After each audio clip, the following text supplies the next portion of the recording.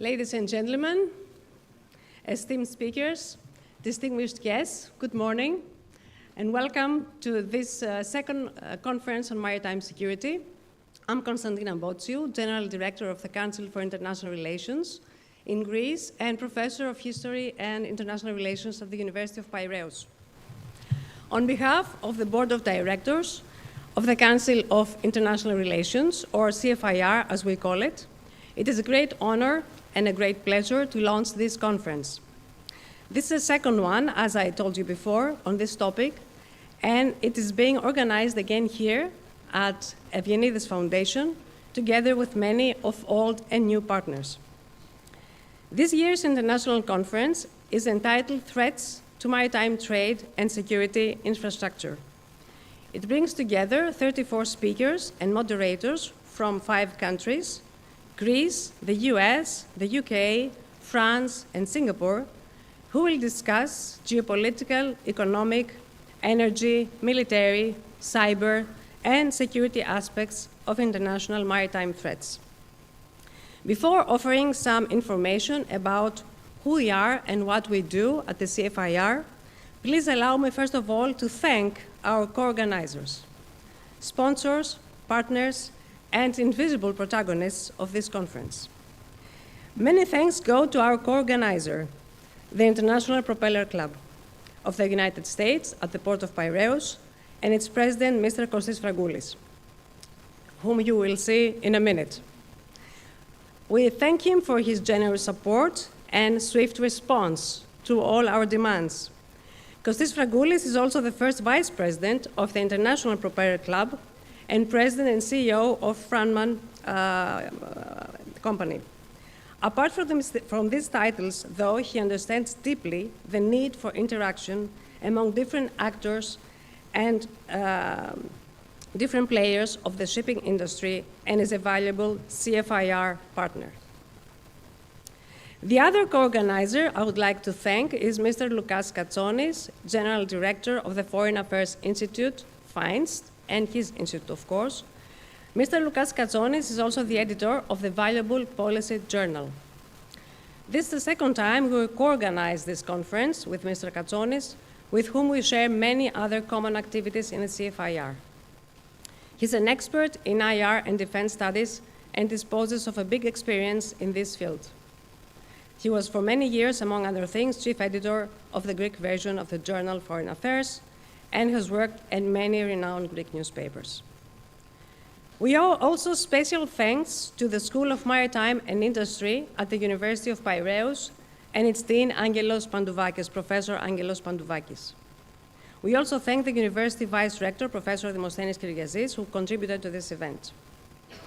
Professor Angelos Pandouvakis has a triple role in this conference. He's a co-organizer, a sponsor, and an authority in marketing and management in shipping.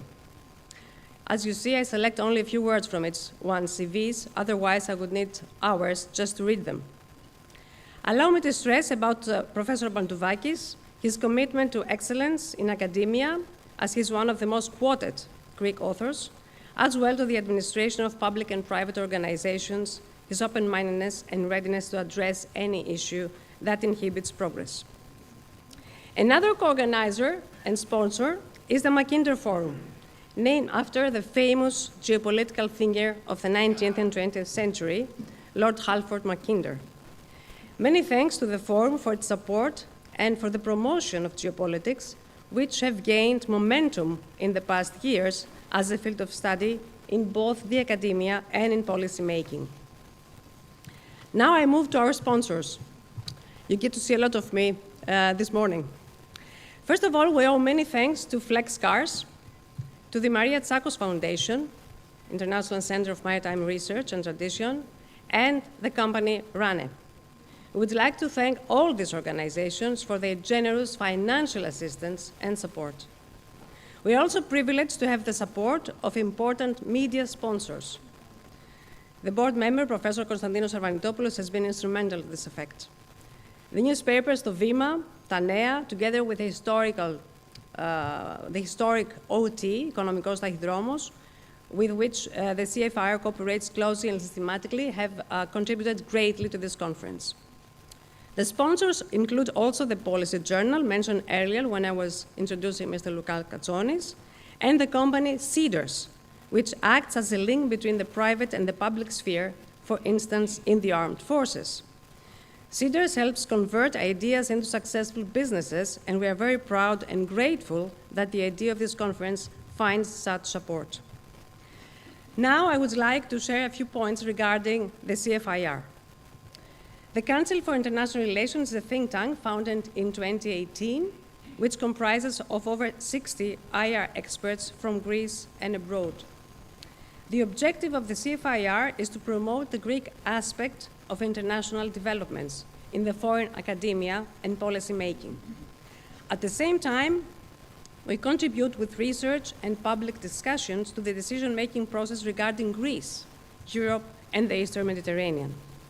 Our work includes webinars, podcasts, conferences, publications, focusing on strategy, security, leadership, geopolitics, international politics, and Greek foreign policy. Flagship events comprise this annual conference on maritime security and a conference on Greek foreign policy, with a recent one we organized in December 2024 with the newspaper Tovima and Tsomokos on Greek foreign policy of the last 50 years, namely in Metapolitevsi, another word for Greece's transition to democracy in 1974. I mentioned only a few thematics we have covered so far, like democracy, leadership, energy, security, migration, US presidential elections, nuclear proliferation, microchips, cybersecurity. Speakers and authors in CFIR come from the academia, governments, diplomacy, the armed forces, journalism, lobbies, and other fields. The CFIR is run by a board of directors. You can see it's 7 members in different roles today. It also has an international advisory board, and Mr. Frangoulis is one of that 6-member body. Its income comes from membership fees and donations, and we organize many events with other actors like we do in this conference. If you want to know more about the CFIR, our English-only site is very simple to find. Now, I would like to invite to the podium for his opening remarks, Mr. Lukas Katsonis. Mr. Katsonis, please take the floor.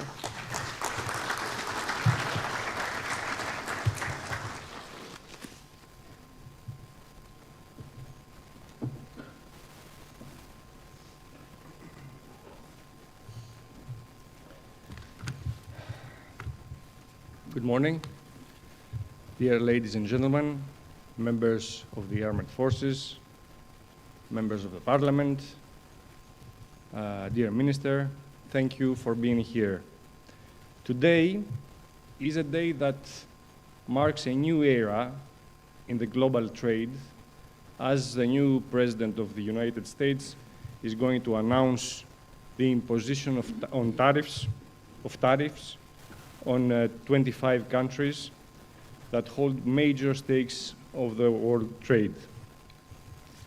This is coming on top of the war of Russia against Ukraine and the turmoil in Middle East, which includes many countries, for example, Israel, Lebanon, Iran, Syria, Turkey, Libya, Iraq, Yemen, etc.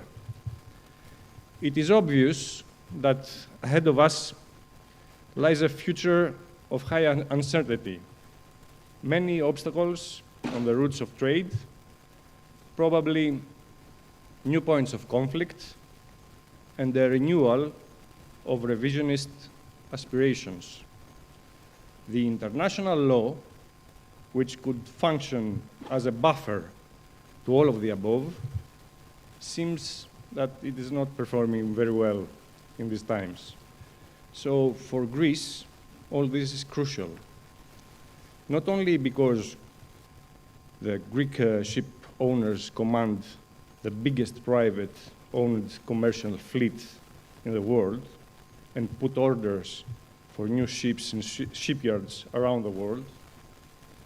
So an economic slowdown will affect negatively Greeks on many levels, as other countries also and other nations, but also because this country is counting on international law for its well-being, having always to address an aggressive revisionist neighbor. For all these reasons, I believe that this conference on the threats to maritime trade and maritime infrastructure will prove itself very important and relevant more than ever. Today, experts of all aspects of the maritime industry will have the opportunity to inform one another and then the public on the current challenges and their solutions. Ladies and gentlemen, a year ago, the Council for International Relations and the Foreign Affairs Institute held the first Maritime Security Conference in this very hall, and it was a success. But this year, the conference is a level or two above the previous one. Our guest speakers came from all over the world to share their insights and knowledge, and we are very grateful for that. We, the Foreign Affairs Institute, we are an independent, non-partisan, non-profit member organization, think tank, and a publishing mechanism, and we aim to sustain a conversation which will inform people for better understanding of the world. Our main purpose is the study and highlighting of international relations challenges, as well as the formulation of modern and constructive proposals to address emerging challenges in issues related to foreign policy. For that reason, we publish Policy Journal magazine, a bi-monthly edition, along with its website, policyjournal.gr, the only such journal to analyze policy issues in Greece.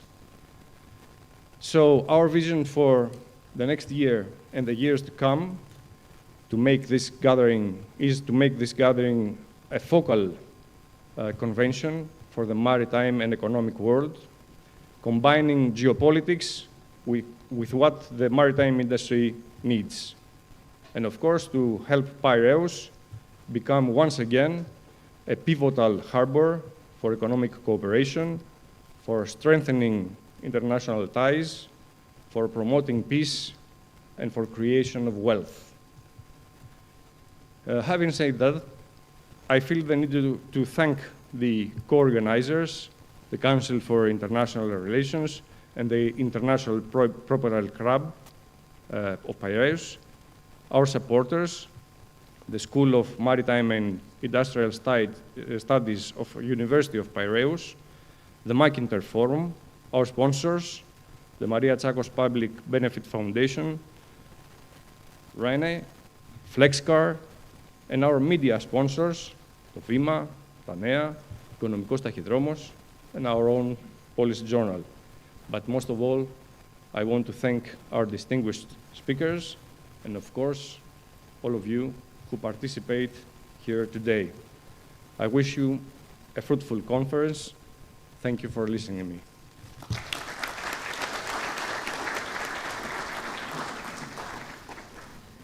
I would now like to invite Mr. Kostis Frangoulis to take the floor.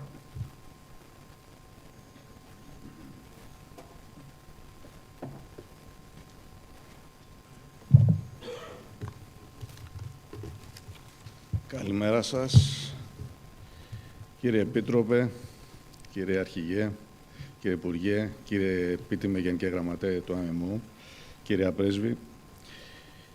Ευχαριστώ την Γενική Διευθύντρια του Συμβούλου Διεθνών Σχέσεων Κωνσταντίνα Μπότσιο που με προανήγγειλε πριν.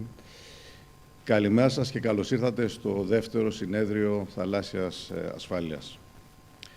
Ladies and gentlemen, dear guests, it is a great pleasure to welcome you all to the second Maritime Security Conference. This year, we are excited to co-organize the conference with the Council for International Relations Greece and the Foreign Affairs Institute. In cooperation with the School of Maritime and Industrial Studies at the University of Piraeus and the McIntyre Forum. I am proud that we are joining forces with such distinguished organizations. I'm sure This will mark the beginning of a long-term partnership as we aim to establish the Maritime Security Conference as an annual event in the maritime agenda. Since our foundation in 1935, the Propeller Club of Piraeus has brought together the Greek and international shipping community, fostering connections and collaboration. We are the Greek chapter of the International Propeller Club of the United States, founded in 1927 in Virginia, United States. And with 80 clubs today, we are the biggest networking organization in global shipping. And this year, our club, the Port of Piraeus, celebrates 90 years of presence and contribution to both shipping and the Greek society. A strong and meaningful presence, not only as the oldest maritime business club in this country, but also as an organization that promotes the institution of shipping and cooperation within our industry on a global level. This conference will deal with the threats to maritime trade and maritime infrastructure in 5 sessions. Threats can arise in various sources, natural and human-induced. Some of the primary threats include piracy, terrorism, cyber attacks, extreme weather events, vessel and infrastructure failures, environmental hazards, supply chain disruptions, and of course, geopolitical conflicts. All these threats will be widely discussed and analyzed, and we can say that from time to time, these threats alter depending on many different parameters. Some years ago, piracy was a huge threat. It's still a threat, but on a different magnitude. 5 years ago, COVID created immense delays and disruptions in the supply chain and crew changes. In 2021, the Suez Canal was blocked for 6 days due to a container ship that had run aground in the canal, creating chaos and far too long delays. Since October 2023, we have had 145 Houthi attacks in the Red Sea. Despite the supposed ceasefire and Houthis' pledge to limit attacks, the Red Sea remains highly volatile, and big percentage of ships still avoid passing through the canal. In the past 5 years, cyber attacks on shipping companies increased by 500%. And in the last couple of months, geopolitical and geoeconomic conflicts are the hot topic. Sudden tariffs and trade wars can alter market dynamics instantly. Tariffs have turned global trade into a moving target, forcing businesses to navigate shifting costs and alliances. Maritime transport moves 90% of global trade, which means that our industry will feel the impact of these changes more than any other. The Greek shipping industry, a global leader controlling 60% of Europe's and 20% of the world's tonnage, plays a crucial role in all this, and in session 3 we will see the risks that we are facing. Ship owners and businesses are left wondering what comes next. A recent example is the potential fees on China-built ships calling at US ports. With 25% of the global fleet built in China, the impact of such measures would be massive. And we are expecting the announcements later today. We are living in a time of uncertainty and constant change. Major investments might be put on hold due to this, increasing the risk of economic slowdown. The world order is changing. There's no doubt about that. There are indeed many challenges ahead, and this conference aims to address them. The very challenges that the global shipping is facing. We are here to explore the solutions and exchange ideas.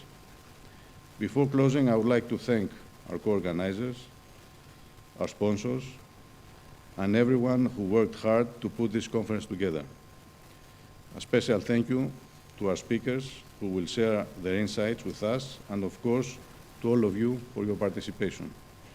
I'm sure that today's discussions will be productive, and I look forward to hearing the different perspectives.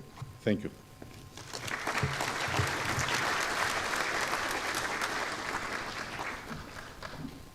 Now I would like to invite to the podium Professor Angelos Pantouvakis.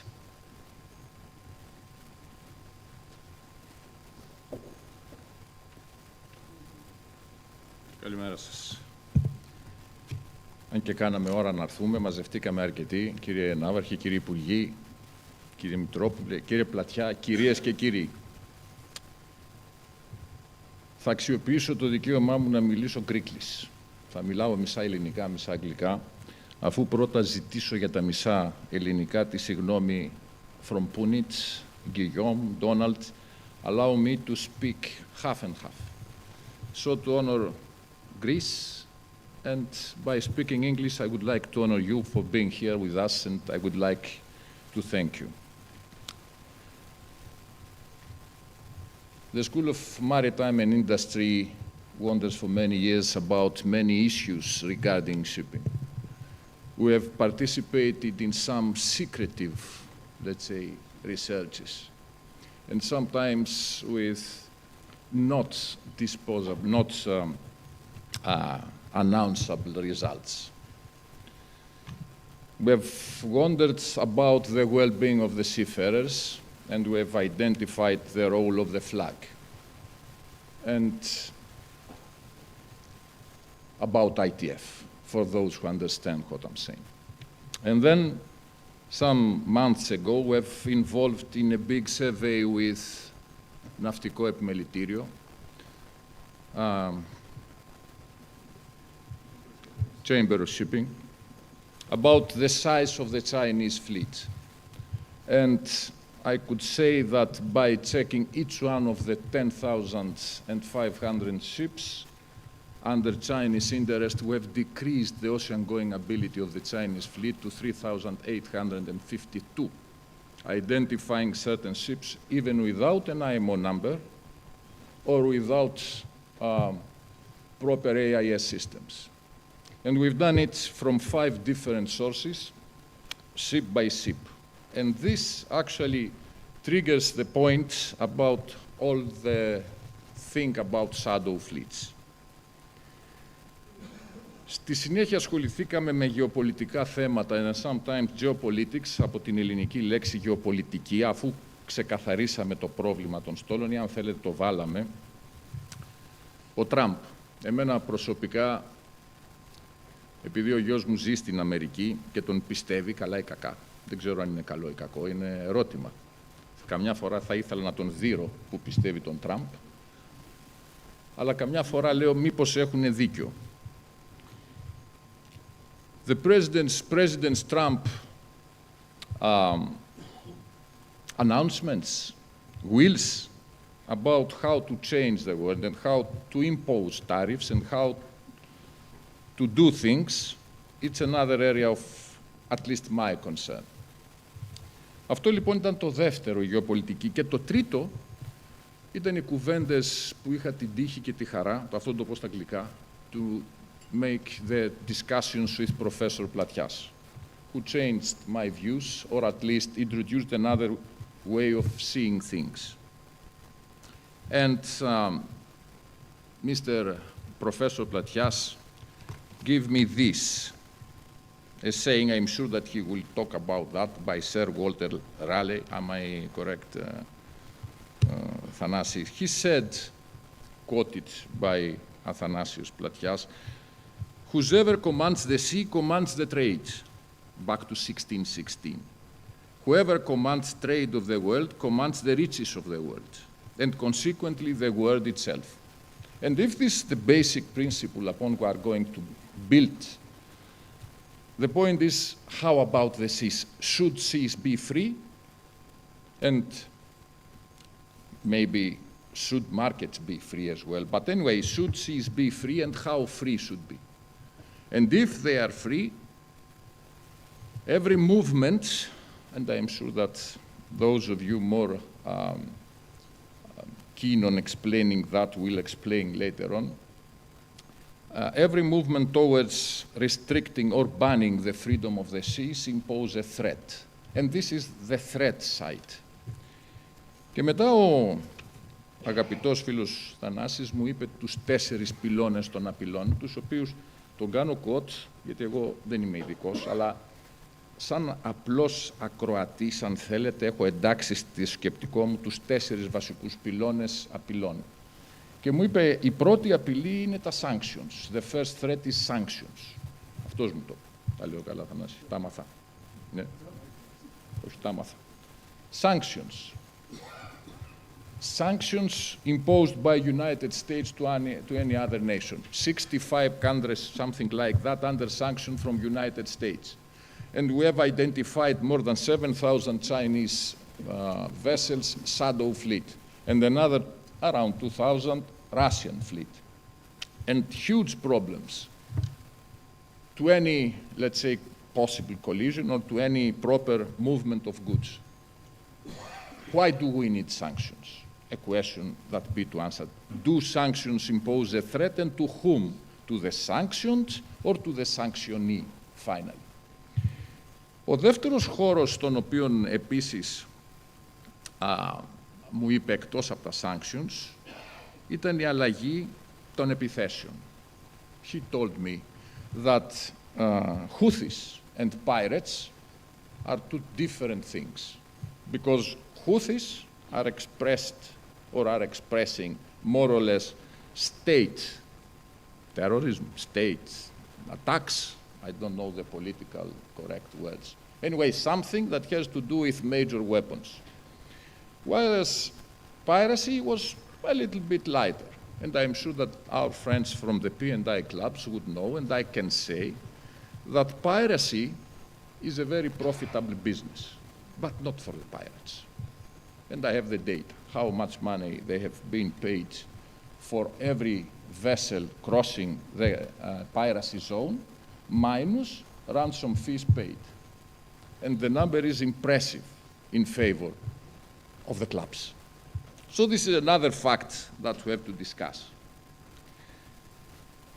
Μίλησα για facts και θέλω να πω ότι θέλω να κλείσω με 3 παραστατικά στοιχεία. Το πρώτο είναι τα γεγονότα. Στην Ελλάδα έχουμε μάθει να εκφραζόμαστε, γι' αυτό το λέω στα ελληνικά, συνήθως απουσία στοιχείων. Τα στοιχεία μας φοβίζουν. Δεν ξέρουμε πάρα πολλά πράγματα για πάρα πολλά θέματα. Για παράδειγμα, χρειάστηκε να περάσουν χρόνια για να μάθουμε τον αριθμό των δημοσίων υπαλλήλων. Περάσαν άλλα τόσα χρόνια για να μάθουμε τον αριθμό των συνταξιούχων.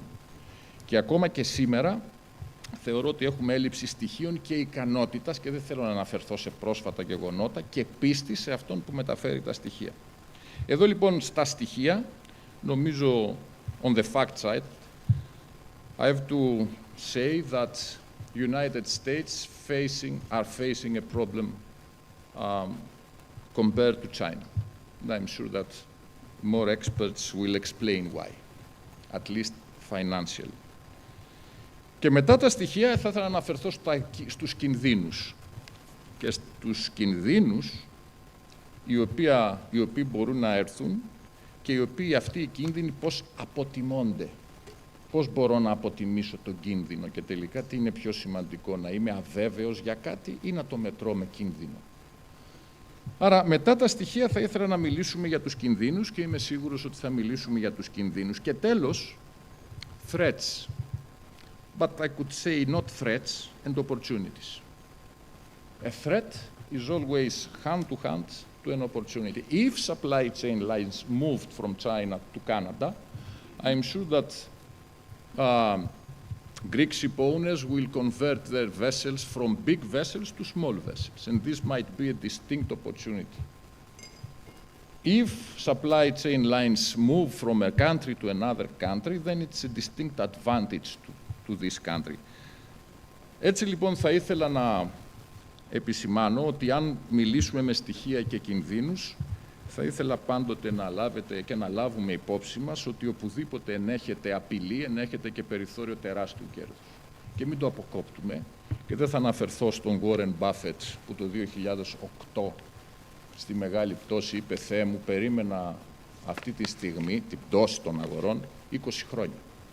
Ούτε θα αναφερθώ στον Αριστοτέλειο Νάση, ο οποίος είχε τα αντίστοιχα ρητά για τους μεγάλους κινδύνους. Άρα, με χαρά άκουσα και προσπάθησα να υποστηρίξω, έστω και αν είναι έξω από το θεματικό μου πεδίο, την προσπάθεια αυτή την οποία κάνει ο Θανάσης Πλατιάς, το Συμβούλιο, το Ίδρυμα και όλοι οι ξένοι φίλοι, η Κωνσταντίνα Ιμπότσιου, γιατί θεωρώ ότι η ναυτιλία είναι και πάει χέρι-χέρι με τον κίνδυνο, αλλά και την ευκαιρία.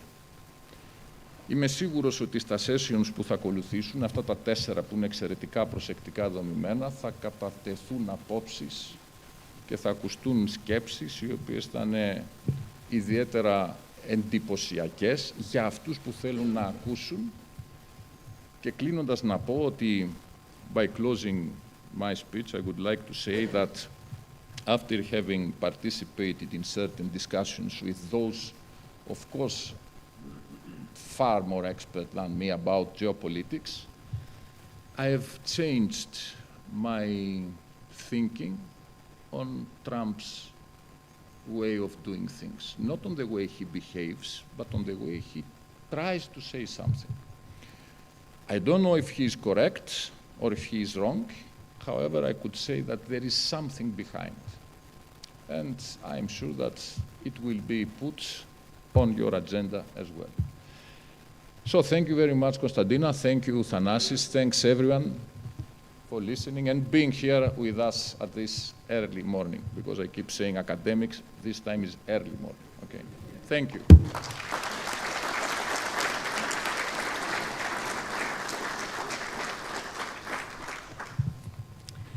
Thank you very much, all the participants and all the speakers. Before moving on to the welcome addresses and talking about Mr. Avramopoulos and Mr. Akataras, Ms. Theophili for a while, and Mr. Avianidis, of course, I would also like, thank you for passing the ball, to thank and congratulate the president of CFIR, Professor Emeritus of the University of Piraeus, Athanasios Platias, for gathering all you important speakers with us today and made this conference possible with his ideas, his knowledge, and his unwavering spirit. Please, let's thank Mr. Athanasios Platias. I would also like to thank Dr. Athanasios Gramenos, the hidden hand of this conference, who communicated with you very often in order to make this conference possible and for organizing everything in a very quiet way. Now, we move to the welcome addresses, and you get to see more of me, of course. But first, I would like to make some introductory remarks about our first speaker in the welcome addresses session, Mr. Dimitrios Avramopoulos. I could speak for hours about his talent and his vision. And I know he's very humble to hear that. But due to the time limit, I will just refer to the most basics. Mr. Avramopoulos has had a fantastic career, taking major political positions. Mayor of Athens, extremely successful. An extremely successful MP, Minister of Health, Tourism, Foreign Affairs and Defense in Greece. And later he became EU Commissioner for Migration, Home Affairs and Citizenship between 2014 and 2019 in the Juncker Commission. He held that portfolio at the peak of the migration crisis in Europe and handled it very successfully. Since 2023, he's an MP again with the Party of New Democracy. Mr. Avramopoulos is one of the most prominent politicians we have in Greece and Europe, and a very close friend of the CFIR. We are very grateful for that, and I would like to warmly welcome him, Mr. Dimitrios Avramopoulos, and invite him to take the floor.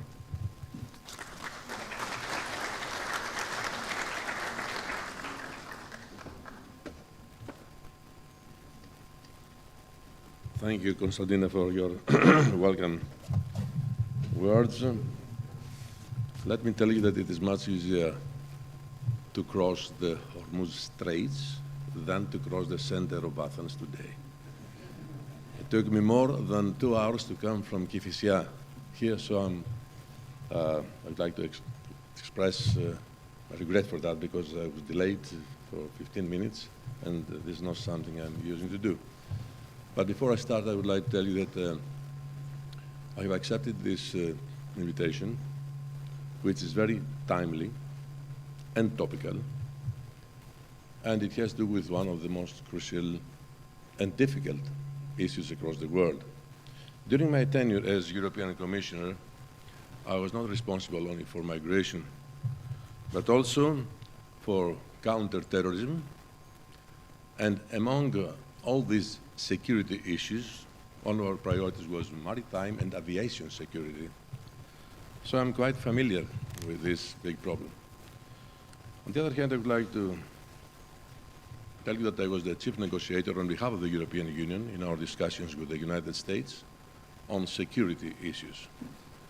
A huge experience, I can tell you, on what I had led during these days.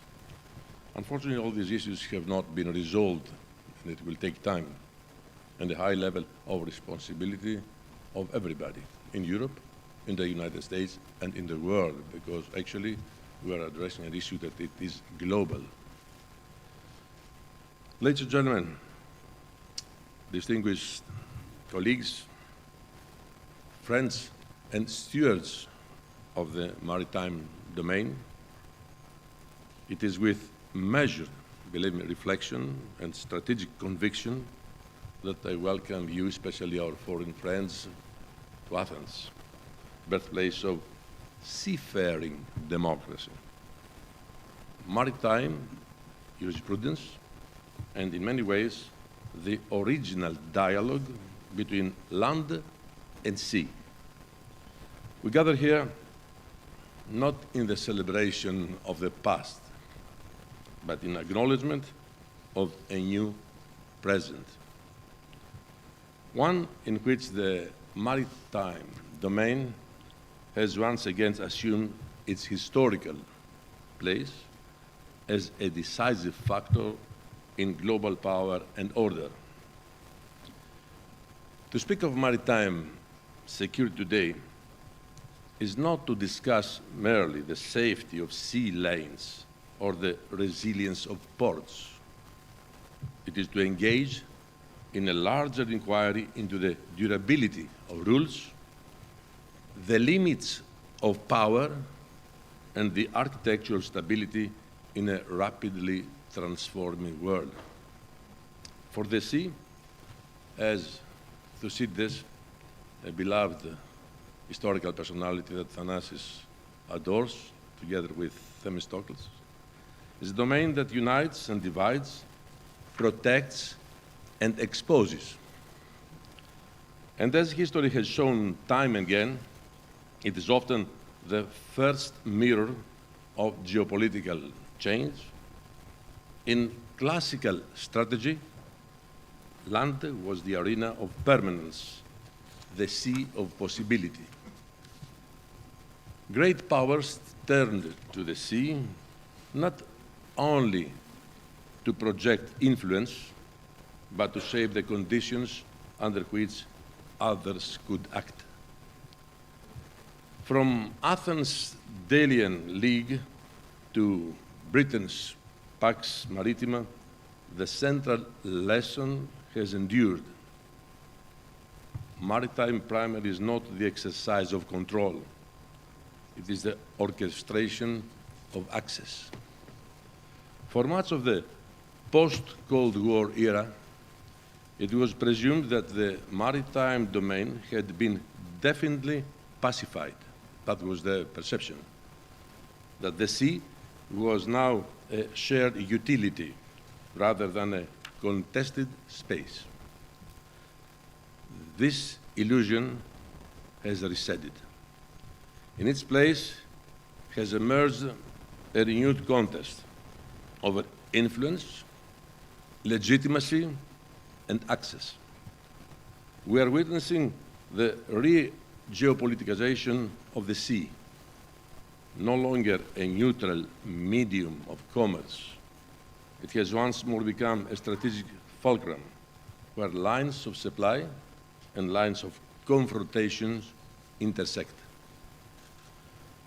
The question before us is whether the sea will remain governed by law and custom, or whether it will drift into zones of ambiguity where might supersedes right and where revisionism is disguised as navigation. Greece does not approach these questions from abstraction. Our relationship, it was said before, with the sea is not recent. It is not economic alone. It is civilizational. For millennia, as you know, the Greek word has drawn its strength not from the borders, but from the movement. We are a nation of sailors, of merchants, of philosophers who understood that identity is not weakened by openness. It is forged by it. Today, our merchant fleet is the largest in the world by tonnage, carrying energy, grain, and commerce to every continent. But this is not merely an economic fact. It is a geopolitical asset. And this is something that Greece has to realize. Greek shipping ensures continuity through crisis, reliability in uncertainty, and connectivity across strategic divides. And geography has granted us a unique burden. Situated at the crossroads of the Eastern Mediterranean, the Black Sea, and key maritime routes to the Middle East and Northern Africa, Greece is not only a frontier of Europe, as some used to say. It is a hinge of 3 continents, a sentinel at the maritime crossroads of conflict and commerce. But the strategic equilibrium we once took for granted is under duress. The normative framework that has governed maritime affairs since the late 20th century, foremost among them the United Nations Convention on the Law of the Sea, is being challenged both directly and obliquely. Unilateral interpretations of maritime zones, the instrumentalization of exclusive economic rights, and the militarization of disputed waters all represent not anomalies, but symptoms of a deeper shift. A contest between legal order and strategic revisionism. Greece has responded with passions and principle. We seek no escalation, no dominance. But neither shall we permit ambiguity to replace clarity where sovereignty and legality are concerned. As history has taught us, a blurred line at sea is a first breach in the wall of peace. The world is redrawing its arteries. Global supply chains, once governed by efficiency, are now shaped by resilience. In this context, trans-regional corridors are no longer logistical abstractions. They are political acts. The proposed India, Middle East, Europe Economic Corridor, the so-called IMEC, linking the Indian subcontinent to Europe via the Gulf and the Eastern Mediterranean, represents more than infrastructure. It is a new expression of geopolitical logic to bypass volatility, embed connectivity in trust, and create alternative to monopolized influence. My country, Greece, stands at the terminus of this corridor, not as a bystander, but as an anchor. Our ports, our networks, and our maritime capacity position us not simply as a gateway, but as a stabilizing force where commerce meets governance and opportunity meets sovereignty. But let us be clear, infrastructure without governance is exposure. Strategic corridors are not only about what flows through them, but what shapes their terms. Nowhere is this more evident that in the maritime periphery of the Middle East, from the Straits of Hormuz to the Bab el-Mandeb, from the Red Sea to the Eastern Mediterranean, we see an arc of instability where non-state actors deploy state-scale disruption. Attacks on shipping are no longer piracy. They are political signaling. Disruption has become a weapon of negotiation. The international community must resist the normalization of volatility. Silence in the face of asymmetric disruption invites not equilibrium, but entropy. Maritime security must be restored as a global public good, underwritten not only by power, but as I said before, by principles. In this evolving context, the role of the United States remains pivotal. Even as Washington reorients towards the Indo-Pacific, it retains irreplaceable maritime equities in the Mediterranean and its adjoining seas. The reassessment of naval presence, the strategic expansion of United States port access in Greece, and heightened engagements in the Red Sea all signal a recognition that order is indivisible. That what is lost in one theater cannot be contained in another. Yet, presence must become strategy. Strategic ambiguity must give way to strategic clarity. In the maritime domain, deterrence does not arise from rhetoric, but from demonstrated resolve. Within this recalibration, the partnership between Greece and the United States has deepened quietly, consistently, and meaningfully. What it began as a naval cooperation has matured into a strategic alignment rooted not in proximity, but in principles. From the naval bastion of Suda Bay to the logistical gateway of Alexandroupolis, Greece has become a central pillar in the United States maritime posture across the region. But this is not merely infrastructure. It is trust translated into capability. Both nations view maritime freedom not as a tactic, but as a tenet. And together, we have demonstrated that reliability, when embedded in geography, can become a stabilizing force for wider regional order. And this collaboration must continue and become even deeper. Not episodically, but structurally. Europe, for its part, must escape the illusion that geography is a shield. The maritime threats facing the continent are not theoretical. They are imminent, multifaceted, and transnational. From cyber attacks on port infrastructure, it was mentioned before, to the vulnerability of undersea cables, and from the militarization of Arctic routes to the hybrid destabilization of Aegean waters.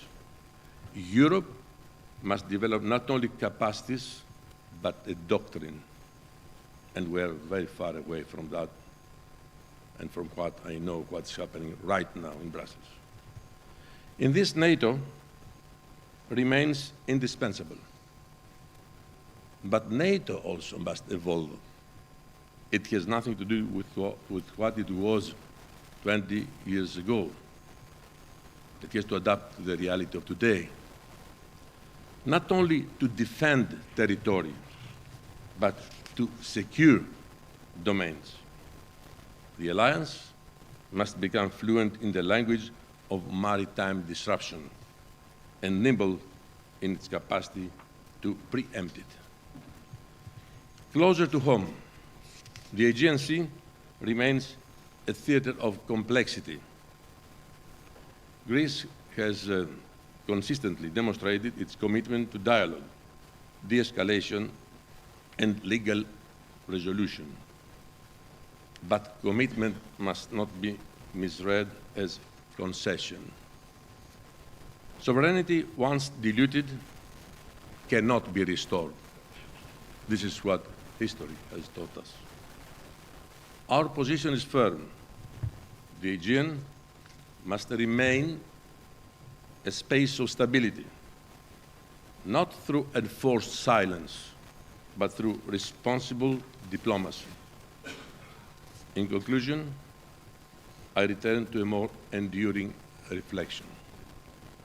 The sea reflects not only our trade, but our values, historically. Its openness is a testament to our restraint, and its safety a measure of our cooperation. We stand today at a maritime crossroads, not of navigation, but of governance. We must choose whether to preserve the sea as a space of balance or to allow it to become the frontier of fragmentation.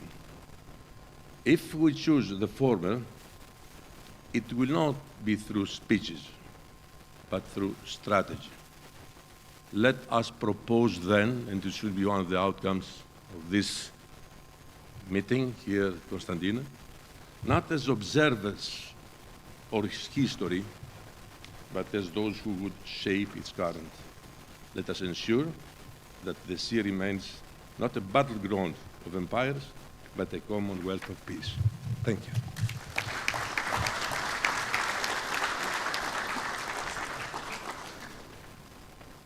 Thank you very much, Mr. Avramopoulos. We are used to the saying that Greek defense has a naval center of gravity, and that the Aegean Sea is also a trap for enemies that come to Greece and to Europe. There is no better speaker to address these issues as the VIP we have here with us from the Armed Forces, Vice Admiral Dimitrios Eleftherios Kataras, who is the Chief of the Hellenic Navy. I think this title says everything about his skills and his education. Apart from the first-rank naval schools he has attended in Greece and abroad, he's an electrical engineer of the Metsovion Polytechnical School in Athens and holds an MSc in this field as well as one MSc in aeronautical engineering from the US Naval Postgraduate School. Admiral, please take the floor.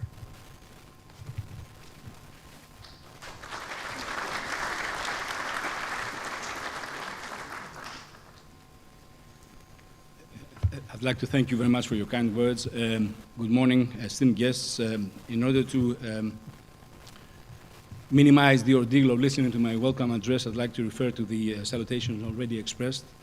Esteemed guests, ladies and gentlemen, I would like to offer you the perspective of the Hellenic Navy to the subject of this conference. It is with great pleasure, profound honor, and unique privilege that I am here with you today on the occasion of the second Maritime Security Conference.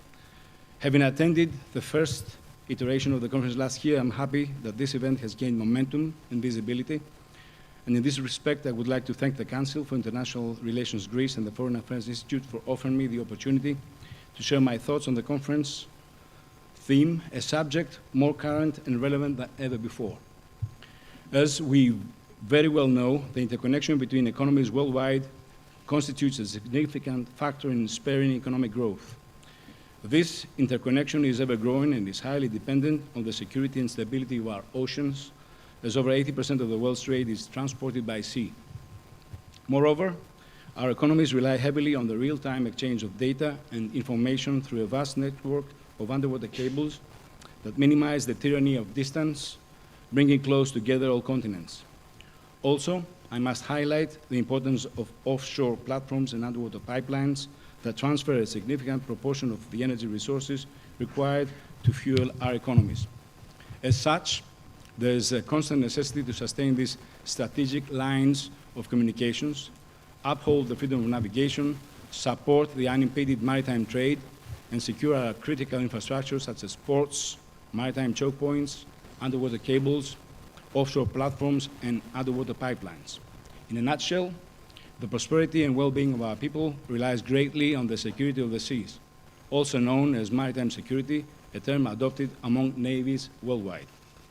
The Eastern Mediterranean, our own neighborhood, is currently challenged by a wide spectrum of challenges and tasks, and risks, namely piracy and organized crime, acts of terrorism, geopolitical tensions, cyber threats, irregular immigration, human trafficking, as well as the inherent vulnerabilities in coastal sea and undersea critical infrastructure. In order to effectively address these challenges and mitigate the associated risks, a coordinated cross-organizational international effort is required among military and civilian maritime stakeholders. Maritime security is by no means a trivial task. The Hellenic Navy, apart from its conventional role to safeguard our territorial integrity and protect our national interests, has a critical role in promoting maritime security in our wider neighborhood and beyond, in concert with allies and friends. And in this regard, the Hellenic Navy actively participates in all relevant maritime security initiatives such as UNIFIL, Operation in Lebanon, NATO Operation Sea Guardian in the East Med, and EU Operation Irini in Libya. In addition, we maintain the command of EU Operation Aspides in the Red Sea, one of the world's most vital maritime regions, contributing to the freedom of navigation, safeguarding the maritime trade, and protecting the lives of fellow seafarers. The Hellenic Navy constitutes the main component of our country's naval power. However, it is only the military dimension of the term. Merchant shipping, our shipbuilding capabilities, and the traditional boards of the Greek people with the sea are amongst the rest of the components. The projection of a credible naval power will allow us to support state diplomacy and enhance our country's footprint in the areas of national geopolitical interest. At the same time, it will highlight the role of Greece as a pillar of stability, a security provider, and not a consumer in the East Mediterranean and beyond. In this context, the Hellenic Navy follows the principle of transformation and aims to be innovative in implementing institutional changes, balancing investments, and optimizing resources between readiness, capability, and capacity, aligned with the objectives identified in our recently issued Navigation Plan 2025. And in this regard, we seek to adopt innovative options and cutting-edge technologies, as well as invest in targeted armaments and procurement programs that will increase our operational capabilities in the full spectrum of naval warfare, consistent with Agenda 2030 of the Ministry of National Defense. In our endeavor, I should acknowledge the invaluable contribution of our utmost force multiplier, the women and men of the Hellenic Navy. Our ships and commands would be just soulless hulls without our Greek sailors on board. I cannot overstate enough the pride I feel for having the opportunity to lead them. In recognition of the multidimensional work and contribution of the Hellenic Navy, the recognition of the multidimensional work and contribution of the Hellenic Navy is practically expressed through valuable donations in Hellenic fleet assets, the naval academies, naval hospitals, and modern warfare naval infrastructure. We consider it our obligation to utilize promptly and efficiently this selfless offer. In this regard, I am pleased to announce that this June, after many years, 2008 was the last time, the Hellenic Navy will conduct the Hellenic Naval Week, a nationwide event to promote and celebrate the Greek maritime community. It will be held from June 29th to July 6th. Ladies and gentlemen, in this time of rapid changes and unpredictable challenges, which underline the requirement for agility, adaptation, and transformation, the Hellenic Navy is here, and it is relevant, capable, credible, proactive, and qualified. The Hellenic Navy, as the key instrument of our naval power, is determined to remain on the front line by continuously presenting its decisiveness to contribute to the collective effort for maritime security and the protection of our national integrity and interests at sea. I would like to congratulate all the sponsors for this conference and wish you all the best for the success of this conference. Thank you very much.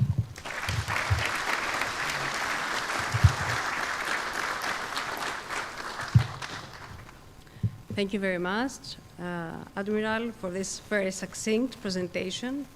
Mr. Pandouvakis, it's very early for academics, but it's already afternoon for the armed forces. I know that because I have been teaching for many years in the Hellenic National Defense College. Now we need somebody to rebalance the time, and we are very privileged to present to you somebody from the diplomatic sector. This is something we have in common with Mr. Dimitris Avramopoulos, who started from the academic sector, from the diplomatic sector. Her Excellency Ambassador Maria Theophili.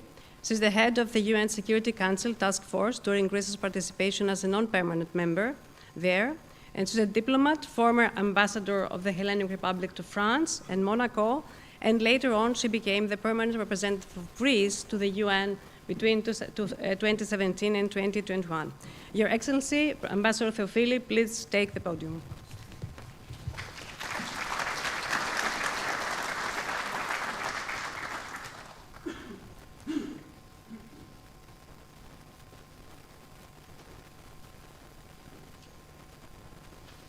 Καλημέρα και από μένα. Ευχαριστώ πολύ.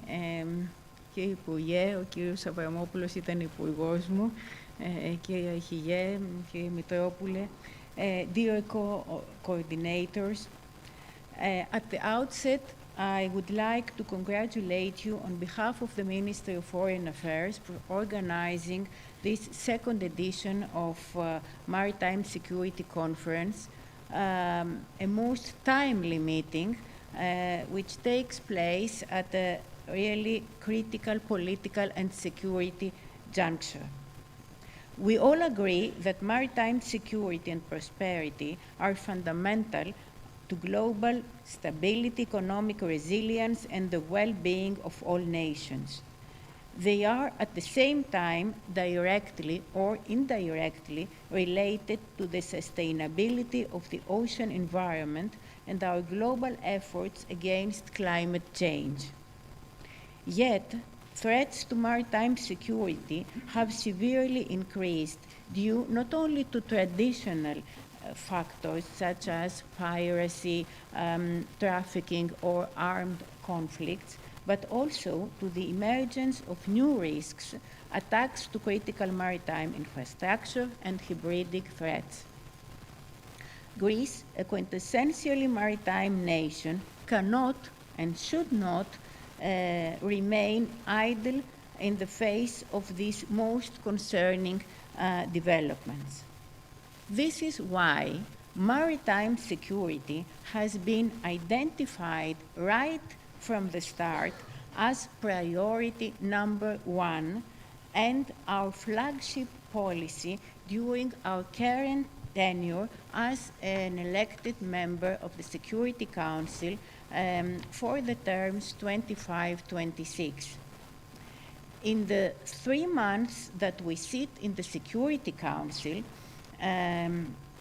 we have already raised the issue of maritime security and the multifaceted and cross-cutting impact it has on wider peace and security issues, including the domain of humanitarian relief. Allow me to mention a most tangible deliverable. Greece has promoted and managed to include specific wording concerning maritime security in the resolution condemning Houthis attacks against merchant and commercial vessels in the Red Sea, which has been adopted last January, marking a shift in maritime security-related resolutions. In this vein, Maritime security will continue being the focus of a series of activities and initiatives culminating in May, when Greece will assume the monthly presidence of the Security Council. And in this capacity, we will organize a signature event on the topic of strengthening maritime security through international cooperation for global stability, chaired by our Prime Minister. This debate aims in engaging the UN Security Council on how to effectively respond to these emerging and developing threats, building on the actions and initiatives already undertaken by member states and international organizations. Through this interaction, our objective is to deliver a substantial contribution in the formation of an adequate global maritime security architecture capable for addressing contemporary challenges. Further to the activities in the Security Council, Greece supports and is engaging with partners in actions aiming at promoting maritime security on various international and regional organizations. We participate in the work of the IMO, including the development of relevant rules and standards and the enhancement of capabilities to combat maritime security risks. We strongly support the actions and initiatives of states and international organizations in building capacity, in stimulating research, and in exchanging best practices. We are engaging with our EU partners towards enhancing maritime security, as it is exemplified by, as it has been already mentioned, by our participation in EU Operation Atalanta in the Northwest Indian Ocean, Aspides in the Red Sea, and Irini in the Mediterranean. We remain at the forefront of relevant discussions by organizing international conferences such as last year's 9th Our Ocean Conference, bringing together more than 130 countries from around the globe, international organizations, academics, private sector, civil society, and youth. Taking into account the multiple aspects of maritime security, I want again to underline the importance of United States Convention on the Law of the Sea, UNCLOS, which constitutes the legal framework within which all activities in the oceans and seas are carried out. On a broader aspect, we encourage maintaining a maritime security high on the global agenda, as it was the case with the adoption of the Declaration on Maritime Security and Prosperity by the G7 Ministers of Foreign Affairs during their meeting in Canada, March 15, I think. Turning to the specific topic that will be explored during today's conference, the significance of maritime trade and maritime infrastructure cannot be overestimated. Addressing risks to maritime infrastructure and global supply chains requires cooperation between all stakeholders, including between state authorities and the private sector. Promoting synergies between the various actors involved and enhanced maritime multilateralism shall complement our common efforts and initiatives. Last but definitely not least, I cannot but mention the indispensable role of women in the shipping industry and their engagement in promoting maritime security.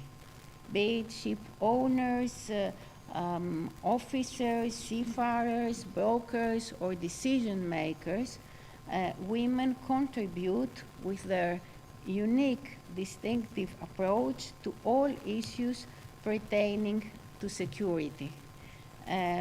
After all, we don't forget that sea, thalassa, in Greek and other languages, is of feminine gender. Thank you.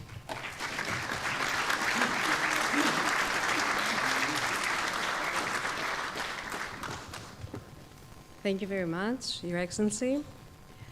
Thank you for stressing the importance of the UN for general peace, even if it's only general peace, and for stressing the importance of the UN Security Council, where the P5 still exists, and it's the heart of the international organization where we all meet, all the states meet at least there. I would also like to thank, in the end, Mr. Leonidas Dimitrios Evgenidis, who will not be with us today due to an unexpected event, but we'd like to thank him very much for offering us, free of charge, this wonderful venue for the second year in a row, and for assisting the work of the CFIR in all possible ways.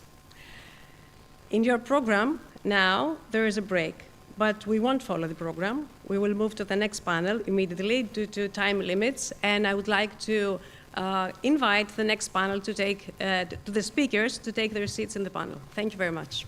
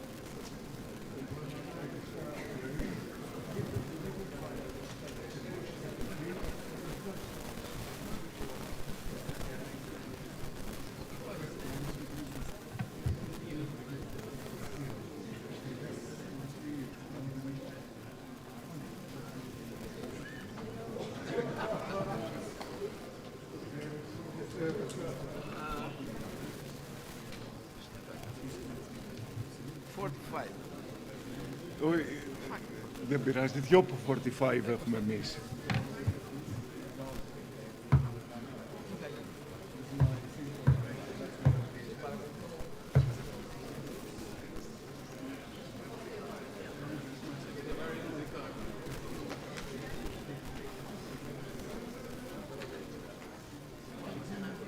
Στο λάθος τέτοιο. Περίμενε μια στιγμή, έχουν...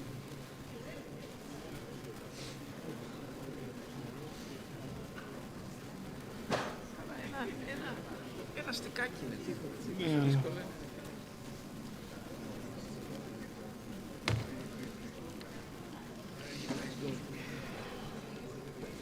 Αθανάση, έχουν βάλει το volatility, άλλο πάνελ. Άλλο ομιλητή. Ναι. Προσπάθησα να βάλεις το...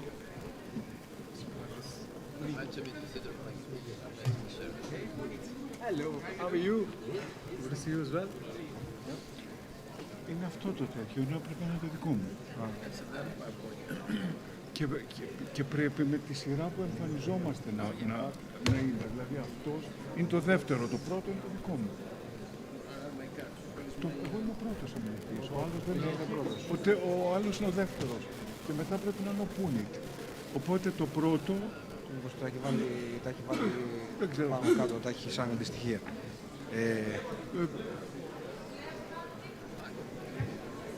Δηλαδή αυτό πρέπει να εμφανιστεί δεύτερο. Ωραία. Και το Πούνιτ πρέπει να εμφανιστεί το Πλατιάς. Αυτό. Είναι όλα εδώ, είναι όλα εδώ. Ωραία. Άρα ποιος θα τα βάλει στη σειρά μετά, θα ανεβαίνεις εσύ Θα τα επάνω? βάζω εγώ, εντάξει. Okay, εδώ είμαστε. Και μετά από... Δεν το ξέρω. Ωραία. Δεν το ξέρω. Ορίστε. Δεν νομίζω. Έξω. Επίσης πες τους να βάλουν 90 λεπτά, όχι 45. Ωραία. Γεια σας, τι κάνετε? Ωραία.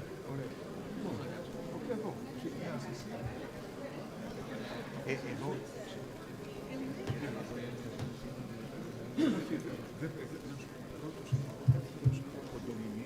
Και τρίτος όσα. Ναι, ένα σιγοφάκι. Άρα μετά να τελειώσουμε να ετοιμάσεις το μηνύκ. Εντάξει. Δηλαδή φανταστείτε ότι πες να το βάλουμε 90 για να το παρακολουθήσουμε.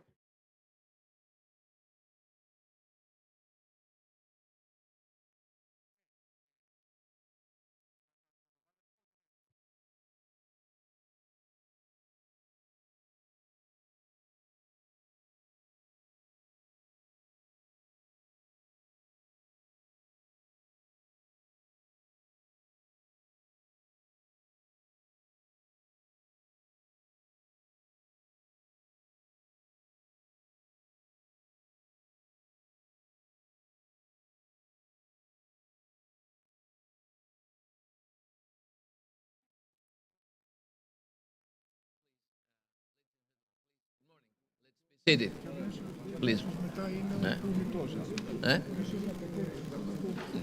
Half a page. Yeah. Please take your seats.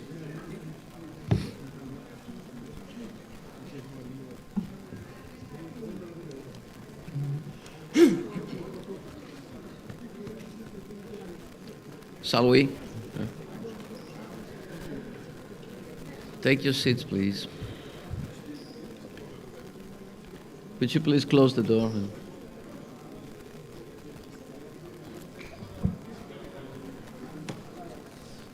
Could you please take your seats?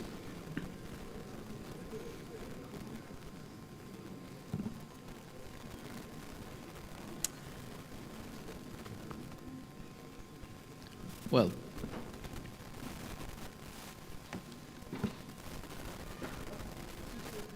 distinguished guests, ladies and gentlemen, good morning. I'm Theodore Pelagidis, Professor of Economics and Deputy Governor of Bank of Greece. Let me first thank the organizers for this fantastic conference. Well, I thought we got plenty of time for this excellent panel, 1 hour and a half. He told me so. So I thought getting a few minutes to put context on our topic, which is global supply chain and risks to maritime transport, would be fine. Just a half a page. All right up there? Yeah. Today is the American Liberation Day. So Trump Day today. The American president will announce the implementation of tariffs, of more tariffs, to make America great again, at least as he thinks. An increasing number of policymakers, experts, even ordinary people are wondering, what does the Trump administration ultimately want? In a context of market volatility and daily policy ups and downs, is there a broader vision or a plan, let's say? Well, if there is a plan, if there is a vision, it reflects the domestic belief that the US has long borne the costs of the global system as a hegemonic power without getting substantial benefit.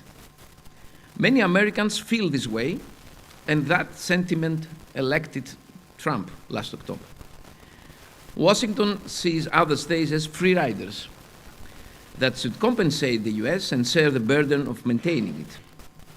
So the best way to understand Trump's aggressive, let's say, foreign and economic policy is that the US is now invoicing the world for the global security and hegemonic peace it has provided since World War II, although that exactly, in my view at least, made the America great.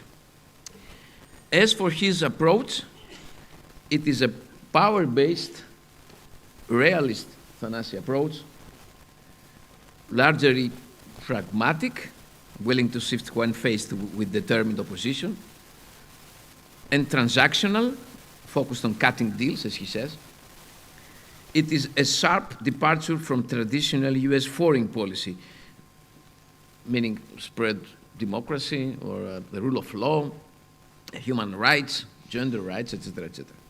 So we're heading to a dire Churchillian, I would say, dark and dystopian global economic and geoeconomic reality, full of risks and uncertainties that will drive further volatility in the markets, freight markets included. Ladies and gentlemen, this is the definition of disruption. This is the definition of real reform, whether we like it or not. So Trump is doing this mainly through tariffs, and today is a great day for him. He has already announced a portion of them to formerly friends and trading partners like Canada and Mexico and China, which is considered to be the main opponent of the United States in current times, as well to certain commodities of great interest to shipping, disrupting the global supply chain, bringing uncertainty and elevating risks. By announcing today what he calls reciprocal tariffs, we'll keep on putting more and more sand on the wheels of international trade, more sand on the global supply chains, more sand on the propellers of vessels. I will turn now to the panel, and I'll give the floor to Thanasis Platias, Professor Emeritus of and former colleague of mine at Padang University, a PhD holder from Cornell University, and President of Council for International Relations. The title of his speech is Geopolitical Trends Influencing Maritime Security and Supply Chains. The floor is yours, Thanasis.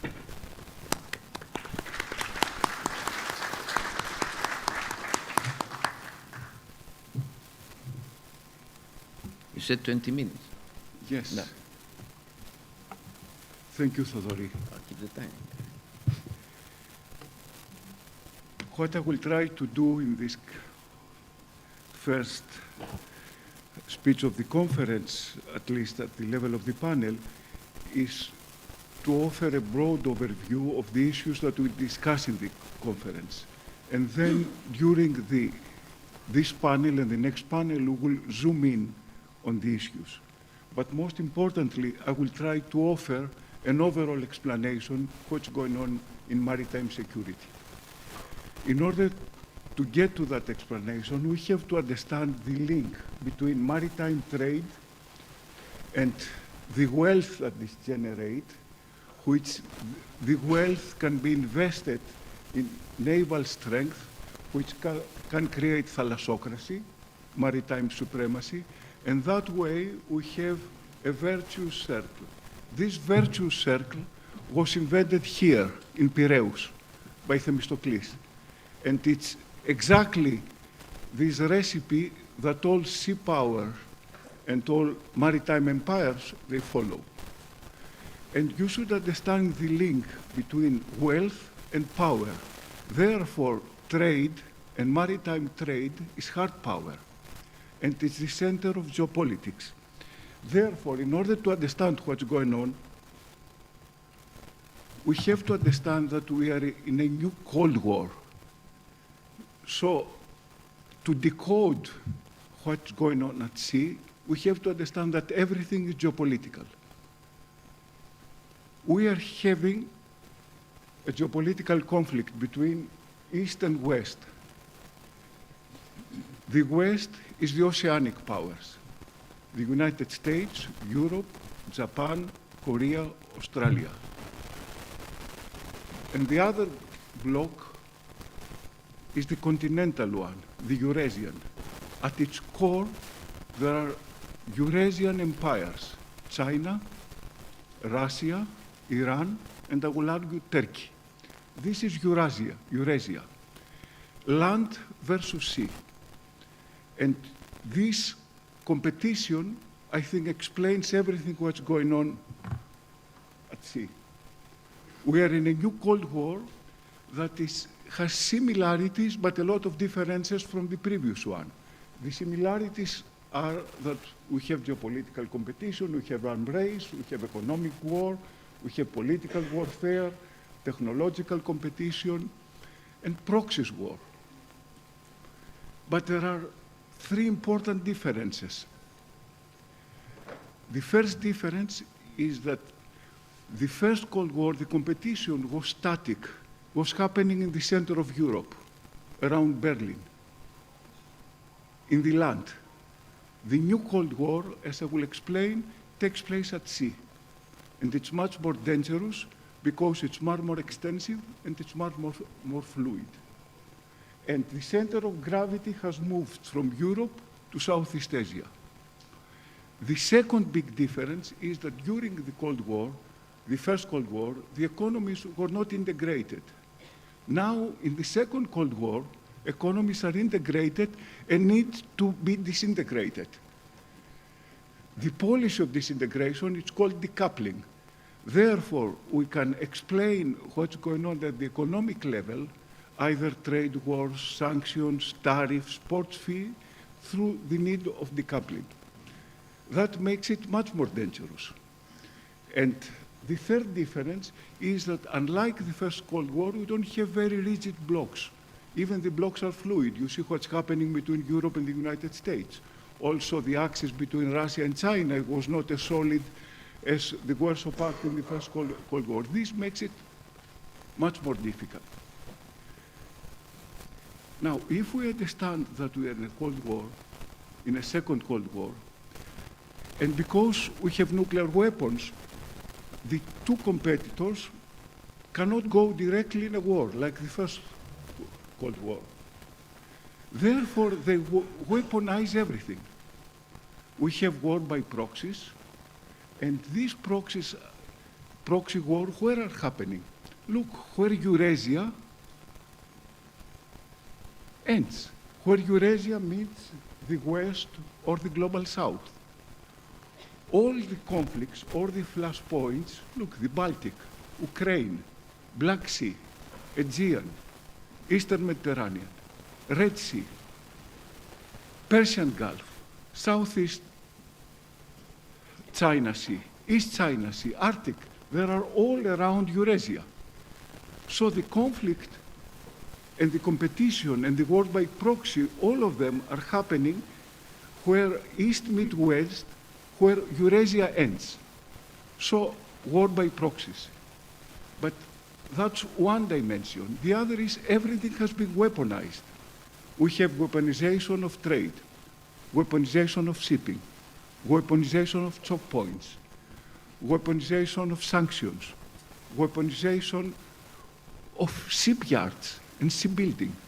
So everything has been weaponized. So in order to understand what's going on at seas, that's the only way to explain it, through geopolitical competition between these two blocks. Now, previous speakers talked about the importance of the sea trade. It takes place at sea because it's cheaper.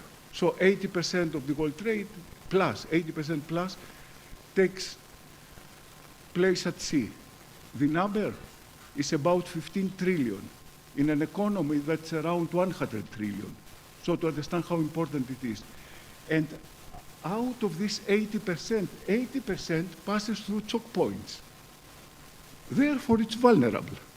You saw the vulnerability before when this Taiwanese ship blocked for 6 days the Suez Canal. 400 ships were blocked, and the daily cost for 6 days that this disruption lasted was about 9.6 billion per day.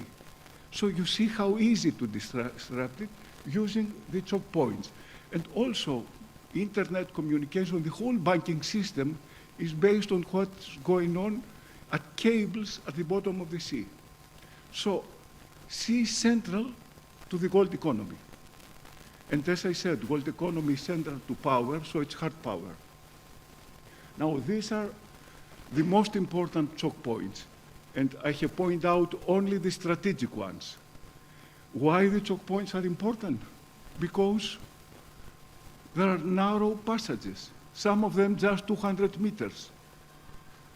So it's so easy to disrupt them. You see, the West, when it was dominating the seas, dominating wealth in the world, was essentially controlling the choke points. Now their adversaries, they use the choke points in order to deny the capacity of the West to control the seas. And that's why the conflicts that we're currently seeing.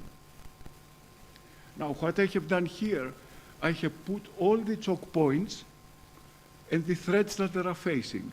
You see, the big threats are geopolitical. It's either great power competition or competition between neighboring states, like what's going on in the Eastern Mediterranean. So all the threats to the choke point, at least the high threats, are geopolitical. Now, let's look at maritime corridors, and I make a category, ones that are in danger and ones that are ready to explode. The ones that are in danger, you know them already. The Black Sea, the Red Sea, the Persian Gulf, and through piracy, the Gulf of Africa. And the ones that are ready to explode, it's South China Sea, East China Sea around Taiwan, the Arctic, which is coming big way in the competition, and the Eastern Mediterranean, which the problems we live every day. Okay, let's start with the Red Sea. More than 140 attacks by the Houthis on ships. Some of the ships attacked are Greeks. So this will be discussed in the third session. 60% of the traffic has been disrupted. We had a temporary ceasefire with Gaza, and this has started again. So during the first disruption, the Europeans, including the Greeks, tried to keep the sea lanes open, but they did not persuade the maritime community. So 60% of the fleets, they had to go around Africa.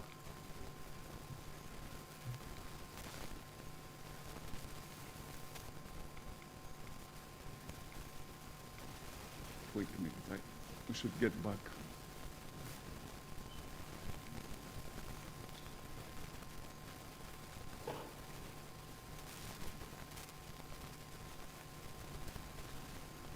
So the disruption at the Red Sea was at the level of 60%, and the threats were concentrated on American, Israeli, and UK ships, which means that the Houthis had great intelligence, which means something else, that ships become a target. And behind this target, it's weaponized. It's a target. You have state resources, including intelligence services, including satellites, and including technology to attack them.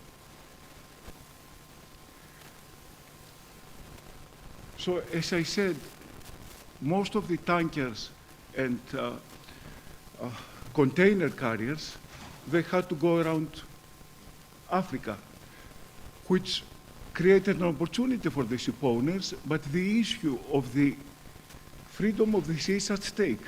By the way, if you watch what the American security establishment when they exchanged idea at Signal what to do with the Houthis, they came one very interesting discussion. Should we help to keep the oceans open or not? That's first time after 80 years that this question is being asked. And the second question is, who benefits from the freedom of the seas? Oh, the Europeans. Okay, what to do with them? They have to pay. So the whole order that was built after World War II, it's under discussion, and it came here. Okay, it's not only the disruption of trade, but it produces second-order effects. The ports have been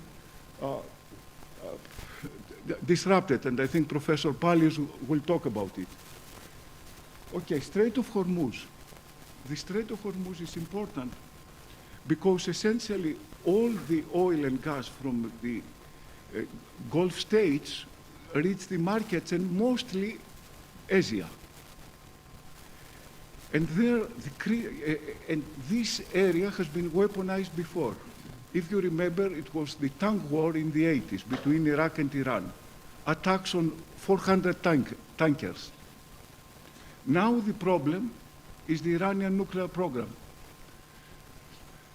President Trump has given 2 months opportunity to Iran to dissolve its nuclear program. If not, he said he will attack. Iran said if the Americans or the Israelis attack, we will close the Strait of Hormuz. Strait of Hormuz means about 30% of the energy trade in the world.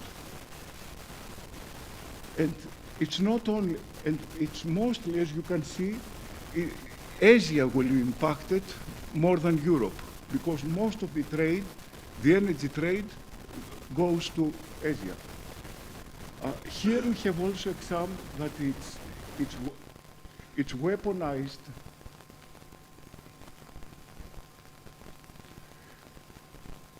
It's weaponized in another way. The Iranians have start seizing tankers, either Greek or Israeli. So we had 2 Greek tankers being seized in order for coercive diplomacy to extract all kinds of concessions.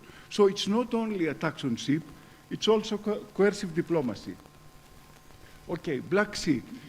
You should understand Black Sea along with Eastern Mediterranean are central because they are linking the Atlantic with the Indian Pacific.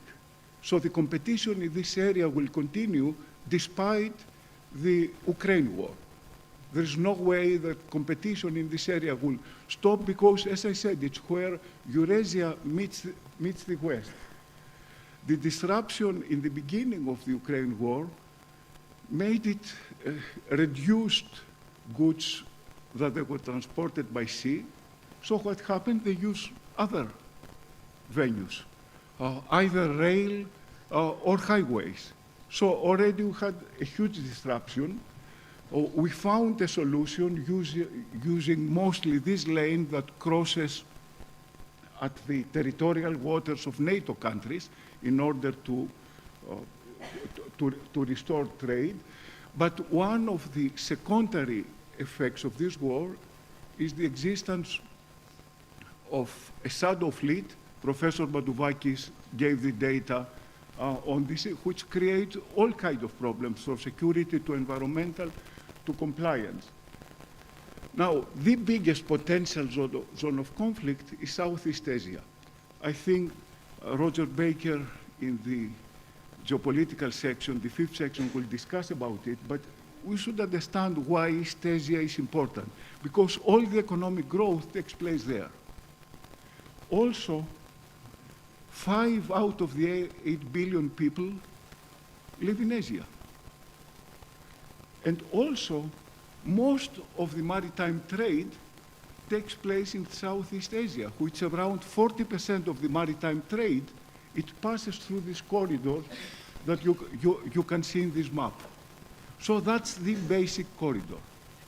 And this basic sea corridor, it's under dispute. China claims the 9-dash line, which essentially, it makes an argument that for historical reasons, this area belongs to China. Therefore, there is no freedom of navigation either for warships or the commercial ships have to inform China and comply with domestic laws. Of course, the United States is not going to accept the Chinese to control the most important transportation. And by the way, the Chinese, they impose their will through hybrid warfare, using not only warships, but also maritime militia, along with their coast guard. So they create consistently fait accomplis. Of course, the Americans are not going to accept that, so they send the fleet. And they send mostly aircraft carriers, which is battled group associated, accompanied by 30 to 50 ships. So you can, and they stay there, as you can see, for a month. And look what they do. That's the route of one battle group in 1 month. And we have 8 of those. The Chinese try to block them. So there is always conflict of escalation. We have similarities to Epakoubisis that we had with Turkey 4 years ago in the Aegean. It happens almost every day in South China Sea. So it's an accident waiting to happen and explode.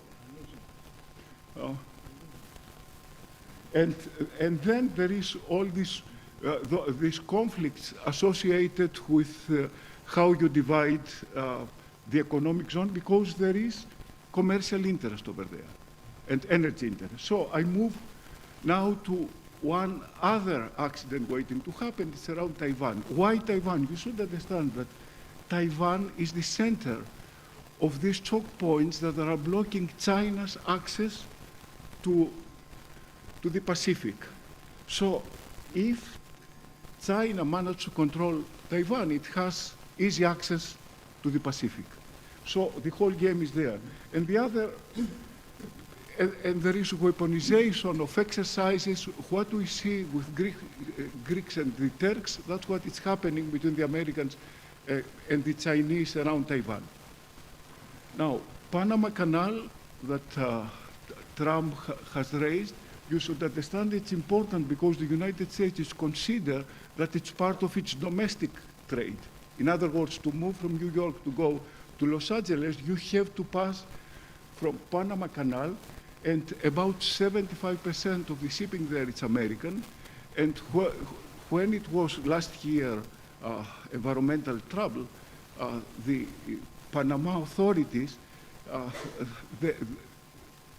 what they try to do is they put on auction the right of passage, and some of the American ships had to pay $4 million for one passage. That's why the Americans got crazy. Okay, Greenland. Greenland, as you can see, it's 3 times the size of Texas, which is the biggest state of the United States. And it controls the sea routes from the Arctic. So Greenland naturally will come into the picture. And there is another race, icebreaker race.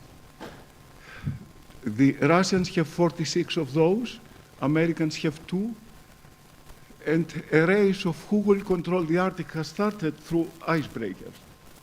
And the Chinese are also building icebreakers to get there. Very briefly, the globe is connected through cables in the bottom of the sea. 2 of the panelists in the second panel and in the last panel will talk about the security implications of that, but I want to bring your attention. Look what's happened within a month, from 26th of December to 26th of January this year.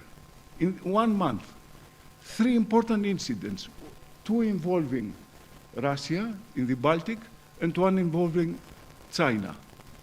So the geopolitical competition that I described now has gone in the bottom of the sea. So now, very briefly, let me go to the weaponization of sanctions, tariffs, and trade shifts. The basic idea, as I explained before, is decoupling. Decoupling means that the West tries to move the industrial production capacity from China either in the United States or its neighbors, Mexico, or its friends, India, Thailand, Vietnam. So there is a structural rebalancing take place that, of course, influence maritime security. And the strategy here is either to add one new supplier on China, we call it China plus one, or which is the cheaper, actually, strategy, or to move either near-shoring or friendly-shoring, which are more expensive strategies. So in order to buy resilience, it's much more expensive. So we are moving for a world of just-in-time to just-in-case, which is very costly. But you see, you cannot take China out of the picture.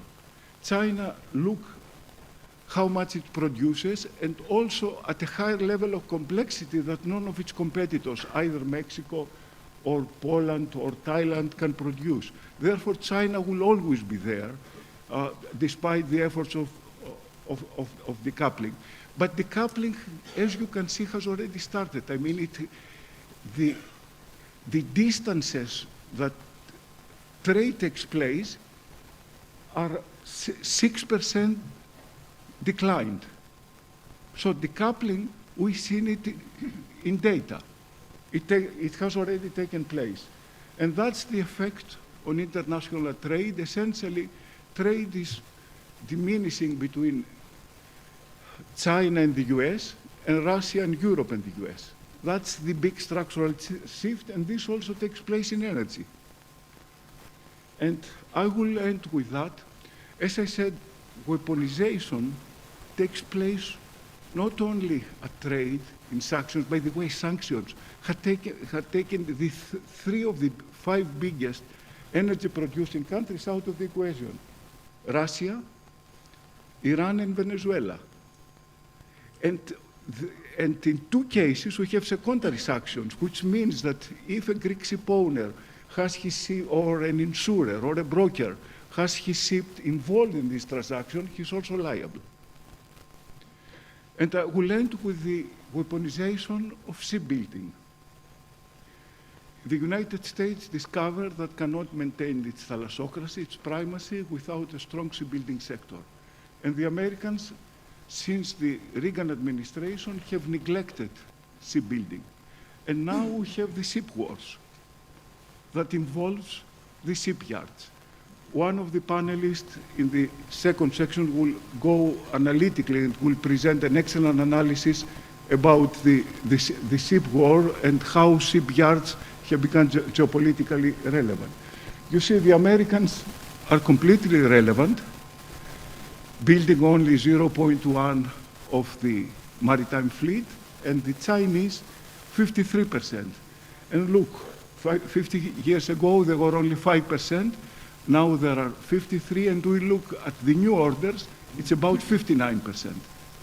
And the Americans, in order to make this rebalancing, they are planning to impose port fees up to $1.5 million per visit.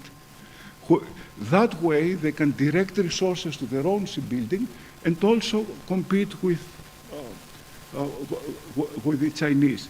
So, to conclude, my overall thesis was everything that is happening at sea, at choke points, at trade, below the sea, has one single explanation: geopolitics.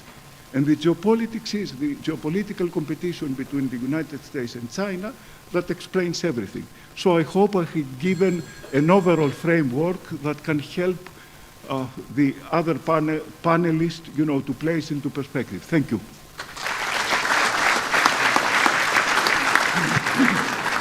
Well, thank you, Thanasis, for this constructive, strategic, holistic, but at the same time detailed presentation. Thanasis has really put the context of the conference, I would say. Geopolitics are critical, and the redistribution of global power determines everything. Geopolitics, it is above everything, as he said. I also I like the concept of weaponization of everything. I like the phrase, to buy resilience is more expensive today. And another three things: blocks are fluid, decoupling, what I call fragmentation, and what is taking place today is around the sea. So I turn now to Efthymios Mitropoulos, the 7th Secretary of the International Maritime Organization, the so-called IMO. His tenure of office at IMO spanned over an 8-year period from 2004 to 2012. Mr. Mitropoulos has written a series of books on various shipping subjects, and since 2013 has been chairman of the Maria Tsakos Foundation. He is honorary, above all, honorary citizen of Galaxy City and Malmö. That's true. Amazing. All right, Mr. Mitropoulos, take the floor.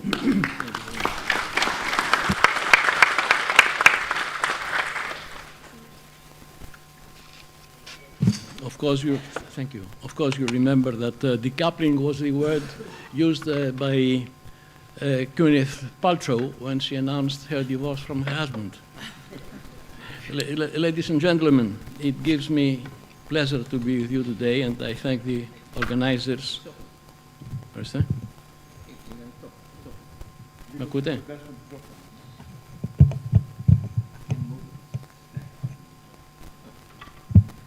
Okay.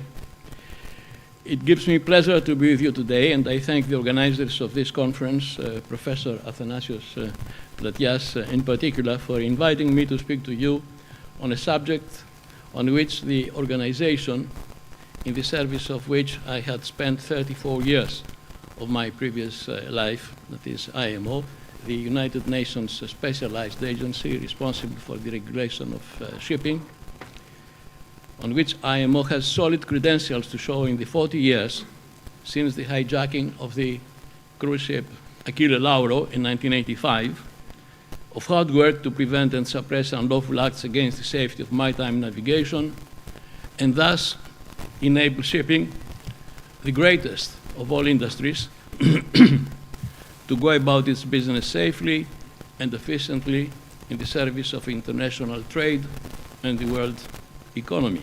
Of course, IMO was not established back in 1948 to deal with crimes such as piracy and terrorism. Far from that, its main purpose, its raison d'etre, has, in pursuit of the wishes of its founding fathers, mainly been the enhancement of safety of life at sea, a mission to which has, for obvious reasons, later added the protection and preservation of the marine first, and in our days, the atmospheric environment as well. The way, however, our world has been moving of late has made it imperative that work on piracy and terrorism should also be added to the noble objectives the organization has been pursuing since its inception. And here I am now to speak to you today, not about the safety of life at sea, but about security in maritime transportation. Be that this mate, or if you prefer, so be it. Our language, the Greek language, is so rich, has only one word to address both safety and security, which the Brits and the French have sûreté and sécurité, have to use for these two specific and distinct different meanings. I'll begin with a reference to the work of IMO on piracy and armed robbery against ships. One of the oldest threats to shipping has been piracy, which seemed to have been largely eradicated by the latter part of the 19th century. However, 100 years later, it reappeared in such areas as the South China Sea, off the west coast of Africa. Nowadays, it thrives in the eastern coast, in the Gulf of Guinea, and in particular, the Horn of Africa, most recently where Somali pirates have been the cause of much trouble. Vessels were hijacked, and huge ransoms, occasionally exceeding $10 million per ship captured, were demanded for the release of the crews, which had been taken hostage. UNCLOS is the UN Convention on the Law of the Sea, defines piracy as any illegal acts of violence or detention or any act of depredation committed for private ends by the crew or the passengers of a private ship or a private aircraft and directed on the high seas against another ship or aircraft or against persons or property on board such ships or aircraft. There is more, of course, in the UNCLOS definition of piracy, but I would like you to retain just two words, that it is committed, piracy is committed for private ends, and that piracy is piracy when it is committed on the high seas. IMO has been dealing with piracy over the last 40 years, as far as a crime committed on the high seas is concerned, and under the term armed robbery against ships, when referring to corresponding unlawful acts committed within a state's territorial sea or ports. At the beginning, that is at the last decade of the 20th century, the organization's attention was drawn to acts of piracy reportedly committed in the Straits of Malacca and Singapore. The phenomenon, with all the risks it entails on the safety of navigation of vessels using in great numbers this shipping lane of great strategic importance and significance, as it connects the Indian and Pacific Oceans with each other, did not fortunately last long, thanks to the well-coordinated action taken under the auspices of IMO by governments of states in the region, China, Japan, the Republic of Korea, and others, of states with significant shipping interests, including Greece and Norway, and the three states facing the straits, Malaysia, Singapore, and Indonesia. I remember when leading an IMO task force, visiting the capitals of the three states, Malaysia, Singapore, and Indonesia, in those bad days, in an effort to sensitize them, to incentivize them to act in unison to protect the straits against pirates operating therein from their shores. I remember the attempt of officials from one of the three straits, I'm not going to mention it, to dissuade us from visiting their country, telling me there is no need to come to us to chase pirates. You may meet them on, and they named the name. They gave the name of a small island opposite to Singapore, upon which, and after they had mentioned that that island lying on our route from one capital to the other, so why should you go from this capital to the other? You just stay there. An island which was notorious for nourishing privates and providing shelter to them, upon which I answered, what do you want me to go? To go to this island?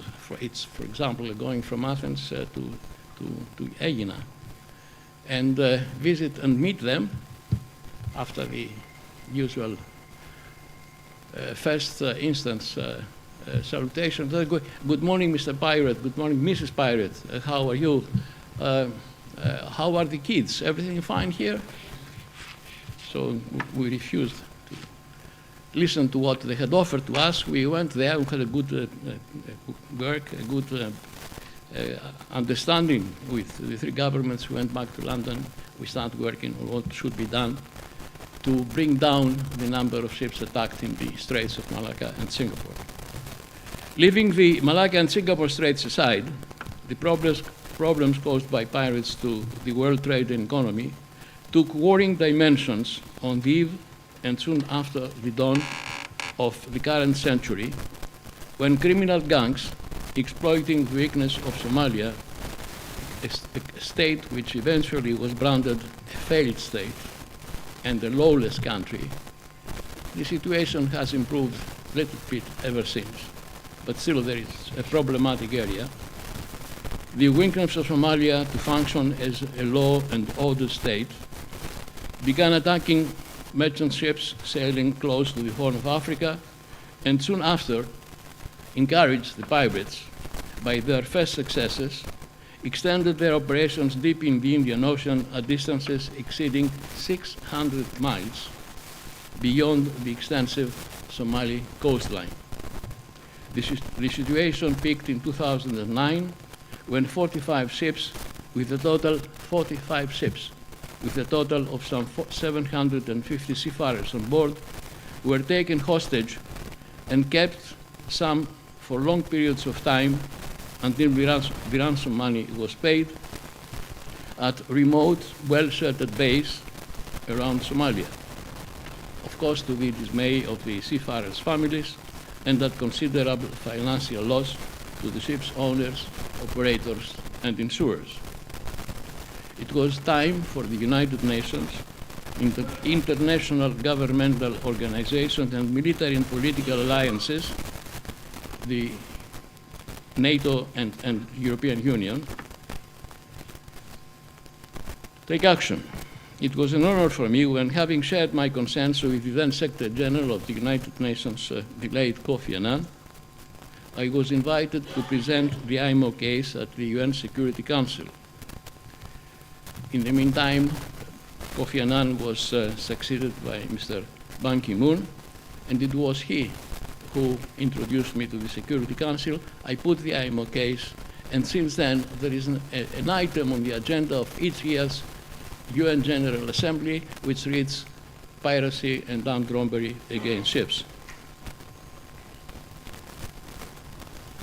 The coordinated effort brought fruit, and the situation began deflating at the beginning of the second decade of the century, gradually leading to the sea area around Somalia to be declared piracy-free and marine insurance to remove it from the list of high-risk areas. That welcome development unfortunately proved to be a short respite until the Houthi rebels' attacks on ships sailing through the Strait of Bab el-Mandeb, which of course, as you know, moves ships in and out of the Red Sea, and the engagement of naval vessels to protect merchant vessels against them, thus leaving the sea area around the Horn of Africa unprotected. The absence of naval vessels around, because of their move into the Red Sea, left the area unprotected in the waters of the Western Indian Ocean, which was a provocation, an invitation to pirates to move in. The Houthi attacks have cost the life of 4 innocent seafarers, prompting 5 shipping organizations. It was in today's news of the Naftika Chronica, 5 shipping organizations, the International Chamber of Shipping, Intertanko, tanker owners, Intercargo, the dry cargo ships, BIMCO, the Baltic International Maritime Council, and OCIMF, the Oil Companies International Marine Forum, prompted them to issue best practice guidelines on actions ships should take to protect themselves. Statistically, between January and June 2024, there were 72 incidents of piracy or armed robbery against ships worldwide. This compares with 90 incidents in the same period of 2023. Areas most affected in 2024 were the Straits of Malacca and Singapore, 37, Indian Ocean, 13, West Africa, 10, Arabian Sea, 7, followed by the South China Sea, 4, and South America, the Atlantic side thereof. Let's now turn to the second of unlawful acts threatening shipping. That's terrorism at sea. Concern about unlawful acts that threaten the safety of ships and the security of their passengers and crews grew during the 1980s, with reports of crews being kidnapped, ships being hijacked and deliberately run aground or blown up by explosives.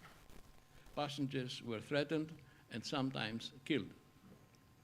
As a result of the cruise ship Achille Lauro incident in November 1985, the IMO Assembly adopted a resolution on measures to prevent unlawful acts which threaten the safety of ships and the security of their passengers and crews.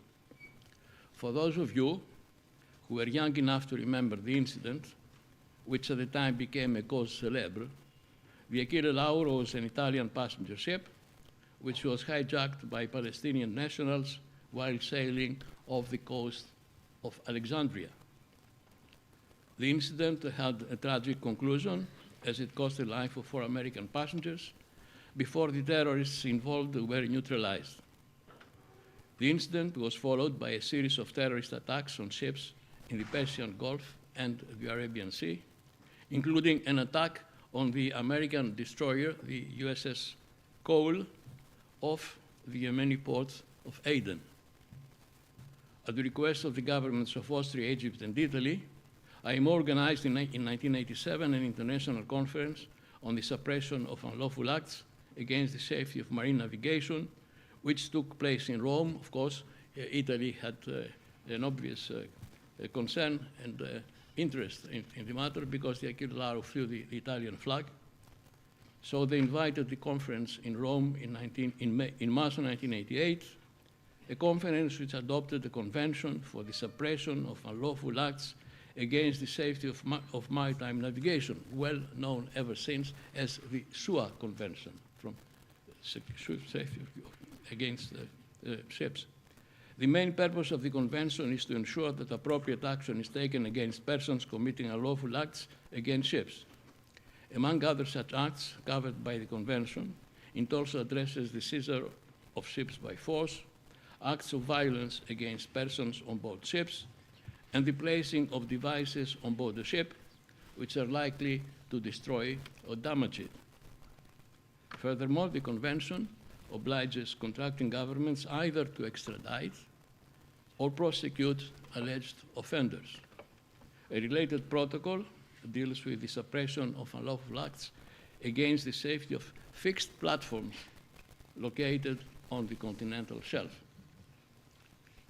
Following a conference convened by IMO in 2002, a new chapter to the Safety of Life at Sea Convention was adopted. Safety of Life at Sea Action was the reason for which IMO started doing business, and that was the first version of that convention, known by the abbreviation SOLAS, Safety of Life at Sea, was adopted in 1914, that is 2 years after and because of the tragic accident involving the Titanic in 1912. So the conference that IMO convened in 2022 adopted special measures to enhance maritime security, by means of which the conference adopted the International Ship and Port Facility Security Code, which is now known as the ISPS Code, which entered into force in July 24, and on which I'll return in a short while. In 2005, IMO adopted updates to the 88 SUA treaties in the form of SUA Protocol.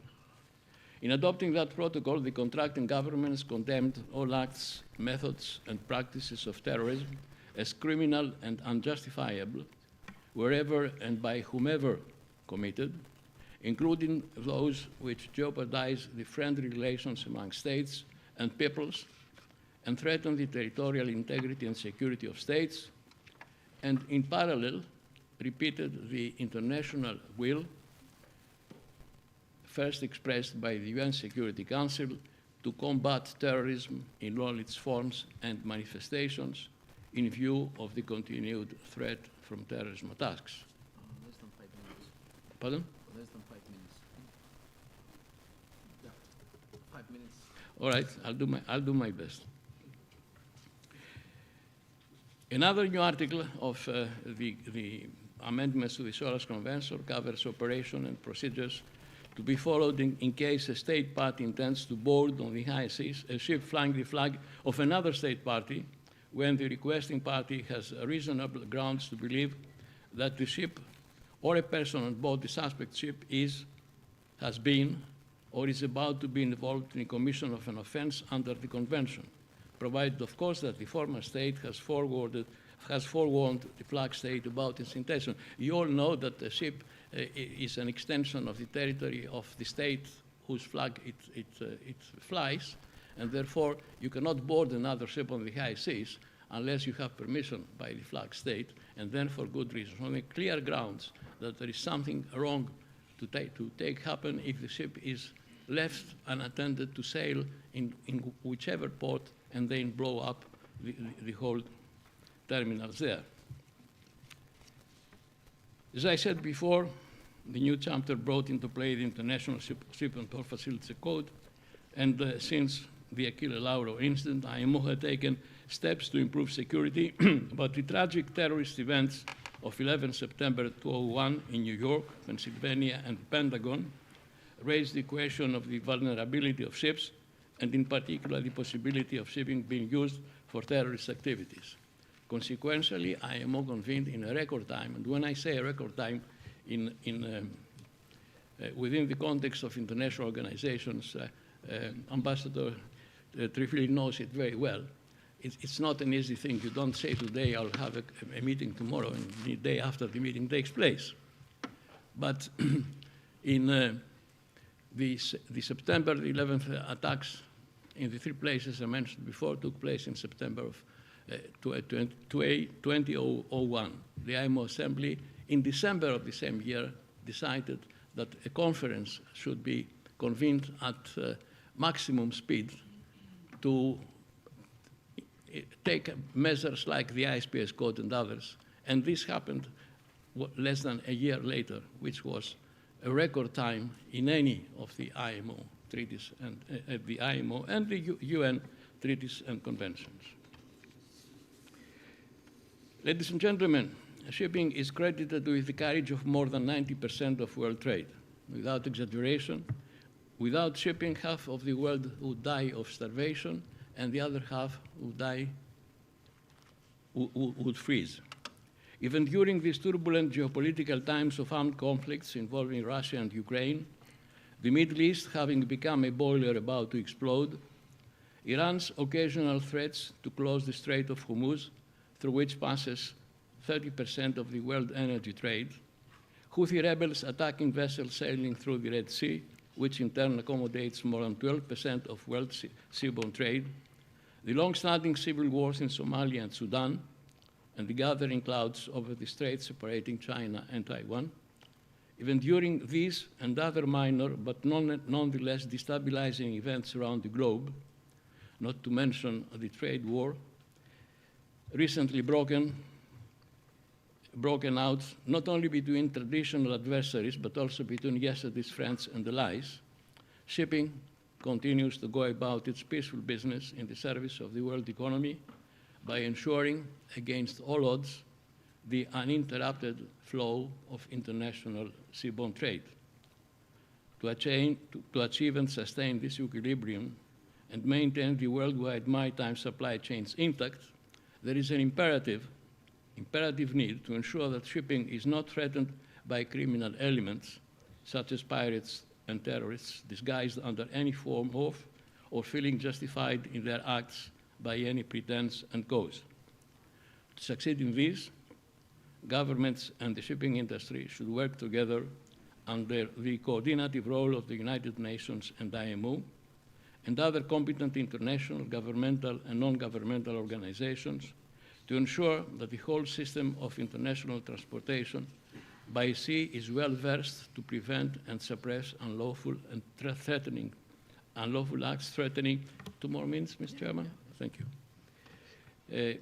To prevent and suppress unlawful acts threatening ships and those on board, seafarers and passengers, in these states of all sorts, be they flag, port, or coastal states, should, in this case, of the three sorts of states I mentioned, flag, port, and coastal, should act in unison within the provisions of international treaties and with the support of ad hoc alliances such as the EU NAV4, the Operation Aspides, which operates in the Red Sea, and recently the established Baltic Sentry Patrol, which aims at safeguarding infrastructures such as undersea pipelines, cables, etc. in the Baltic Sea. The provision of the UN Convention on the Law of the Sea, particularly those which address the freedom of the high seas, including the freedom of navigation, and this repression of piracy on the high seas should be upheld, observed, and enacted worldwide.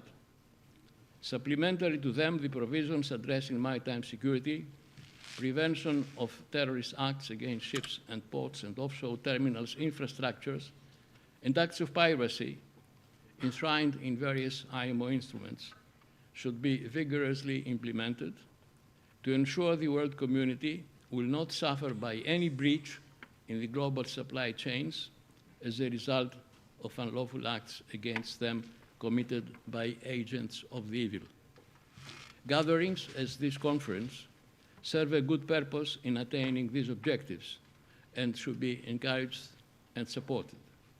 Their organizers, in this case the Propeller Club, Port of Piraeus, the Council of International Relations Greece, the Foreign Affairs Institute, and the University of Piraeus deserve due recognition and sincere congratulations. Thank you.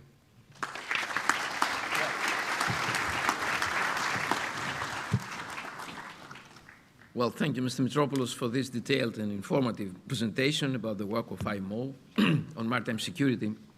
You really conveyed to us your invaluable experience from a great career at IMO. I will now turn to Mr. Dominic Donald. Donald is a geopolitical risk advisor with nearly 30 years' experience. He's advisor to the Joint War Committee at Lloyd's since 2004. The Joint War Committee represents marine war risks, underwrites on London market. The title of his presentation is How Geopolitical Changes Will Complicate the Threat Picture for Shipping. Please take the floor, sir.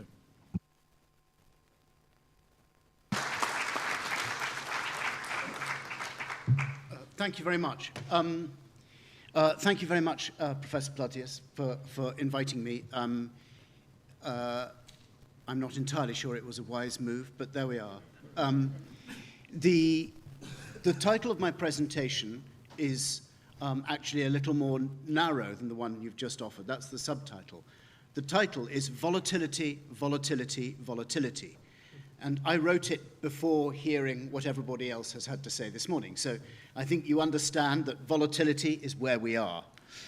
And the reason why I'm talking to you, apart from Professor Platius being kind enough to invite me, is because, as stated, I'm a geopolitical risk advisor, but more pertinently, I've been the advisor to the Joint War Committee at Lloyd's, the Lloyd's insurance market, since 2004. The Joint War Committee is an entity that actually has an awful lot of influence, but most people don't know about it. It represents marine war risk underwriters on the London market. So for those of you who are unfamiliar with marine insurance, and I would suggest that's the wise ones, there are lots of different forms of marine insurance, and one of them is war risk insurance. You pay premiums, and then you will get protected if you go essentially to a war zone and your vessel might be damaged by what's happening in a war zone. So marine war risk underwriters, they're represented together by the Joint War Committee, and I've been advising them since 2004.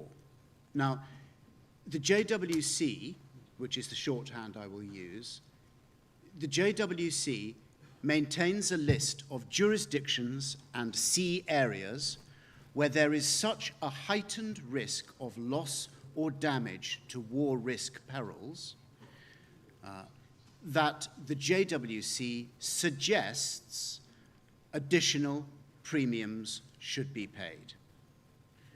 So generally speaking, war risk cover, it's just everywhere in the world, but then there are certain places that are so dodgy that you should pay an extra premium if you're going to go there. And the JWC maintains this list of dodgy jurisdictions, and they suggest, note, suggest, they don't order, they suggest that war risk underwriters follow that lead and charge additional premiums for those places. So the thing to bear in mind about this list is that it reflects probable future risks, not just risks right now. So one of the requirements I was given back in 2004 when I started doing the work for the JWC was look ahead. Up until that point, all of the list was essentially a function of things that had happened before. And that meant that when an incident happened in a new place, which caused a lot of damage and a lot of financial loss, the underwriters had lost money and hadn't managed to build up a hedge against that potential loss. So the committee wanted to be able to look ahead and build up some kind of hedge against a loss that might happen. And here I've just given a couple of examples of places where we recommended that they be listed, even though there was an awful lot of pushback. People said there is no threat. The Gulf of Aden we listed in May 2008, and we got grief from the United States Department of Defense, the United States Navy, the UK Ministry of Defense. We got grief from the IMO because they argued that Somali pirates weren't operating in the Gulf of Aden. And we identified why we felt they were going to be working in the Gulf of Aden, basically because that's where the targets were. And lo and behold, 3 months later, suddenly there are 40 vessels that are attacked in the Gulf of Aden during August of 2008. So we try to get ahead of the curve. The Black Sea and Sea of Azov were listed, again, before the Russian invasion. Certain amount of criticism of the committee. There is no war going on. We were able to say to the committee on 90% certainty the war is going to happen. In fact, we'd said it in December, but it took a while for the committee to say, really, really, really? And we said, yes, absolutely, we are absolutely convinced. And it took until February for them to finally say, okay, yeah, we're with you. So we try to look ahead as well as what's happening now. Professor Platias wanted me to give you some idea of what it is that war risk insurers, war risk underwriters, what they think. I'm not one of them. I've never done underwriting. I have no insurance qualifications. So the knowledge that I have here comes from working alongside them for 20 years. So you can assume that there's a certain amount of information that's good, but then the rest of it is just unreliable Donald. So the view from the war risk underwriters box. What worries war risk underwriters? Two big things. The loss of or damage to an asset due to war risk perils. Essentially, are they going to lose money? And that loss or that damage, particularly if no additional premiums have been paid. They don't want vessels that haven't paid any additional premiums getting damaged because then they haven't essentially taken in any revenue beforehand. Bear in mind that war risk perils aren't just war. A lot of criticism of what the War Risk Committee, the JWC, does revolves around the idea that there isn't a war in country X, so why is it on the list of war risk areas? And it's on the list because something is happening there that affects war risk perils. And those perils, they're not just shellfire, rockets, all of that. It's piracy, that's included, and also something called prolonged detention, which doesn't get much attention, but actually, for underwriters, is a big problem. Essentially, a vessel is detained somewhere, whether by legal means or illegal means, and if it's detained for more than 6 months without any servicing, the vessel may become a write-off, and if it's detained for a year, it's almost certainly a write-off. So if you think of the way that some legal systems work, a 6-month detention is actually perfectly logical. You know, police may detain a vessel, and while it's going through the courts, the months tick by, and the underwriters are looking at facing paying out. So they're worried about prolonged detention. So you have jurisdictions on the list, even when no war is underway. And 2 examples I've offered here are Guyana offshore. that is an area, essentially the oil and gas installations off the coast of Guyana.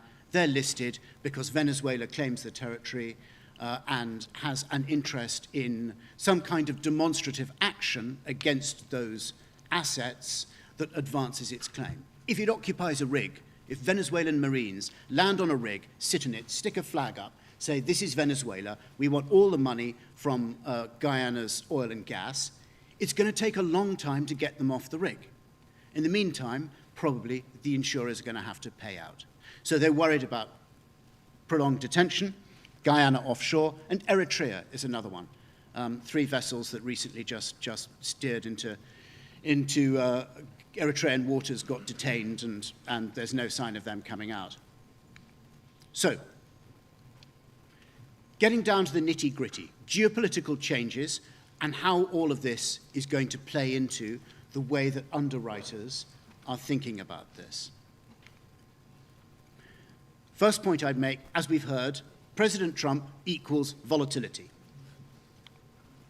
He implies he wants to overturn the post-World War II world order. He hasn't actually said exactly that, but everything he's done indicates that that's sort of what he's thinking about, and certainly he's keen on tearing down the things that hold it up.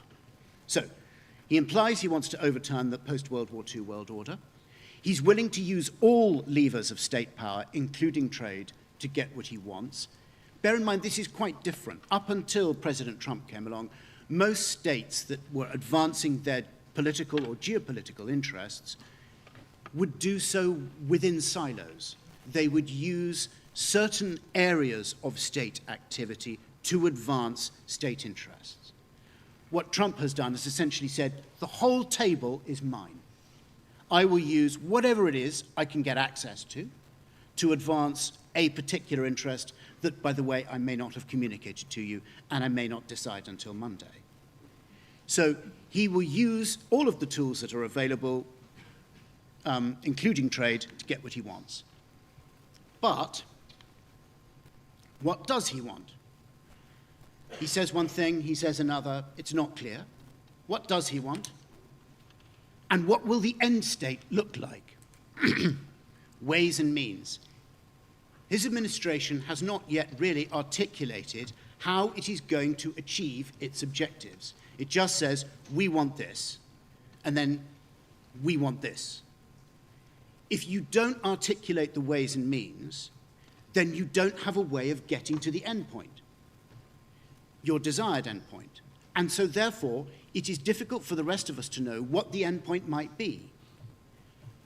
Getting control of Greenland looks very different whether you are essentially trying to get the people of Greenland to take a payoff, or you're going to invade Greenland. The end state is going to look different. And at the moment, we don't know what the end state, in almost all of the issues that President Trump has brought up, what the end state will look like, because we don't know what tools he'll use or how he'll use them. So, I've talked about Trump being volatility. Now, responses to Trump are volatility. No one in the rest of the world really knows what is going to happen when Trump says what he says, does what he does. But they know they have to respond in their own best interests, which means that the old ways of doing business, old certainties for their policies, those are overturned. And that, in turn, creates a kind of volatility. They're suddenly having to act in ways that their friends and neighbors or opponents would not have expected. So that creates a volatility. And then the friends and neighbors, they find they're having to respond to the people who are having to respond to Trump. So that creates another volatility. Their certainties are overturned because the states that are acting in their own best interests will revisit their relations with other states and organizations, and those states will have to act in their own best interests too. So we've got this sort of cascading collection of volatility that I've called volatility cubed. Trump is volatility, the states that Trump directly affects, volatility, the states that are responding to the states that are responding, that's another volatility. Volatility cubed. So There is now a more powerful need for states to act in their own best interests, which is defined individually, not collectively. The old notion, UN, adherence to the Charter, advancing interests of alliances, people are having to be much more specific about their own state interests rather than collective ones. And there are fewer constraints on their actions, partly because the United States, for instance, is giving up leverage. Something that's not really registered, I think, broadly is that if the United States withdraws support from Ukraine, then Ukraine is freer to act in Ukraine's interests. So the United States has constrained Ukraine's actions since the Russian invasion. If the United States no longer has any leverage over Ukraine, then Ukraine has both the incentive to take more extreme actions and no restrictions upon its ability to do so. So, what does this mean for shipping? How is it going to complicate the threat picture for shipping? As a baseline, the threat picture for commercial shipping had already worsened, as we've heard, over 22 to 24, things like the Houthis. Essentially, we had state or sub-state actors as opposed to criminal ones, with a strategic interest in targeting shipping and using weapons of war to do it.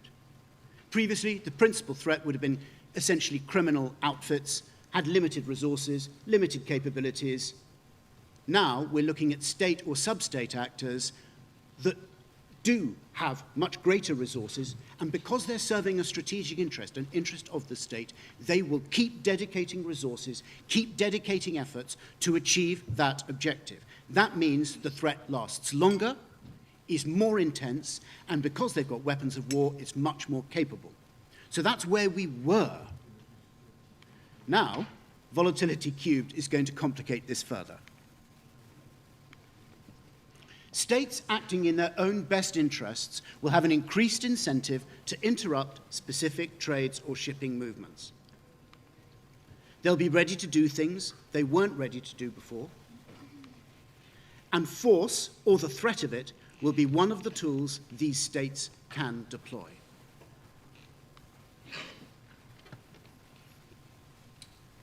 Professor Platias referred to vessel detentions, to maritime militias. These are all tools that states can use that imply the use of force, but don't necessarily result in any shooting, but can achieve an objective. And that's the kind of thing that we're going to see more of. Okay, so how can this play out? Firstly, Ukraine. Shadow fleet sabotage. As Ukraine has more freedom to act, as the United States limits its support, they have a direct interest in ensuring that the shadow fleet is less effective. Are they engaged in sabotage of it? There have been 4 incidents that would indicate that perhaps the Ukrainian authorities are engaged in sabotage of the shadow fleet. Russia. What might Russia do? Black Sea shipping, attacks on Black Sea shipping. They haven't actually really done that. They've attacked port facilities, but they haven't actually tried to interdict the trade itself. Black Sea shipping. What about North Sea sabotage? Rigs. China, pressure on Taiwan. We've heard about that. Cable cutting, in particular, is one of the things that China's doing right now. And then sort of temporary blockades, cascades of vessels interrupting traffic. Iran, targeting US-linked vessels, perhaps for detention, hold them for a year, try to get some kind of political concessions, perhaps closing Hormuz. I think that's kind of without one.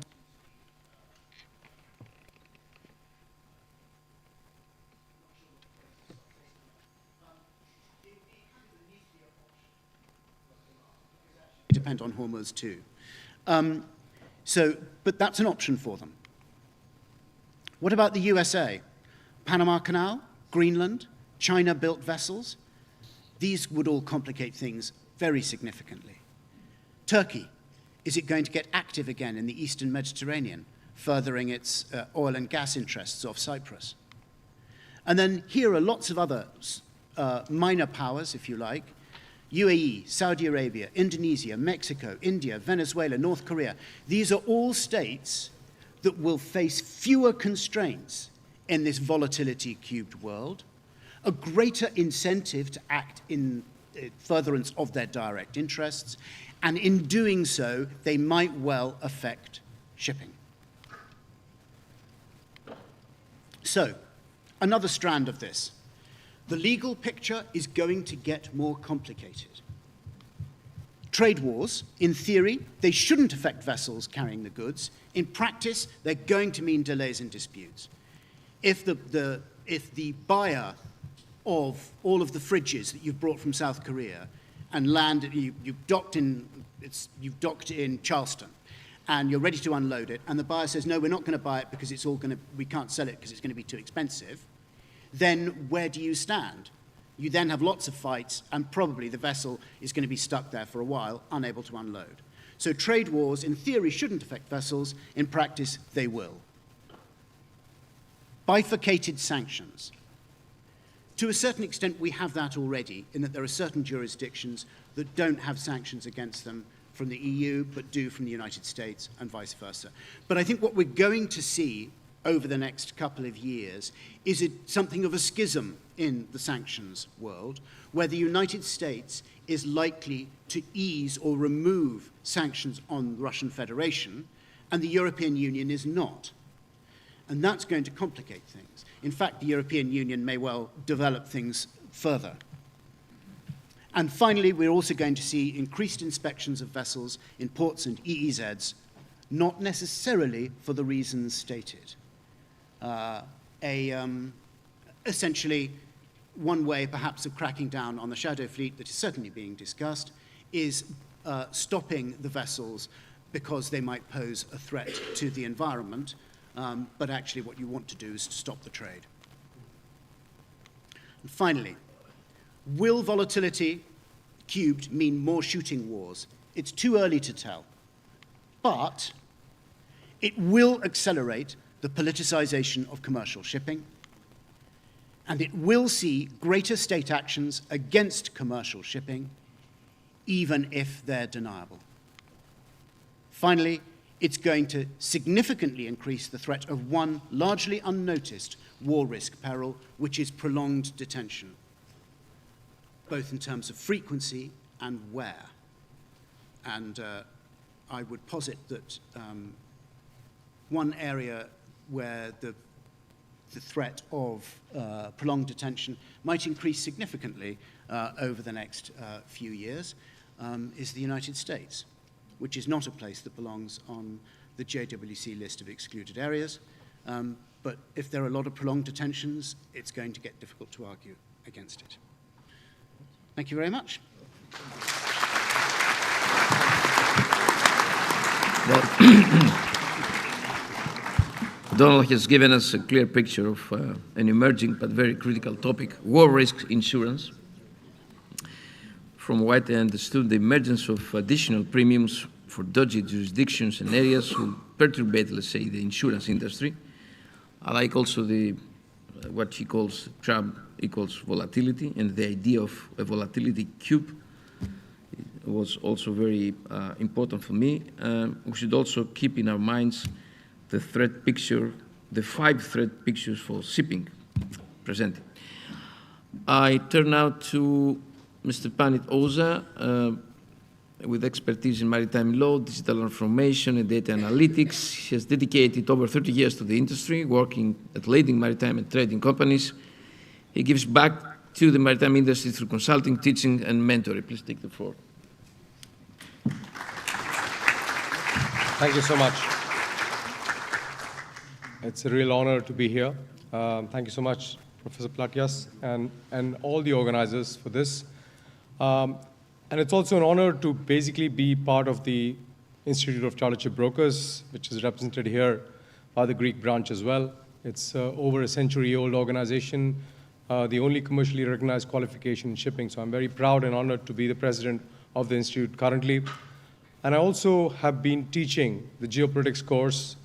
Most recently, I lectured yesterday at University of Paris, but most interestingly in other business schools around the world. So I'm a business person who actually starts to look at geopolitics from a business perspective, and that is why this presentation is not that negative. I mean, I'm not saying that the previous presentations were negative, but they were scary like hell. As a businessman, I find that to be a real challenging space, but I genuinely believe that trade has, like water, a level which it always finds. And that is why I'm actually trying to help students, companies, businesses to really find where that level will be. And of course, with Trump, that level changes every single minute. But having said that, before I embark on my presentation, just 2 minutes of your time to try and say that shipping has always been the bulwark, the fundamental industry which has driven the growth of the global economy. We must always protect it. There was a question there saying that should the seas be free? Should the markets be free? Yes. We deserve free seas because free seas are fundamental to what is basically living today in the world. And that is why if you look at every single positive emotion in the English language, it has a word ship after it. Friendship, leadership, relationship. This is the reason why ship has always been a very positive influence. It's something which is seen through times and deserves our protection and positive input all the time. So let me start by giving you some examples of where I see this trade flow changing going forward and how we can manage these risks and hopefully profit from them as well. So just an overview of my introduction. As mentioned, I'm a part of the I'm a part of the Institute of Chartered Shipbrokers. I'm also a lecturer in geopolitics and shipping in various business schools. And I also invest and advise startups on the shipping and maritime space. So I'm really connected with the next gen, and I love that experience. And for that, I also run a podcast every month on geopolitics and trade. So do try and subscribe to the podcast. It's with business leaders. Roger Baker has been on it. Stamatis, who will speak after lunch, has also been on it. So it's a lot of people who really share their perspectives, and my students benefit from it. I benefit from it. I'll just quickly tell you that the major impact points or the buckets in which geopolitical risks impact trade are 6. So the first is barriers and free trade. And because of paucity of time, I will focus on the barriers, tariffs especially, in the rest of the presentation. The second is critical pathways. We've also been through this. Professor Platias has covered a lot of ground on that. Very important. And obviously, trade changes massively because of that. One of the silent ones is demographics. The fact that the populations of the world are skewed towards Asia and Africa, and the kind of impact that the population today has with access to technology, phones, marketplaces, is changing the way trade flows.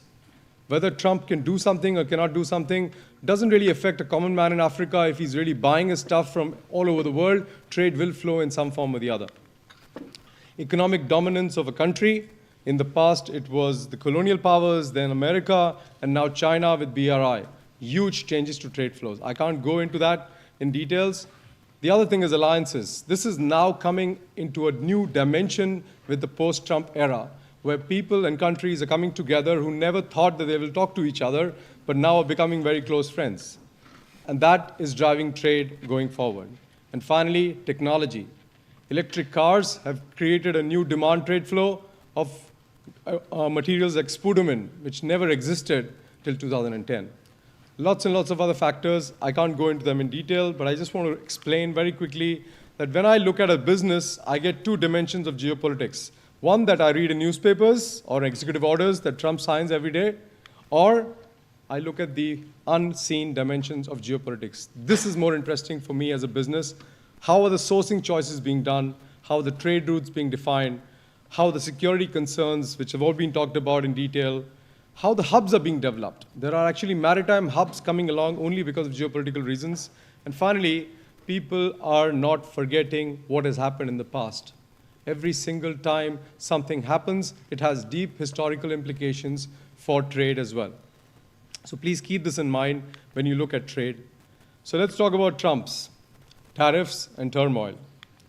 So obviously, I just want to quickly check with you that when you look at these various barriers to trade, there is a difference between financial barriers, which might still facilitate trade to continue, but at an expensive pace or a rate, non-financial barriers are more dangerous for trade. But they also have an upside, and I'll talk about that in a minute. So what do I believe that Trump is basically doing in his second term? The Trump 2.0 is very different because, at least on paper, no re-election is possible. So when a politician doesn't have to seek re-election, he can do crazy things. And we know that Trump is already working on that. At the same time, there is also this idea that his team is now made up of people who probably will never become cabinet ministers ever in their lifetime after Trump goes away. They are all fierce loyalists, and obviously they work in a different way. Businesses have to pay attention to these aspects very closely. He has very little regard to historical ties. The most important from a shipping perspective, fossil fuels are in for a bumper season. His willingness to actually go all the way for fossil fuels, not just in America, but giving loans to people like Total for a Mozambique oil project, which was stalled by Biden, is an example that fossil fuels across the globe will boom. Shipping usually benefits from that. And I believe that while everybody will lose a little with Trump, if you talk to him, Europe will lose a bit more because of the lack of historical regard for historical ties, but also the fact that Asia is a more cohesive and a more promising marketplace for the American goods. Why is America even able to bully the current situation? Because they are the largest importer of the world, and they are the second largest exporter of the world. With such trade implications, with such trade numbers, obviously they can try and dictate terms, and they are doing that. The American companies, unfortunately, tend to lose most with these tariffs, but they're not able to convince Trump that this is the way to go about it. Trade will suffer a lot because of this. I'll give you an example that Canadian car manufacturers are not really Canadian manufacturers. They are just outsourced for the US manufacturers. Same with the Mexicans. So obviously what they're really seeing is that while they would lose out because of tariffs, the American manufacturers would lose out even more, who will have to pay double the tariffs, bringing the crisscrossing of the products into a challenge as well. Lots and lots of aspects will come into play.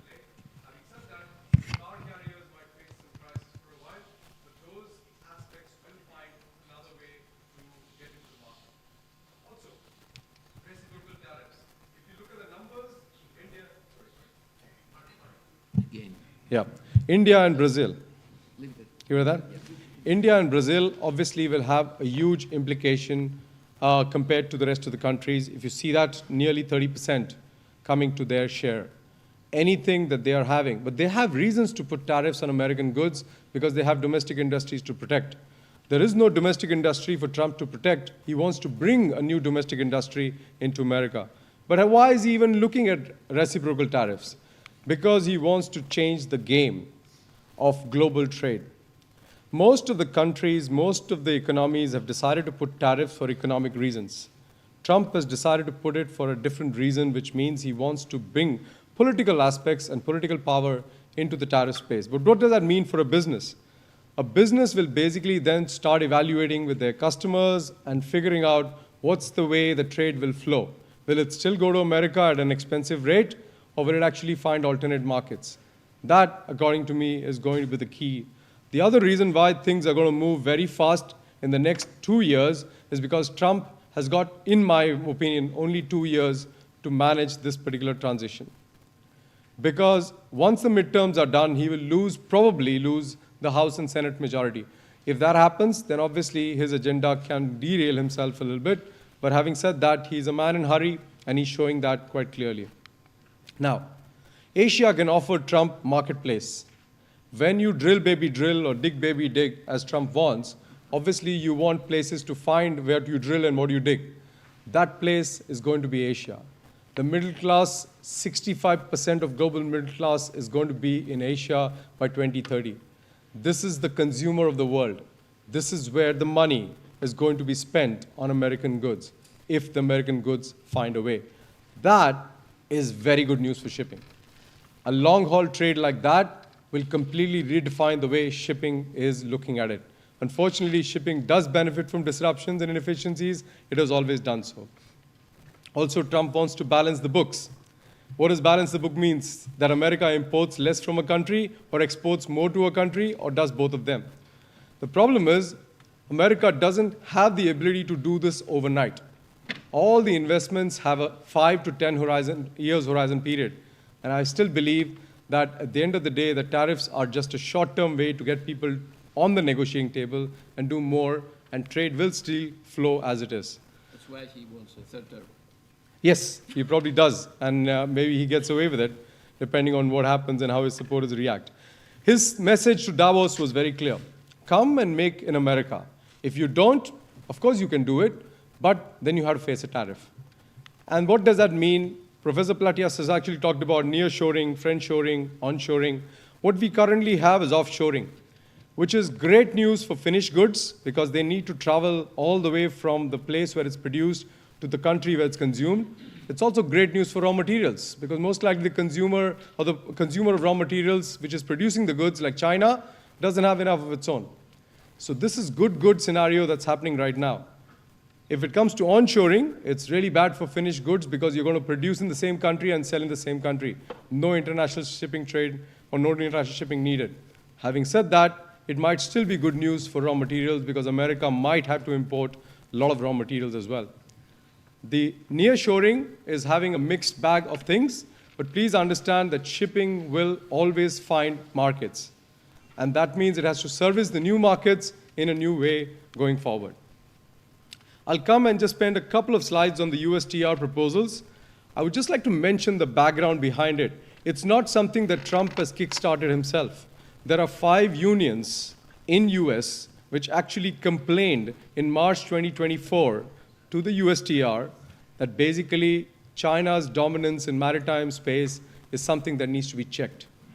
He has just acted. Trump has just acted very, very fast because he found that this is a great way to try and see if he can bring China down in terms of various aspects that he can look at. So his actions or his proposed actions are pretty radical. $1 million, $1.5 million per port of entry for Chinese operators, for non-Chinese operators, and a whole bunch of fees effectively for any other operator which has Chinese-owned ships and a graded fee structure as well. What does this really mean at the end of the day?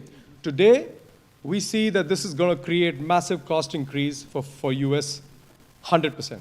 It's also a flat sum in some cases, and a flat sum means that the larger amount of cargo or larger ships will actually have a cost spread over a larger amount of cargo, which might be cheaper or relatively less impactful. What about small ships? They will actually be going out of business if this happens, especially for the US trades. And of course, most owners and operators that I know have refused to quote any freight rates into US after May 2025. This is what's happening right now. What's going to happen going forward is that I think it's going to be a 2-tier market for US-related trades.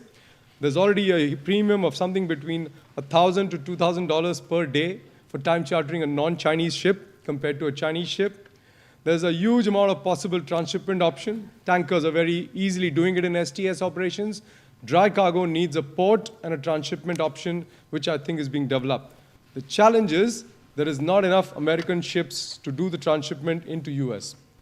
And that is why I believe an exception will have to be carved out at some point of time that Trump is going to do a U-turn or a partial U-turn on this going forward. But this is coming, whether you like it or not.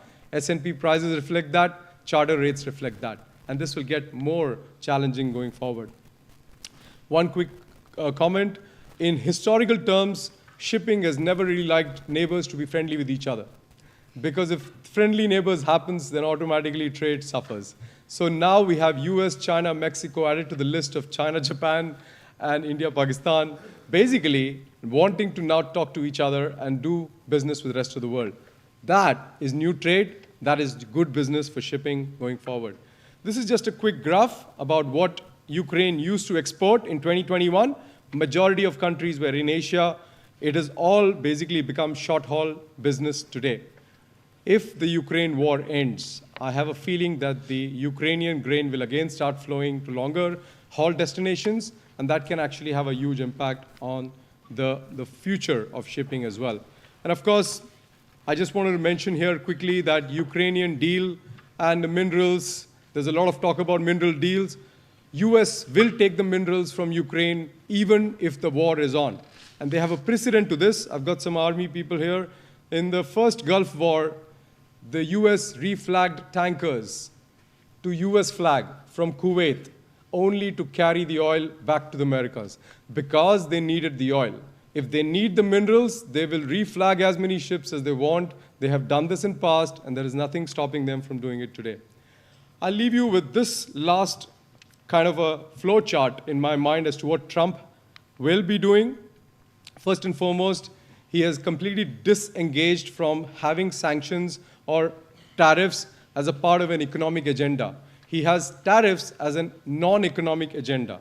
Secondly, his knee-jerk reactions are going to continue, and companies have to continue to use their best intelligence abilities going forward. And of course, going forward, you'll actually have a lot of territorial challenges. Greenland, Gaza Strip, all these things are just the beginning of the time. He's also looking to isolate China and create an anti-Chinese alliance, whether we like it or not. Russia is just one of them. He's looking to reopen embassy in Kabul. So Taliban recognition is another way of isolating China. And of course, at the end of the day, he wants to drive fear and negotiate a deal. He's a businessman, and he says that all the time. And that's something that businesses have to be ready for as well. The public image of America has taken a beating. Every single country which was an ally is looking again at its relationship with America, and I think this will continue going forward. At the end of the day, sooner or later, China and the rest of the world will look for alternatives to bypass America. But you saw the numbers. It's probably one of the largest importers, largest exporters. You can't really overnight change that. Of course, going forward, China and India and others will also look at strategically starting to fill in the shoes that US has left by leaving the aid business. They are massively into aid earlier, and the US aid is now disbanded. Aid is equal to trade at the end of the day. Believe it or not, a lot of aid is trade-driven, and that's why US and India and China will come into that. So 3 scenarios. Short term, I think the money will move into America because more and more people are still appeasing Trump at this point of time. Second scenario, in medium term, you will have 2 camps, pro-Trump, anti-Trump, not pro-US, anti-US, but pro-Trump, anti-Trump. And finally, in the long term, I think America, if it continues on in this path, may face a very isolationistic future, which is not good from US trade perspective, but I'm still telling you that trade will always find a way. And trade will eventually look at finding a way beyond Trump as well. So that's essentially my presentation. Thank you very much for your time. Thank you. Thank you, Mr. Oza. Mr. Oza offered a practical and optimistic view of the things while clarified Trump's administration goals and objectives and possibly his, let's say, his new role as a CEO of Gaza Resort and Casino. But bear in mind his motto, shipping will always find markets. So I suggest we leave the second round for the break.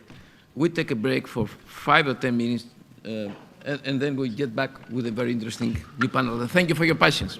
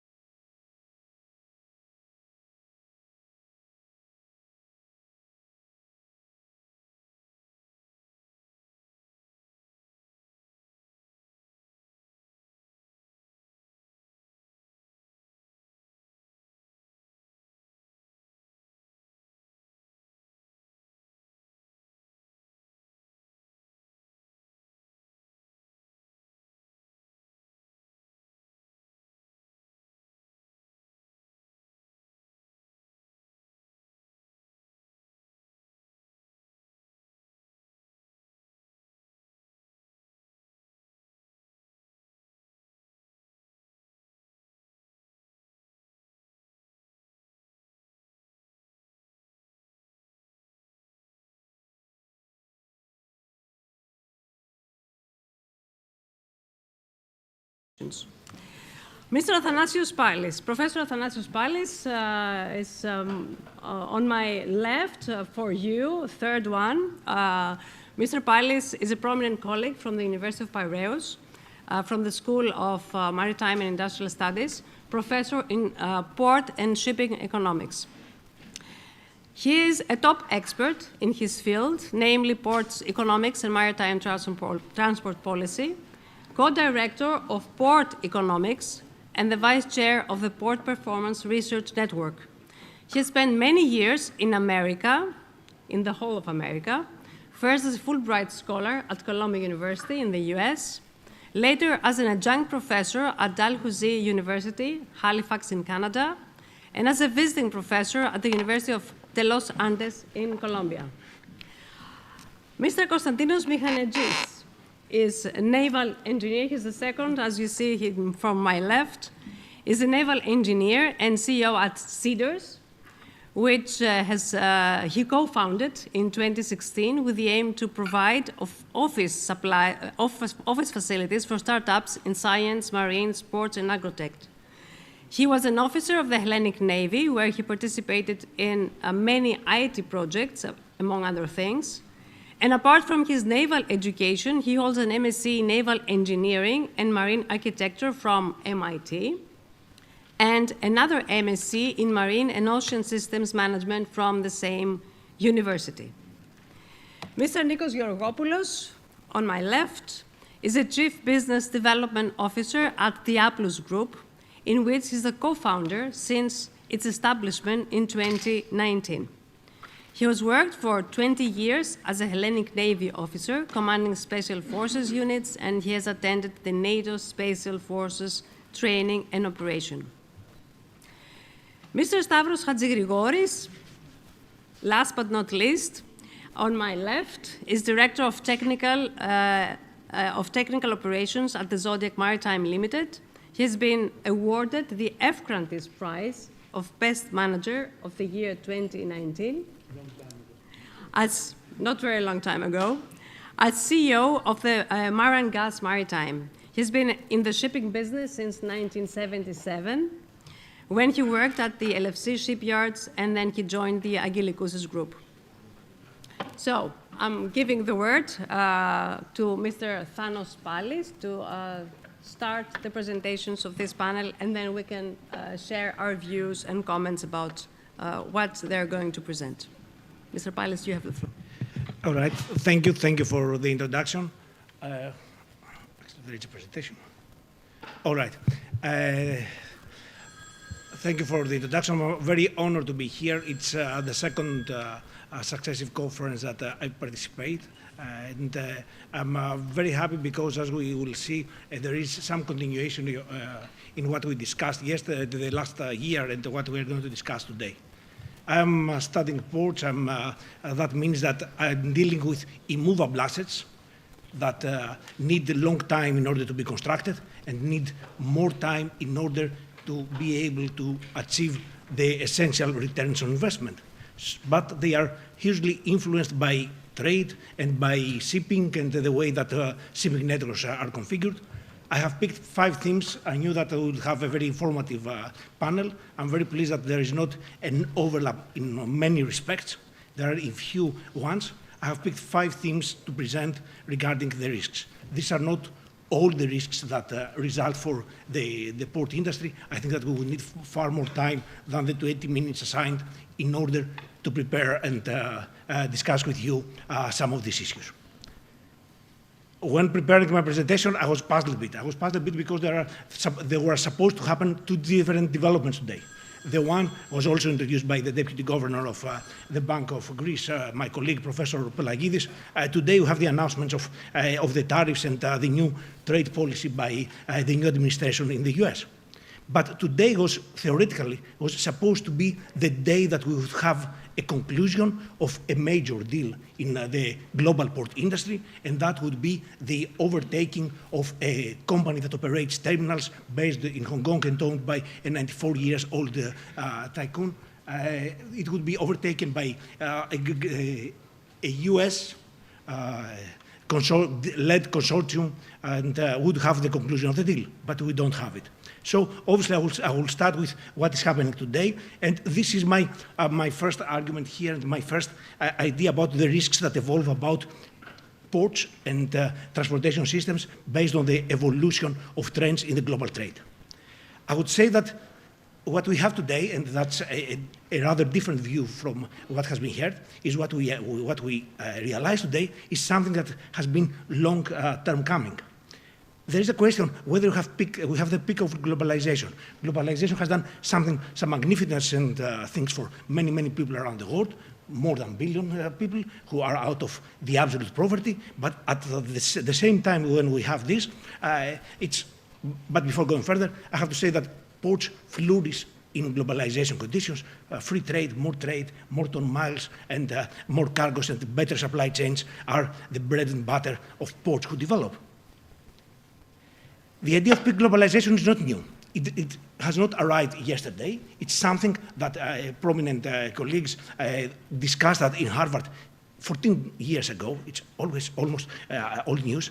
The idea that all nations do not agree anymore on the idea that we have a political consensus that globalization provides economic benefits for all. Different themes, which are some of them generational, some of them are based on how communities develop, or some of them are based on the way that we make trade. Now there is a discussion on whether we have reached peak globalization, we have reached a stage that globalization will not go further. And the whole idea is that if this is happening, then sovereignty over multilateralism will evolve, and national interest over international interests will go ahead, even before the first term of the new administration of the US. To go a bit and borrow, again, a second dimension, it was even before the pandemic. Yes, there has been a pandemic, let's not forget that even before the pandemic, we had already the idea of globalization. The idea that the mantra of the 80s of the laissez-faire, or trying to achieve laissez-faire, is not here anymore. Just to recall that back in 1956, the US even published a stamp based on the idea that we need free trade. That's the foundations of what we experienced till the global financial crisis of 2008, 2009. Where we are now, new countries create some tensions. It's part of geopolitics. It's not only the daily news about a new administration in one of the superpowers of the world, but it's also the idea that we have new countries that deserve, or at least try to achieve, a share of the global trade. And that changes everything. How trade blocks are stand, how trade blocks are reformed, and what's happening. Remember, we had Brexit not many years ago. What does it mean? The foundations of today's crisis, I would argue, and that's very personal opinion, but I hope that you will share it after a couple of slides. We learned that containers and global trade moves in line with the development of the GDP. That relationship is broken, and that relation is broken, and when this relationship is broken, that means less trade overall. And what's more, we have a shifting balance between the four different major countries that trade around the globe. And some of them is losing ground. You guessed well, this is the US. They are losing ground. And this is the foundations, and these are the fundamentals. And we're losing ground. I would go back even before the first term of Mr. Trump.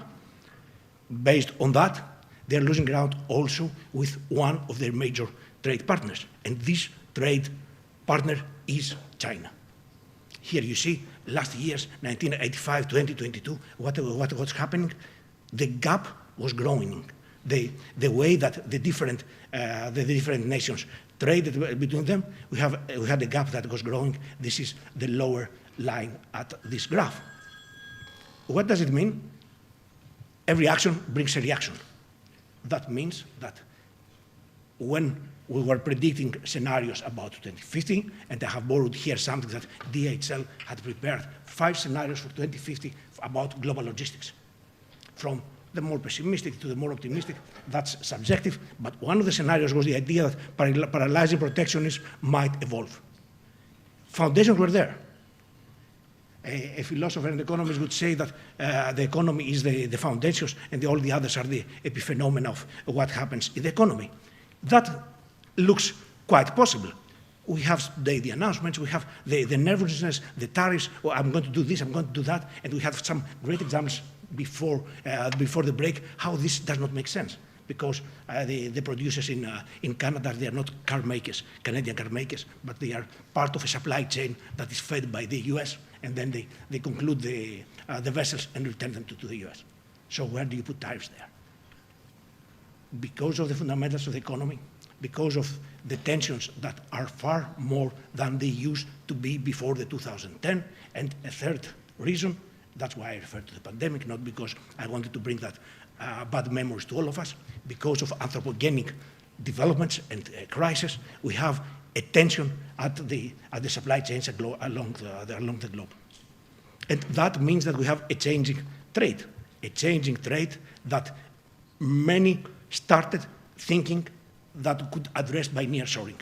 We have heard the terms. I'm not going long. I'm not going into details. What I'm going to bring here is that the US has tried the same thing in the past, since 2018, successively, continuously tried to impose tariffs. And what did you have? What do we know? International organizations, we can still believe that they are objective, although that not both sides of the Atlantic do so, realize that tariffs have not provoked a large-scale nearshoring closer to the US. So the world that we are going to live is not going to be only offshoring, is not going to be nearshoring. And it's not going to be homeland making. Homeland economics are here. We have different nations which try to bring back trade by producing at home. It does not really work. There are analyses, they are better than what I could offer. There are some interesting articles that I would welcome you to read, that many nations try to work with homeland, but that does not work. Homeland does not work. Nervousness with offshoring, nervousness with nearshoring. That means that supply chains will have to adjust in a new world which is multidimensional and it's strategically unfolds over different dimensions. It's not something that will unfold one way. It's not that we are going to do nearshoring, farshoring, homeland, whatever we call them. We are going to have, and we have already signs, that we are going to have different tensions. What does it mean? I go back to the movable assets, which are ports and supply chains. That means that we need to organize space, capital, human resources, and technology in a way that serves the different strategies. So we need a multi-adjustment rather than a single one. And that's my first point. I'm not going to be so extensive on the other four. I promise I'm not going to exhaust you. But I will go to the second one, which is the other lengthy one, and I will briefly refer to the three last ones. I tell you that something was going to happen today and is not going to happen. April 2nd had been named as a day that we would pass the torch from Hutchison Ports to BlackRock. Terminal operations and foreign direct investments. I said that I'm very happy that we were here, and it's a continuation, just for those you that have been here last year, and that also provides an incentive to be here next year when the third conference will take place. We discussed that in the light of the Chinese investments in our home country, of course, but also in other countries, 129 ports operate under Chinese terminals, or in very few, I would say, the exclusive case of the Greek Piraeus, where they own the port in de facto, not de jure, but I will not go further than that. We have state-owned enterprises, and we discussed the idea of leveraging the capacities of the state-owned enterprises to leverage on behalf of the states that come forward, and want to have an influence on the host country of the infrastructure, of the movable asset that I described before.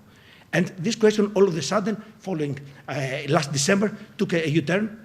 It became part of the mainstream agenda. Everybody knows. My mother now, my grandmother even knows about Panama and Trump, who wants the Chinese out of the Panama Canal.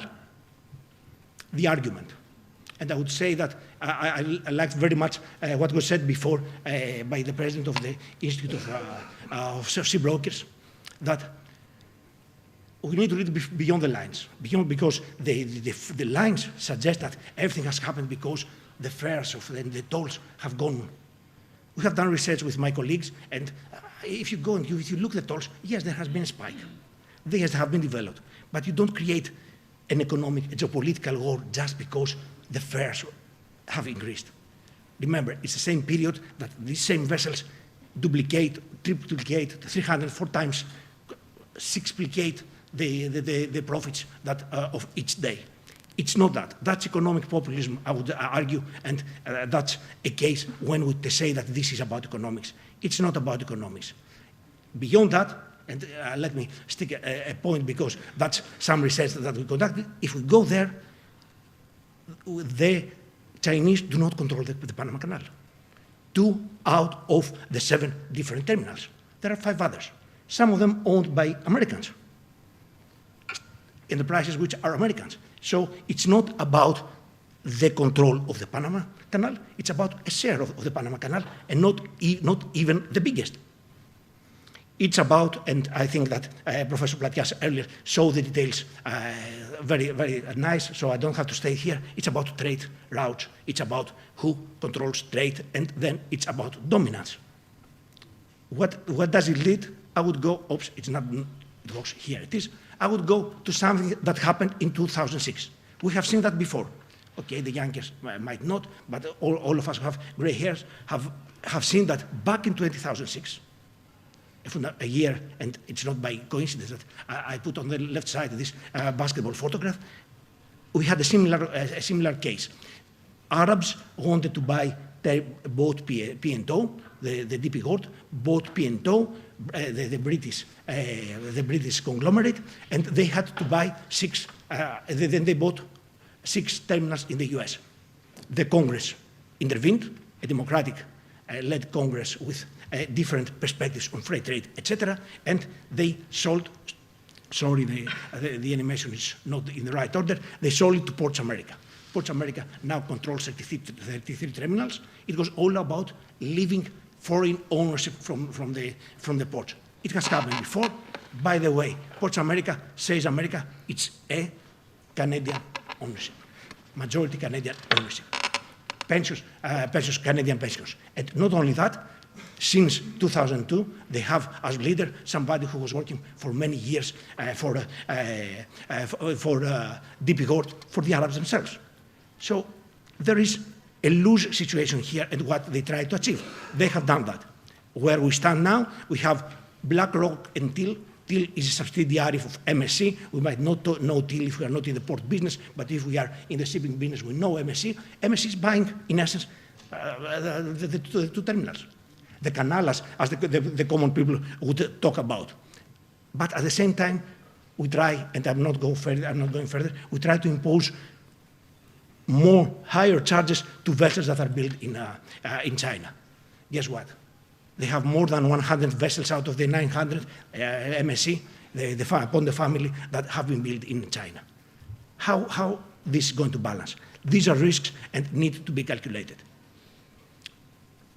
Just briefly, the argument, and I will not go because that's a discussion of last year, that when you have control of a foreign terminal, you might leverage your position via shipping, via trade, if they move up assets, via logistics, and create new corridors, create new trade, new types of trade, etc. And that is crucial, and that creates nervousness. That was very much a Greek case, because it's in discussion in Greece, and I will bring at the end of the presentation one point.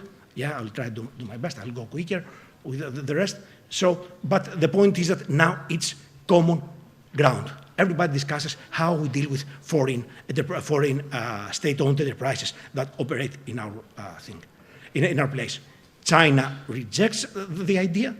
In essence, challenges that in public, and we never know. The world might be different. The Nicaragua Canal project has been in designing, has not flourished because Panama was going too good, but we might see changes. I'll go very quickly. We discussed about interoceanic passages. Professor Platias said all. the last years, due to the Red Sea crisis, here you will see the Red Sea crisis and how the three selected maritime passages, the Cape of Good Hope, Panama Canal, and Suez Canal, have evolved in recent times. We have seen changes due to geopolitics. It's not economics, it's not the size of the tolls, it's geopolitics. I will not go further, I will skip a bit, but commonly we talk about specific passages that have problems. Have we imagined that this creates the background that even the quiet, in terms of geopolitics, geopolitical tensions, etc., situations evolve as choke points, as places where we have troubles? It's a question. The world is changing, and the way that we see now the interoceanic passages is not the smooth crossing point, it's more than that. And that's my third point. I would go further. I want to add something because it's missing the penultimate point, but yeah. What's the idea here? How liner shipping operate, how our goods come home through containers? Via alliances. We have a market which is based on alliances, the collaboration of shipping lines, and we have the dominance of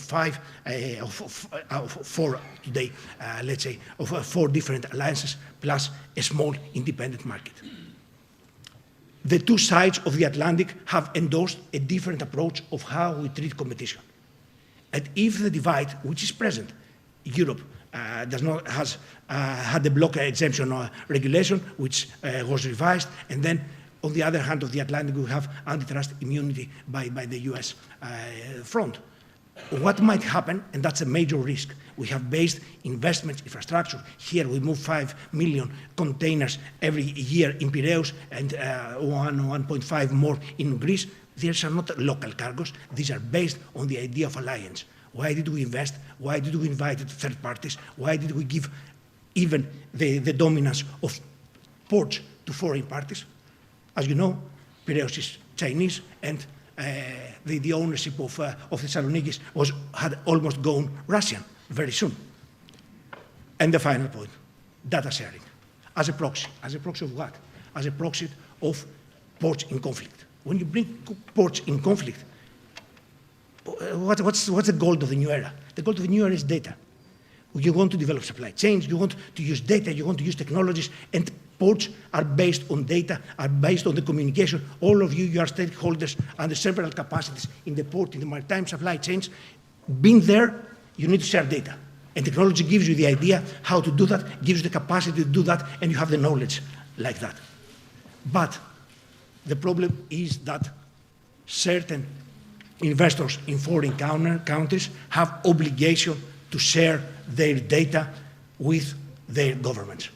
And that's a major risk that's taking place that creates a huge divide between ports who can develop port community systems, as we call them in the argot of ports, but others cannot do that. And that's something that I don't say that. There is a fantastic report by the European Parliament, third party, and with researchers also from Greece that it's worth being read. And the final point, last week we presented some data from the ports. What is the major risk that port themselves assess as being the one that does not allow them to sleep overnight? If you check here, it's not exactly geopolitics. They don't control geopolitics. If you go to the port people, what do they control? Cybersecurity. And I'm afraid cybersecurity is the thing that gives to ports sleepless nights. And I think that this, who is controlling the gold of the new era, is going to be the most deterministic and long-term effect of today's geopolitical place. I would like to thank you. Sorry for going a couple of minutes further. Thank you very much, and I'm very pleased to be here.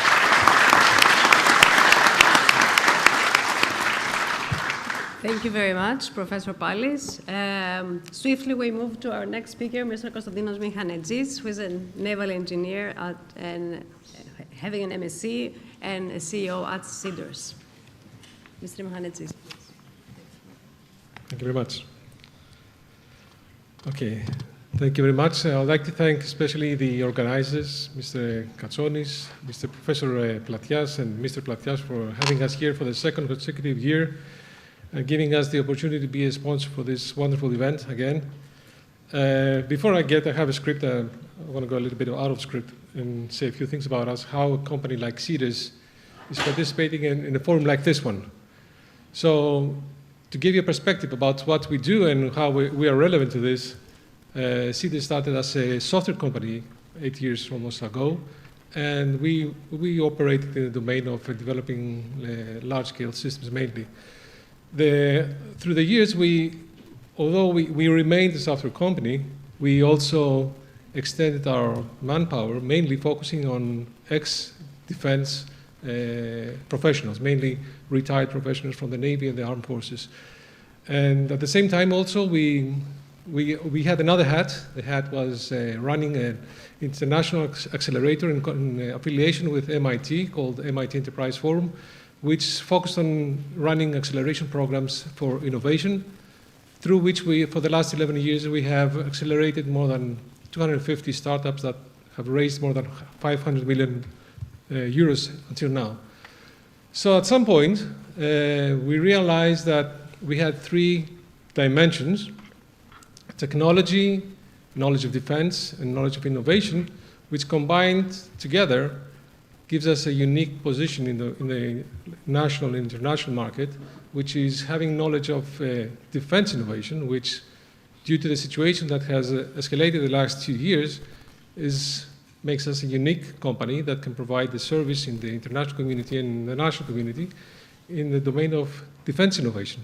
And recently we launched an initiative called the European Defense Venture Studio, which is the first European-level entity that has a mission to aggregate all the innovation that is being built in Europe and bring it through a process to get funded and create new innovation for defense and security. And the magical word here is security, and I think this is what at least makes us a little bit relevant to the event today.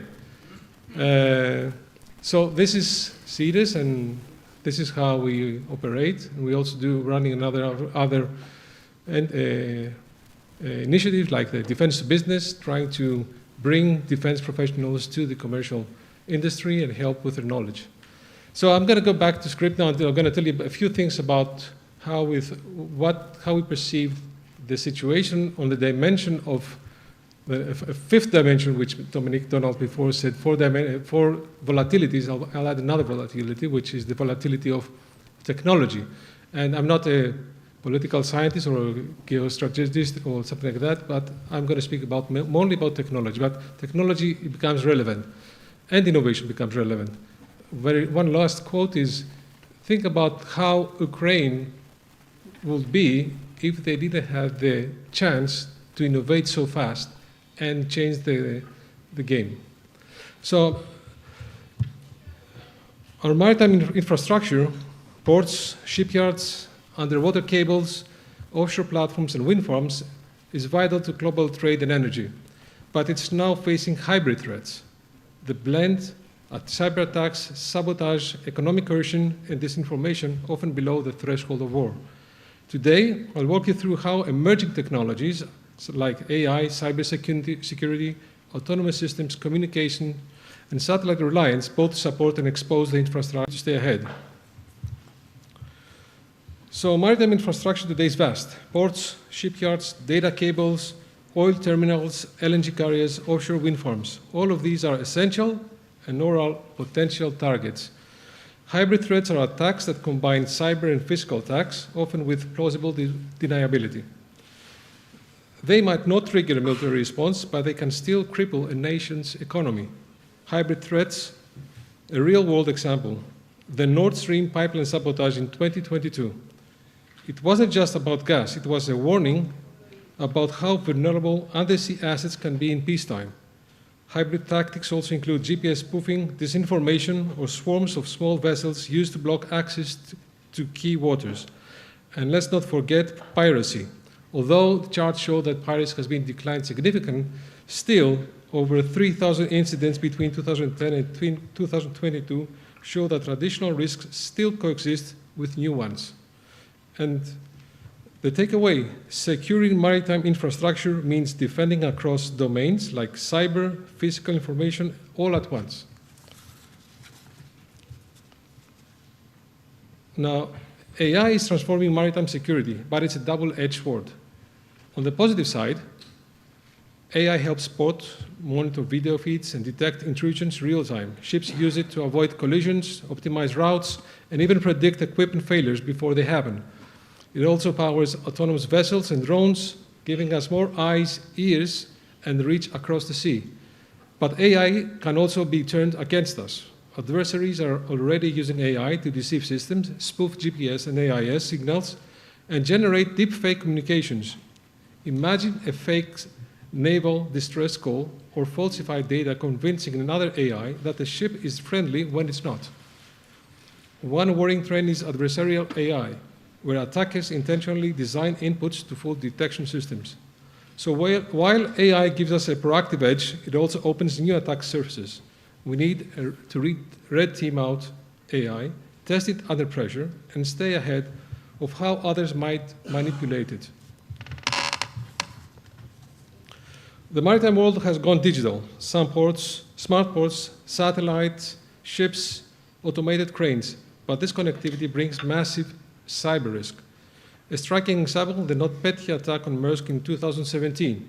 It shut down 76 ports globally, forced manual operations, and caused $300 million in losses. It wasn't just a tech issue, it was a national security threat. Since then, ransomware has hit ports in South Africa, oil terminals in Germany and Belgium, and ships have faced GPS spoofing and malware navigation systems.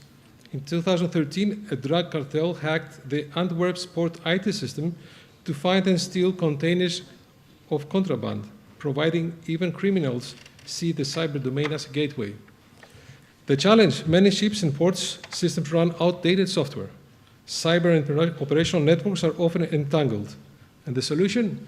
Cyber hygiene, regular updates, incident drills, and backup systems like eLORAN for GPS.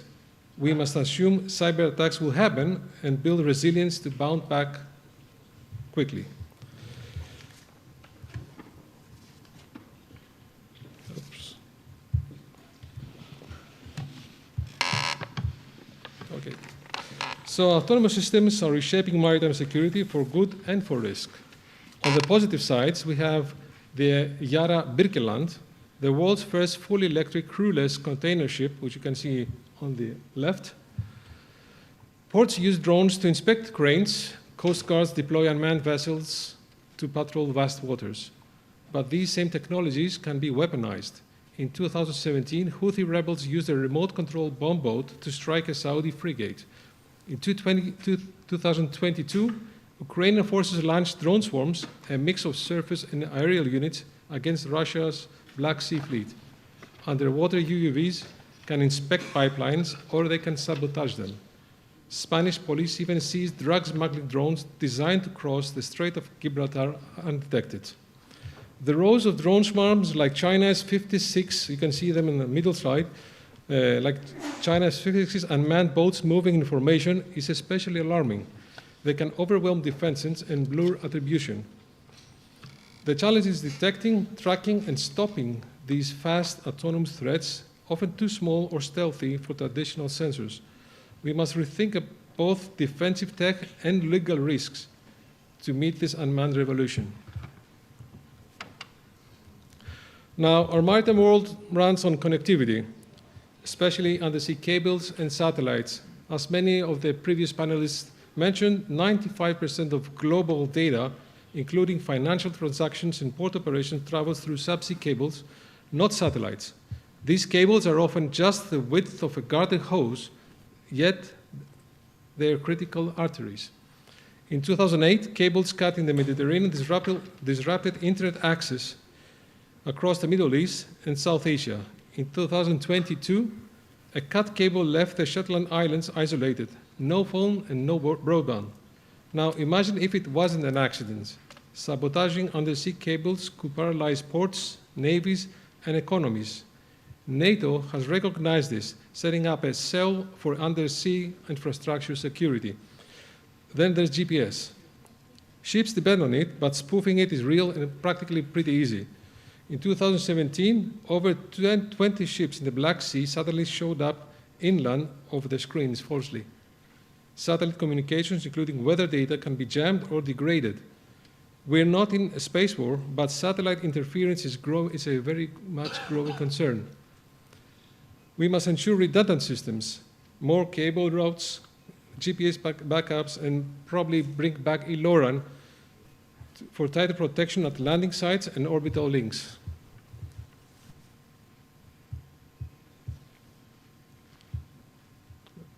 Okay. So, marine energy assets like LNG carriers, oil tankers, pipelines, wind farms, and are high-value targets in hybrid warfare. The Nord Stream sabotage in 2022 was a wake-up call. Underwater infrastructure can be attacked in peacetime with unclear attribution and enormous economic and strategic consequences. LNG carriers hold massive fuel volumes. While not easily explosive, a deliberate breach near a port could cause devastating fires.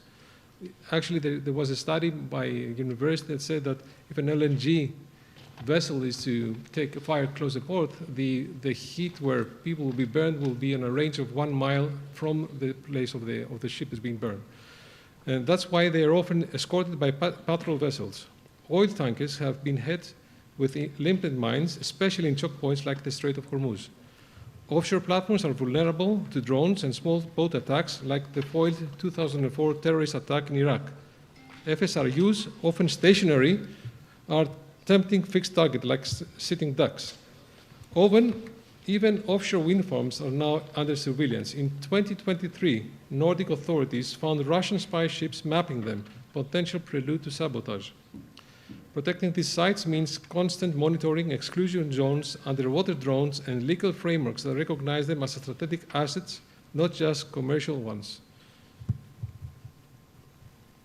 And then we have the financial systems. Sorry, something went wrong. Behind every ship movement is a web of financial transactions, port fees, fuel payments, insurance, customs, and cargo tracking.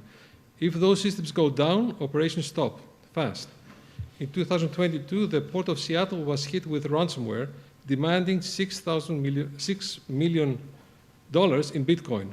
In 2021, Houston foiled a cyber attack targeting its operational and possibly financial systems. When Maersk was attacked but not Petya, they lost access to all container data, affecting not just logistics, but billing, customs, and insurance. Financial systems are now attack vectors. A hacker could alter cargo manifests, freeze banks transactions, or trigger insurance loopholes, causing chaos without firing a shot. There is also economic disinformation. False news about a blocked canal or terrorist attack could spike shipping rates and benefit those who bet on that panic. And markets respond in milliseconds, and fake news can last for a few hours. So yeah, you can understand what will happen in this case.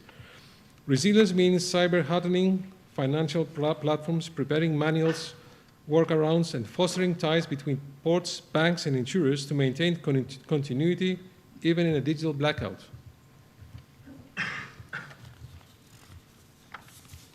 Okay. So I'm going to speed up a little bit. In maritime security, narrative control is strategic. Disinformation can disrupt operations without a single attack. Imagine a viral false claim of a chemical spill at a major port. Ships reroute, insurers surges, markets react. After the Nord Stream explosions, state-backed media pushed conflicting stories to delay attribution and confuse global response. There is also technical disinformation, falsifying AIS data to make ghost ships appear or spoofing GPS to mislead both humans and AI. Let's connect the dot with realistic hybrid threat scenarios. Imagine this. A cyber attack cripples a major port, halting operations. Hours later, drones strike a nearby gas platform, causing an explosion. Then social media floods in with fake narratives blaming an industrial accident. Confusion reigns and response is delayed. Or a covert UUV cuts subsea cables, disrupting communications. Simultaneously, a disinformation campaign blames a fishing accident or an earthquake. Attribution becomes a diplomatic maze. Consider a strategic choke point like Suez Canal. A vessel could be intentionally grounded, like the Evergreen incident, cause global delays. Combine that with a cyber attack on shipping logistics, and trade is paralyzed. In the South China Sea, we've seen civilian fishing fleets used as maritime militias to asset control. These scenarios show how low-cost, ambiguous actions spread across cyber, physical, information domains can achieve major strategic disruption, all without triggering formal conflict. To meet these hybrid threats, we need a strategic multi-layer response. First, update laws and rules of engagement. Make it clear when a cyber attack or sabotage wants a collective response. Define red lines, especially for ports, cables, and energy assets. Second, protect infrastructure proactively, harden both cyber and physical defenses, screen for investments in critical maritime assets, and monitor cabled landing sites. Third, enhance monitoring. Use AI, satellites, and seabed sensors to detect anomalies like loitering ships or tampering with cables. And fourth, strengthen public-private collaboration. A port cyber attack affects national security. We need shared drills, communication protocols, and rapid incident response teams. As we've seen through this presentation, maritime security challenges are complex, ranging from cyber attacks and autonomous threats to infrastructure sabotage and disinformation. Across all these domains, AI is emerging as the common enabler. Whatever is detecting anomalies at sea, filtering sensors data, or validating the authenticity of distress calls, AI is critical to both defense and resilience. At CDIS, we help maritime companies harness AI not just as a tool, but as a strategic asset. We focus on integrating AI in ways that are effective, scalable, and aligned with real operational needs. We recommend 4 key steps. First, define a clear AI strategy tailored to your long-term goals and highest impact use cases. Second, invest in training, both for executives making decisions and for staff implementing the tools. Third, build an actionable roadmap. A 5-year plan helps focus efforts where returns are greatest. And fourth, foster a culture open to change. Pilot projects and staff engagement are essential for successful adoption. In closing, our maritime infrastructure is the lifeblood of trade, energy, and communication, but it's now exposed to 21st century threats, invisible, interconnected, and often ambiguous. The good news, we have the tools: AI, autonomous monitoring, stronger cyber frameworks, and international partnerships.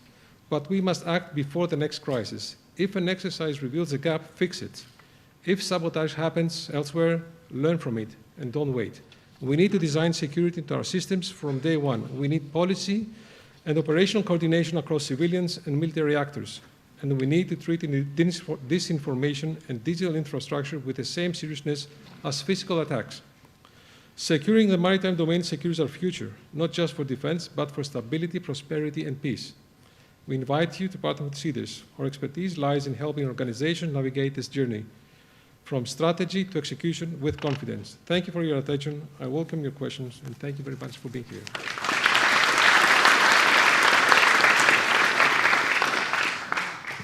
From AI, cyber, and data threats, we move on to the next presentation by Mr. Nikos Georgopoulos, who's the Chief Business Development Officer at the Diapolos Group, and he will talk about critical infrastructure threats. Kalimera. You know, I feel very comfortable with this audience. I see among you clients, competitors, friends, professors, co-club members, even relatives. So, thank you very much for inviting us here as the business expert for maritime security. And I want personally to thank Mr. Fragoulis and Professor Platias for giving us the opportunity. So, during my day job in the Navy days, I was trying to break all the security barriers. Now, in my night job, I work for the other side, so I try to build up barriers. So allow me the arrogance to consider myself as an expert. Let's move on to the presentation. First of all, forget about Trump for a few minutes. We won't talk about Trump, okay? I'll try to approach in a more, let's say, generic approach under the perspective of risk management. So I'll try a little bit. Mr. the previous speaker already explained some of the aspects. Thank you very much. I will go through faster. And so we'll try to define a little bit what is critical infrastructure. What do we consider as a critical infrastructure? Maritime critical infrastructure. We try to describe what are the threats, what are the challenges, what could be the mitigating measures, and what would be the overview. A little bit to describe, and I'll go a little bit faster in that.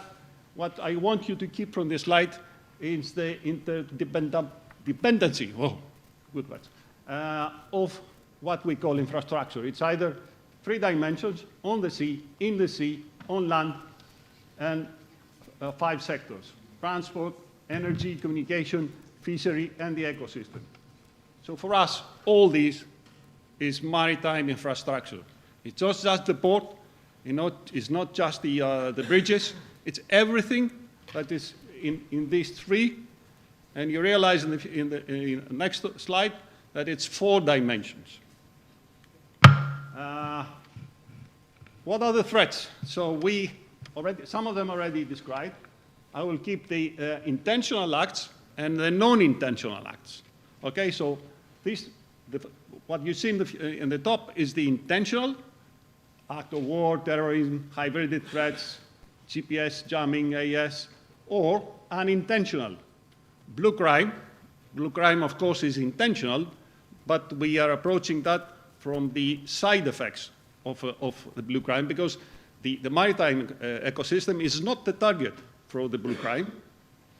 Accidents and natural disasters. Some examples of what is hybridic threats. These are real things that are happening, have already happened, and it's something we should consider for the future. Limbed mines. Very few of you know what is a limbed mine. A limbed mine is a small quantity of explosives that a diver can stick under a vessel and creates a damage, a hole. Not usually sinks the vessel, but it creates a damage. Okay? And we have seen this against commercial vessels. USVs, definitely the most threatening attack the latest days. Very big effect, very difficult to stop it. UAVs. The Houthis presented another perspective on UAVs. We all seen the very high sophisticated UAVs used from Russia, Ukraine, US, Israelis. No, the Houthis, it's very simple. You just assemble a drone, buying things from the internet, and you fly the drone. That's it. What is the damage? If it's not a crew member, the damage is mostly cosmetic. But if it's close to a crew member, it could be lethal. All right? Mines, that's a Baltic problem.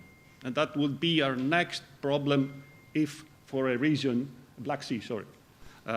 If for some time the problem is solved and the sea routes would be again in place. And space. Space is coming. This is the next warfare environment.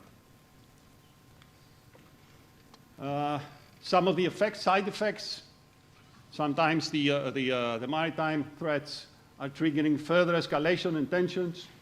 There are geopolitical uncertainties coming out of maritime security problems. There are socio-political unrest because of the crisis that maritime threats are causing, increased cyber threat. The risk of human error because of the working under stress for security reasons. Saboteurs, oil and gas price volatility, disruption in the shipping groups. We already talked a lot about this. Infrastructure protection. What are some highlights? It's a priority. We have to identify that what is a critical infrastructure, and that is more a political issue rather than a technical or engineering issue. There is a wide spread of threats that should be addressed, and also it has to be coordinated across defense, diplomacy, marine safety, maritime, cybersecurity, and the industry. What are the challenges? Number one, legal issues. Maritime infrastructure is not land-based, or is not shore-based, or is not within territorial waters. It could be open seas. So there is a problem. There is a legal issue on who is responsible to implement the measures or take the response. You remember when the attack occurred in the Baltic, there was a dispute for a few days which of the surrounding countries was responsible to respond or responsible to protect. Also, these threats, they are multi-layered, they are three-dimensional, and they need to be protected in all of them. The majority of the infrastructure are transnational, which means they involve a lot of countries. A cable is laying on one side, the other side is to another country. And it crosses through other countries, to other, even open seas, but also territorial waters of different countries. What is the outlook? What do we expect? So we definitely think and believe that the next environment we should be addressed, and all the protective measures should be addressed for the subsea, because it's very vulnerable at the moment. It's impacting the shipping industry and also the Western world and the Western way of that we see our prosperity in the Western world. We depend a lot in the cables, in the internet, in the communication aspect.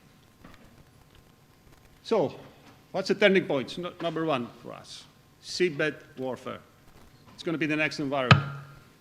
Nobody was thinking or planning any security measures or when laying any type of cabling or pipeline or whatever. So this is the next level and the next point. The other point is space. And if you think, okay, there is no water in space, but still, we depend, all the maritime industry, navigationally, communications, any remote management system is depending on satellites. Would have thought, read them in your free time, just to understand a little bit what could be. A proposal, very generic, out of the theory, but at the same time, practical. Number one, planning. You have to be proactive, you have to plan. So we have to plan where do we lay the cables, how do we lay the cables, how do we protect that. We have to use technology. Technology, every day we see a different innovation, something that could help us, could mitigate the risks, and sometimes is cheaper than the previous ones. We have to use the expertise and the services from all the industry, no matter what is a defense, which means governmental agents, UN, United Nations, or international organizations, or even the private sector. Readiness to response. It will happen. So how do we mitigate the impact of the incident? One thing is to be proactive and try to protect yourself from happening. The other thing is it will happen. So how do we minimize the impact of the accident or the attack? And of course, we have to implement within our organizations a holistic operational management system that applies to all our aspects of our business, or our organization, or our life.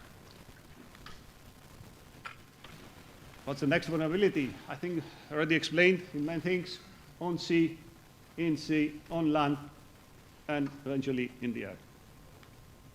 Thank you very much.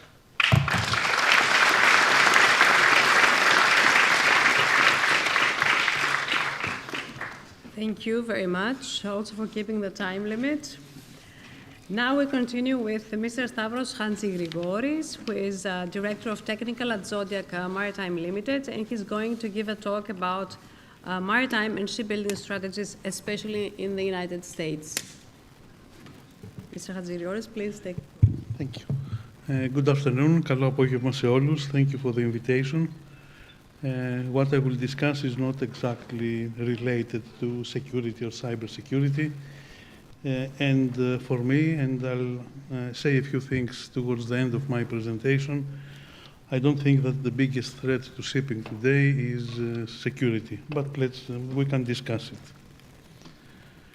I'll talk about Mr. Trump's idea to apply penalties. I call them penalties, not tariffs, not tax, on Chinese ships that, I'll skip the contents, on Chinese-owned, Chinese-built, and Chinese and ships built in China operated by international ship owners or ship managers when they call the US. And I will also discuss if Mr. Trump's idea, and we have to talk about Mr. Trump, we cannot forget him as you suggested. In a few minutes. Okay. And what he's saying that the issue with Chinese ships is the revival of the US shipbuilding industry. So, the penalties that Mr. Trump has proposed is up to, and not 1 million or 1.5 million, up to 1.5 for ships built in China, and for operators that have at least one Chinese-built ship in their fleets. How can this be applied has not been explained. And by the way, there have been at least 3 delays in defining what these penalties will be. A container ship, to give you an example, will go to the US, maybe in 4, 5, 6, 7 different ports in the US. They have not made it clear if this 1 million or 1.5 million will be applied per port or per ship or per month or whatever. This discussion about the unfair advantage of China is not something that has been discussed for the first time. There was a committee under Mr. Biden who accepted that the Chinese have an unfair disadvantage over the US shipyards, but they did not take any measures. Mr. Trump, in this storm of tariffs and taxes and penalties, has brought the issue back.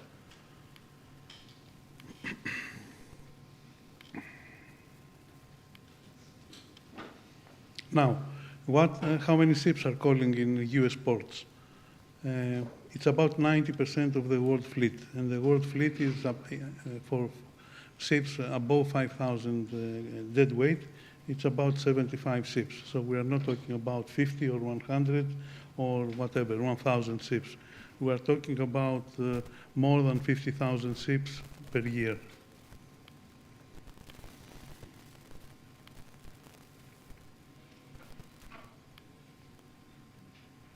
The big issue, the big problem, of course, as I already said, is related to container ships, because the container ships, they call in many times. I discussed all this. Here I have a list of the container ship owners, starting from the big ones. You can see that for their existing fleet, the percentage of Chinese vessels built in China goes up to 64%. If we talk about COSCO, which of course is a Chinese company, but it's not low for European companies. It's 40% for CMA CGM, and it's 54%, this is for the trading ships, and it is 54% for CMA CGM again, if we consider their new building product. And if we talk about the blue ships that we see around Maersk, you can see that 79% of their order book is in China. And if we talk about our neighbors, I'm talking about MSC, 92% of their order book is to be built, is to be delivered by Chinese yards. To give you an idea, CMA are operating about 650 ships, MSC about 900, and Maersk about 750, Hapag-Lloyd about 300. So then these numbers are not numbers that we may forget about.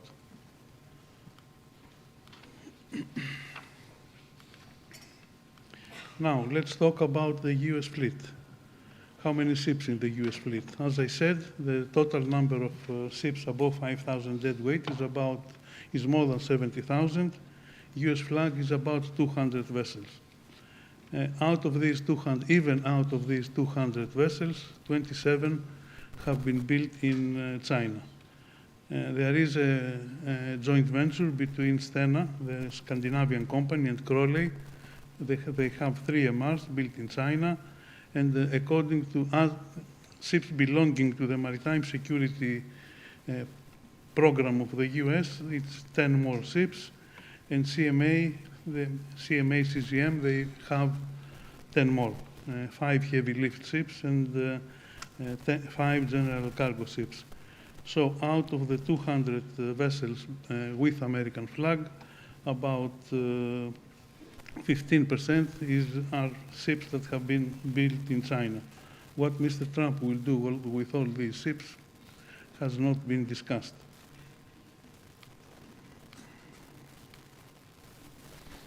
Now, 2 weeks ago, ExxonMobil confirmed that they have an order of LNG bunkering ships in China. They came back last week and they said that they have got an extension from the shipyard in China, and they don't know at this moment if the order will be cancelled or if the ships that they will build in China will operate outside the US, which is the most probable thing to do.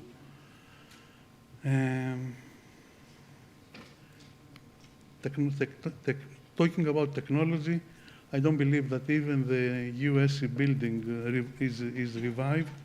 They will have the capacity to build high technology ships. The US flag, what are the requirements of the US flag?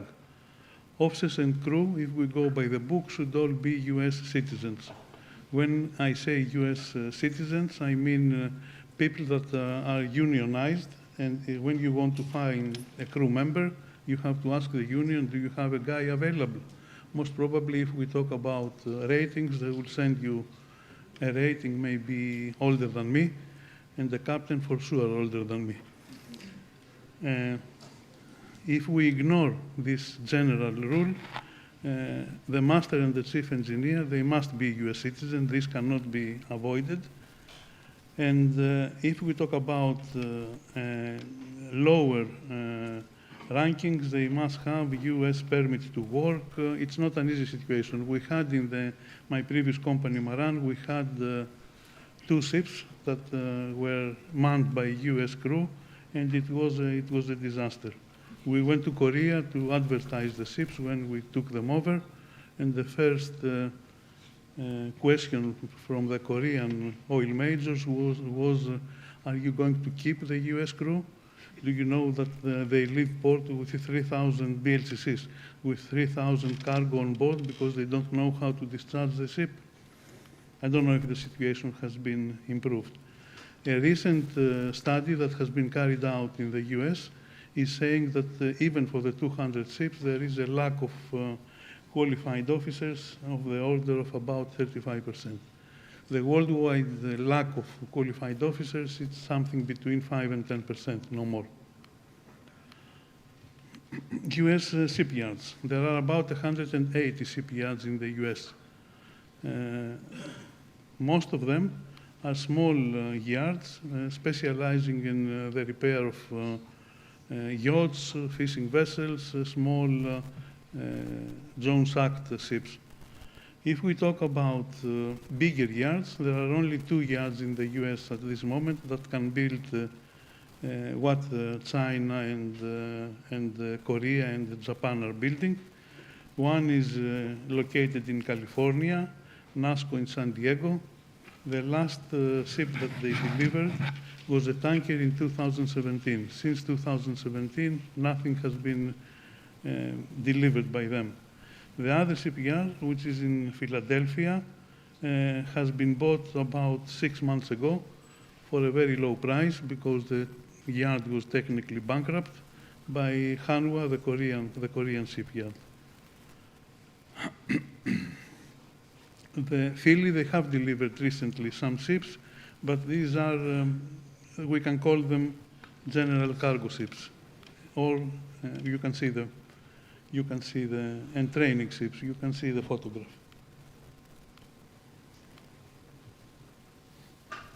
Now, as I said, Hanwha have got a 100% stake in Philly, and they are trying to buy a second yard. The yard is called Ostal in Alabama. They do specialize in repair. They are part of an Australian group. Hanwha tried to buy the Australian group, but this was blocked by the Australian government. But they have managed now to buy a 20% stake in Alabama, in Ostal, Alabama, repair yard, as I said.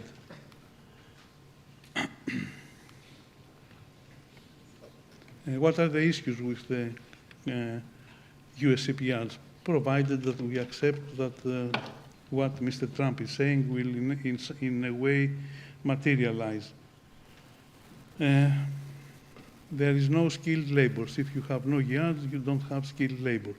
We have even the Far Eastern yards today, and especially China is a bit of a different example, but in Korea and Japan, at this moment, about Hanwha, for example, they have a workforce of about 12,000. Out of the 12,000, 3,500 are people hired from the Central Asian countries, Azerbaijan, Azerbaijan, Mongolia, and countries like this. There is a worldwide shortage of skilled labor for shipbuilding, and shipbuilding is not the same as car manufacturing. Car manufacturing, you can have robots, you can have a lot of things. The shipyard job is labor intensive. You need people to do it. Even today, if you look at the cost structure of building a ship, about 25% of the cost is labor cost. So robotization is not exactly in the agenda.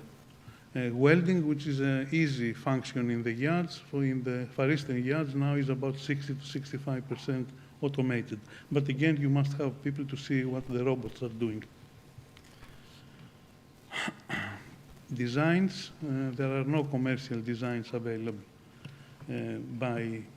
from the US shipyards, but of course designs can be bought legally or illegally or by the Far Eastern consultants or the Far Eastern yards.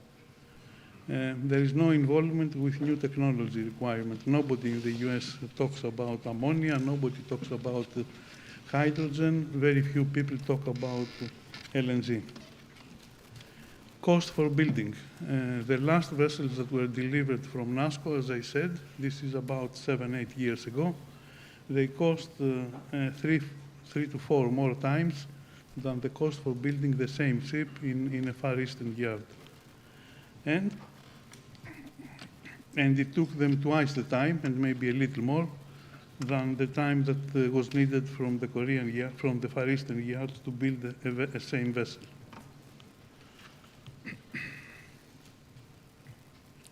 Talking about Navy ships, and to compare times, nuclear submarine in the US, Virginia class, it takes them 6 to 8 years to complete. Columbia class, 10 years. Time to deliver this famous Gerald Ford aircraft carrier, 8 to 12 years. China is delivering aircraft carriers, although they don't have the same experience and the same technology as the US, in less than 9 years. High steel prices. Everybody knows that the steel price in China nobody can compete against steel prices in China. The price that I know in the US is about 2 times more than the China is selling, or that the Japanese government, with some support, is is selling again. Equipment manufacturers, we have no equipment manufacturers in the US.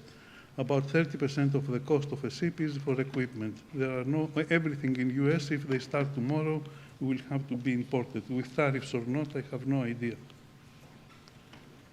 Productivity, USA medium to low, Korea high, Korea, Japan high, China medium, but of course there the labor cost is pretty lower, going up.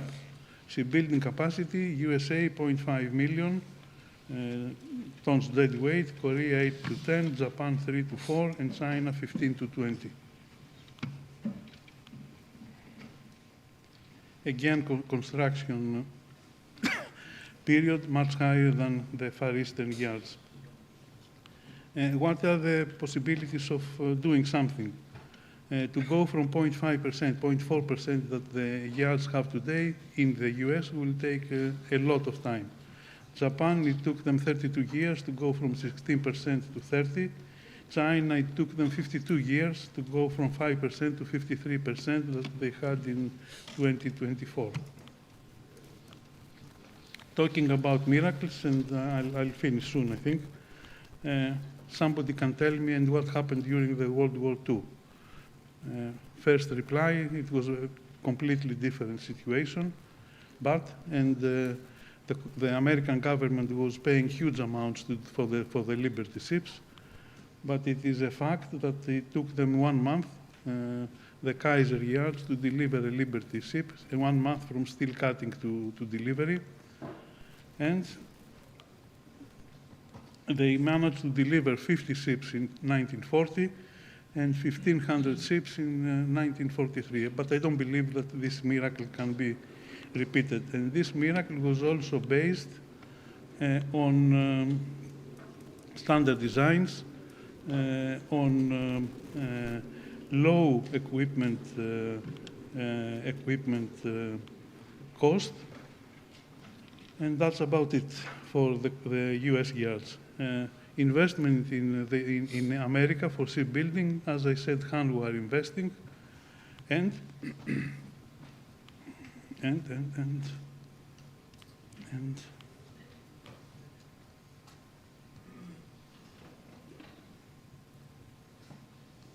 the Hanwha are now taking, because I think the Americans were caught, if I may say, with their pants down when we had the Ukraine war. Their navy was not modernized, and they are now looking like crazy to modernize the existing navy. They are signing contracts with Korea and signing contracts with Japan. When I say contracts, I'm talking about maybe 20 million per vessel.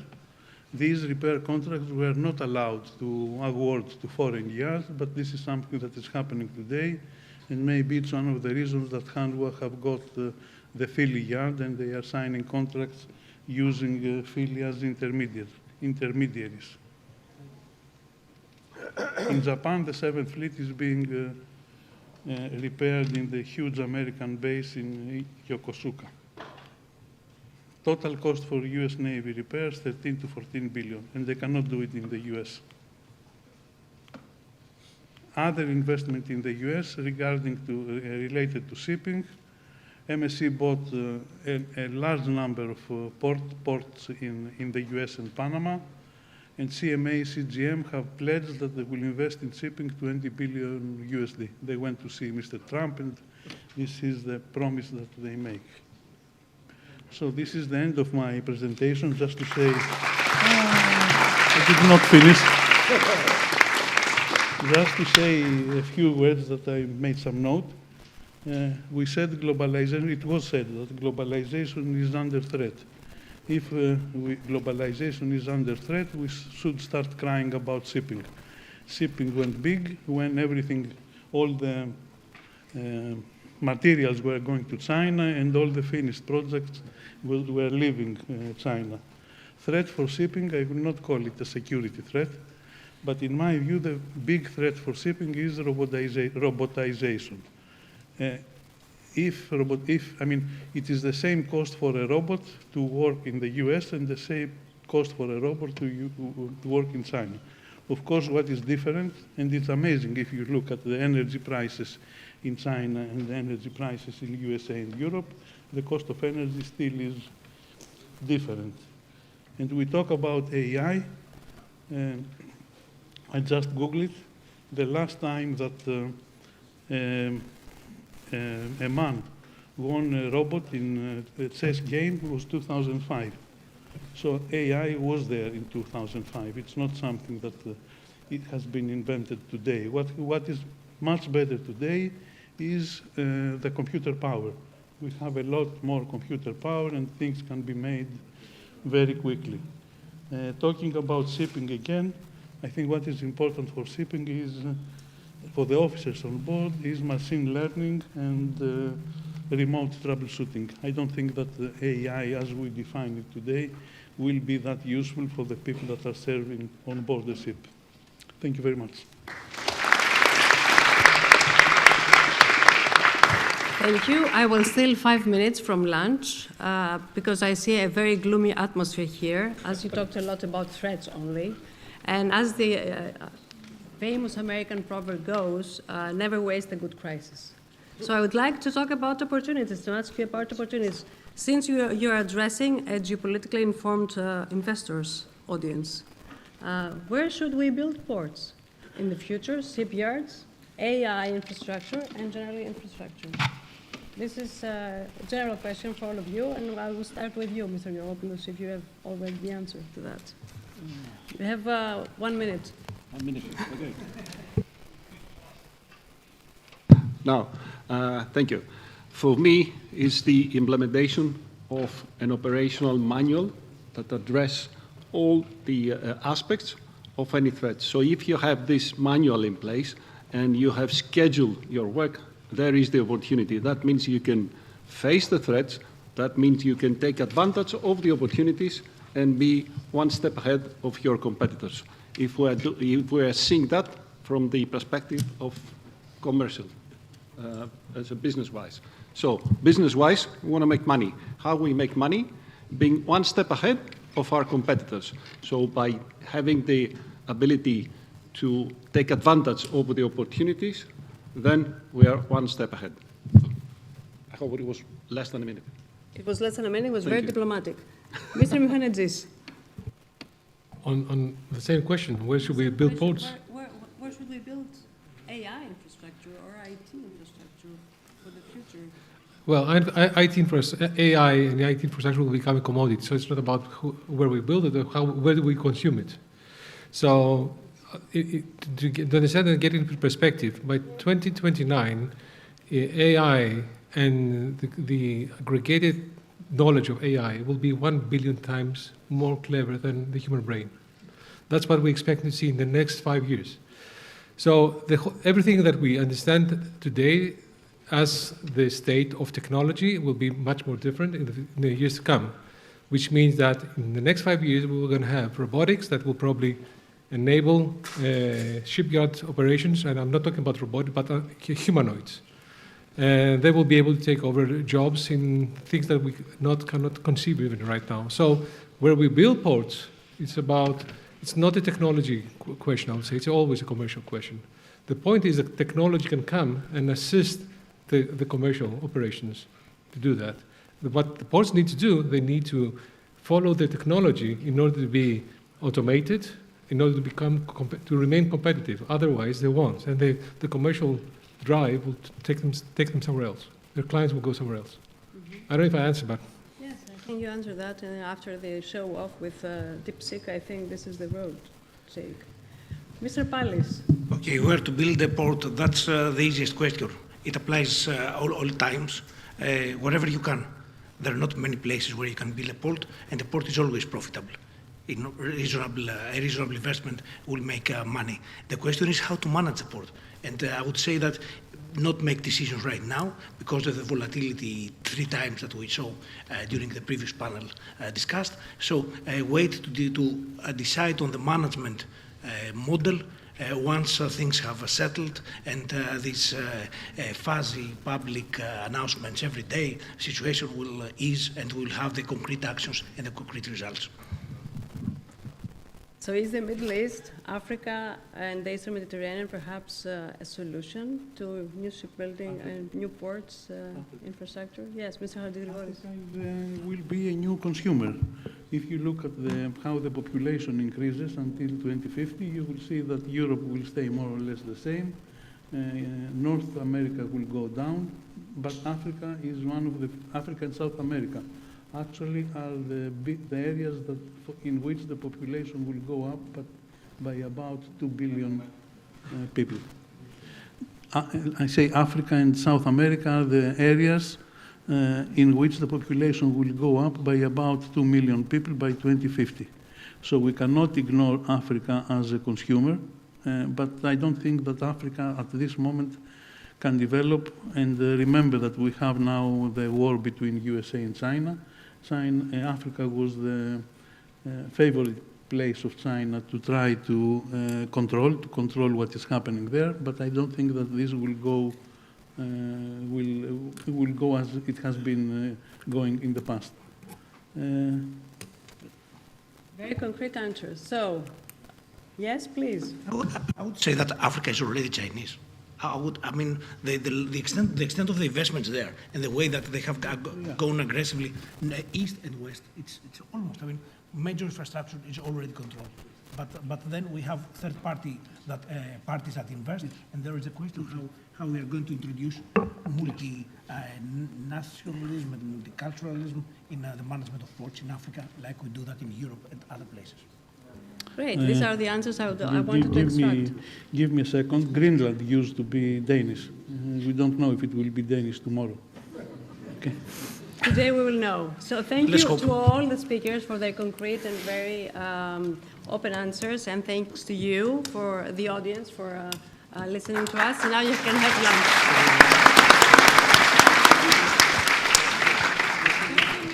30 to 40 minutes. 15, you have to be back, all of you. Thank you. Τι είπα. Ποια στοιχεία. DeepSeek.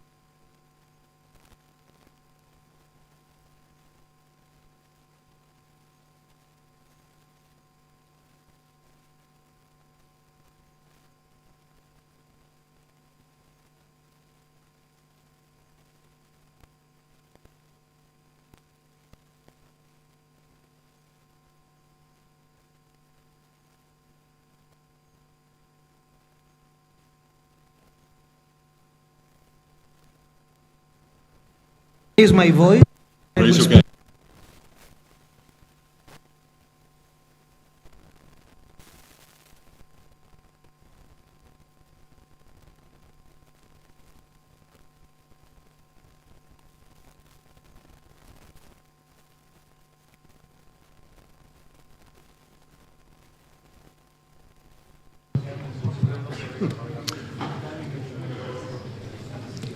So, ladies and gentlemen, I understand that, like any conference, we're running late. And this is absolutely not my fault, I just arrived. Okay. I think it's probably about 8:30 US time, at least on the East Coast, so welcome to Liberation Day. For anyone non-Greek in the audience, not to be confused with Greek Independence Day, which was last week.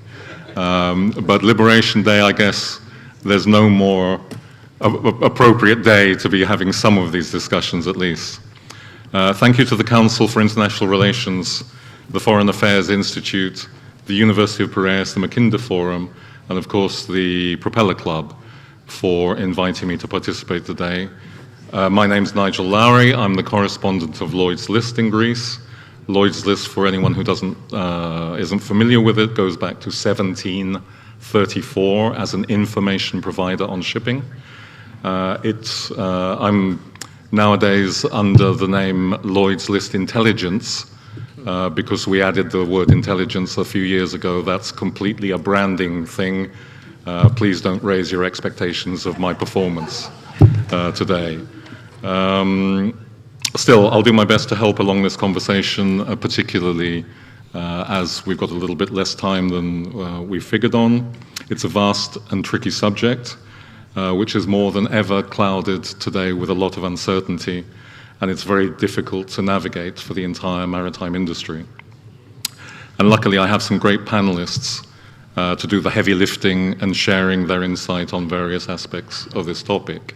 We will do it in two panels because 1.5 hours of talking about uncertainty and mystery is so exhausting, it's better to have substitutes on at half time. This session was scheduled, as you know, to include our good friend Dr. George Pateras, the Vice Chairman of Conships Management and the immediate past president of the Hellenic Chamber of Shipping. Unfortunately, he's really quite unwell today, so we wish him a speedy recovery, but we have two other excellent panelists to start off with. Anyone who came only to listen to Dr. Pateras, my best advice is leave now, but I think it'll be worth a discussion worth hearing. So in thinking about risks, obviously the whole conference is devoted to maritime risks. And this and the next panel is charged with looking a little bit closer at how these issues may affect the maritime industry, particularly in Greece, but without losing sight of the global dimensions of these issues. So thinking about it, there are a number of layers to consider perhaps. One layer is the same as applies to any shipping globally. Another potential layer are risks that perhaps apply particularly to the Greek maritime industry, more than perhaps most others. And finally, according to my interpretation, there is the risk to the current preeminent status of the Greek maritime industry. Could it lose its leading position? So as such, there may be some overlap with the other discussions taking place today, but we'll try and provide an interesting discussion for you. Very briefly to introduce the initial two panelists. Admiral Yannis Pavlopoulos is the president of Sea Guardian, a leading company providing a variety of security solutions for the maritime industry. He's a vice admiral retired of the Hellenic Navy, honorary commander-in-chief of the Hellenic Fleet, and he served as military representative of Greece to NATO and the EU from 2019 to 2023. He's been decorated for his service with awards not only by Greece, but by several other nations, as well as with the Peace Operations Medal of the United Nations. And immediately on my left, Stamatis Chandanis, chairman and CEO of two NASDAQ-listed shipping companies, Synergy Maritime Holdings and United Maritime Corps. Currently, both companies have significant fleets of dry bulk vessels. He's more than 23 years of experience in shipping and the capital markets.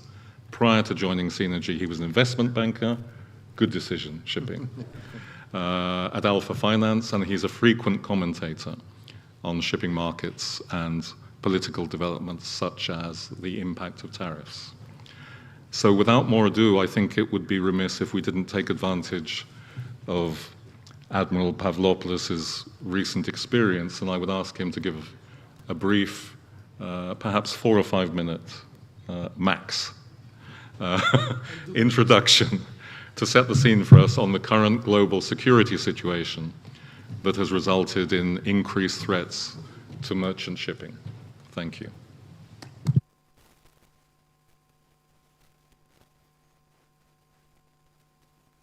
Thank you, Nigel. Ladies and gentlemen, thank you very much for the honor to listen to me just after your light lunch. I hope I will keep you awake.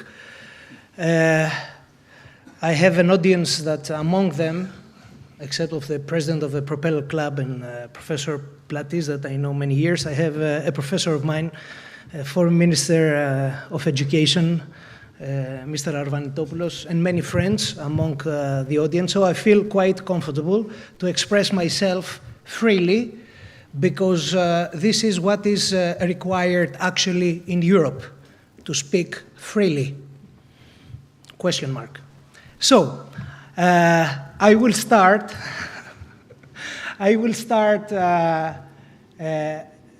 referring to Sir Halford Mackinder. I will refresh your knowledge. We are all islanders. We all live on islands, on an island, the world island, which is surrounded by water. The heartland of this island is depicted with a red color, as you can see, and it is surrounded by another zone called Rimland. Greece is in the Rimland zone, as you can easily see. So the rest are the periphery islands surrounding the heartland. The heartland is the so-called Afro-Eurasia continent. This was the largest, most populous, and richest of all possible land combination.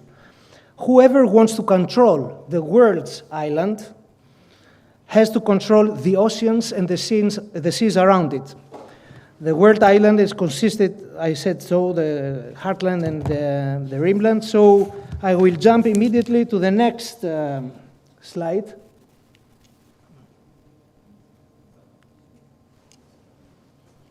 These are the 30 NATO European nations. There are two others from the other side of the Atlantic, Canada and the US. So you can see that this organization, which is a political military organization, covers a part of Rimland. And we have two new members that they joined NATO recently, Sweden and Finland, just after the war in Ukraine. You know everything about that, okay? I'm sorry? So this is the other organization that controls Rimland, part of Rimland, is the European Union. 30 nations, 27 nations, and you can see also the official candidates and the potential candidates, as well as the UK that went out of the Union a few years ago. We can easily understand that the Mackinder's theory is being materialized with the integration of Ukraine into EU and NATO structures, not to forget mentioning Belarus, that was quite close in 2020 to change its strategic direction. You can see also Moldova and Georgia, which are candidates also for the NATO and EU. And you can easily see the Oblast of Kaliningrad, which is in between Poland and Lithuania. Could you imagine if Belarus was also part of this organization or NATO organization? So the whole Rimland was going to be, let's say, a flow of friendly nations, and the Oblast of Kaliningrad was going to be completely isolated. What I would like to say with this depiction is that the theory of Mackinder is trying to isolate the heartland from the water lanes in the Baltic Sea and the Black Sea.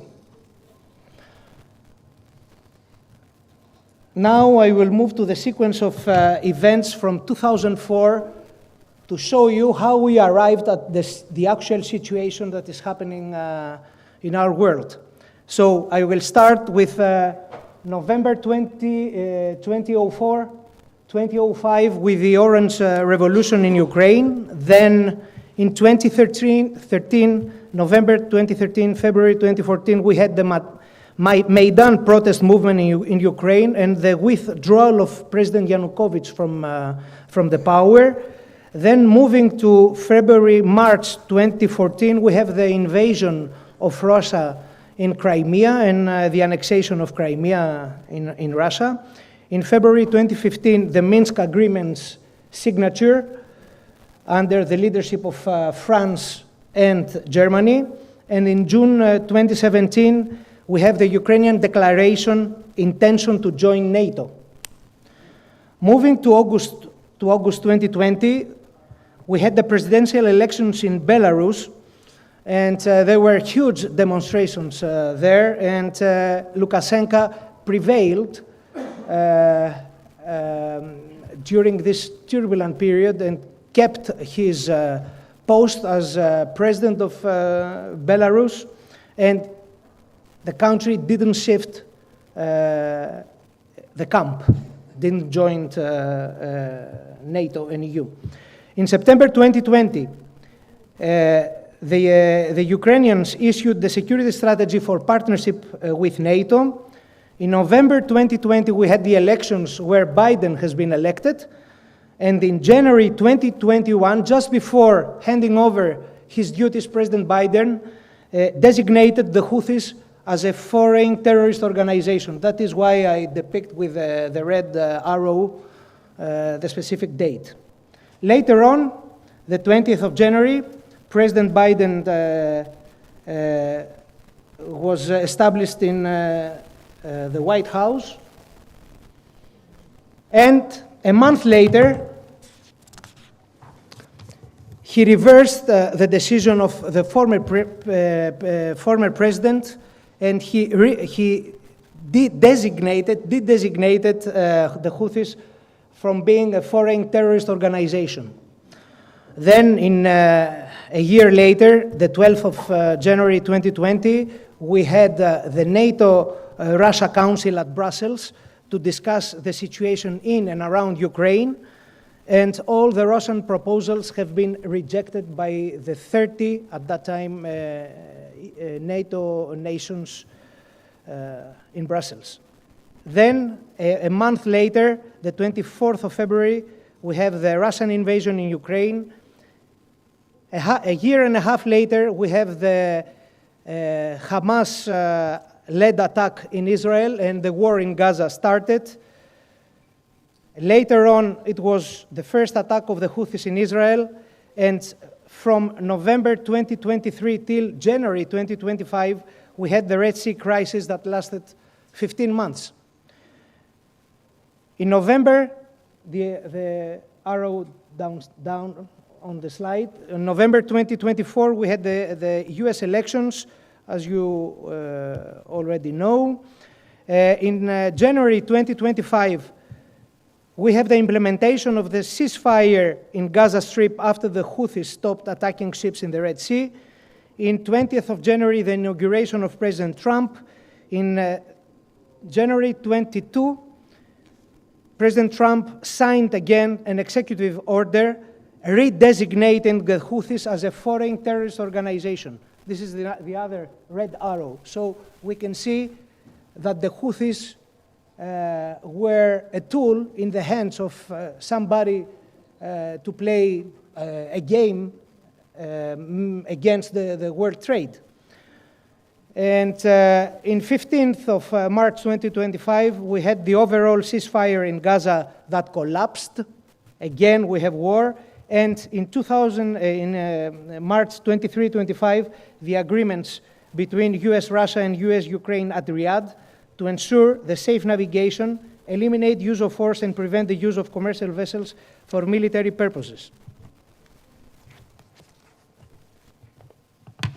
As you can see, this is the whole area affected by the wars in Ukraine, the war in Gaza, the war in between Israel and Iran, the Houthis, Yemen, Sudan, Eritrea. I included all. And this is the hottest area in the world. So my question is, how do we permit, as an international community, for 15 months to a foreign terrorist organization to control, actually, 2 main choke points out of 8, the Suez Canal and the Straits of Bab el-Mandeb, and create this turbulence.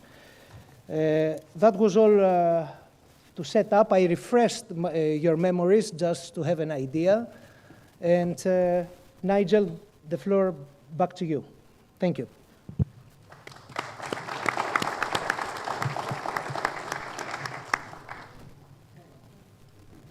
I thought I was supposed to be asking the questions.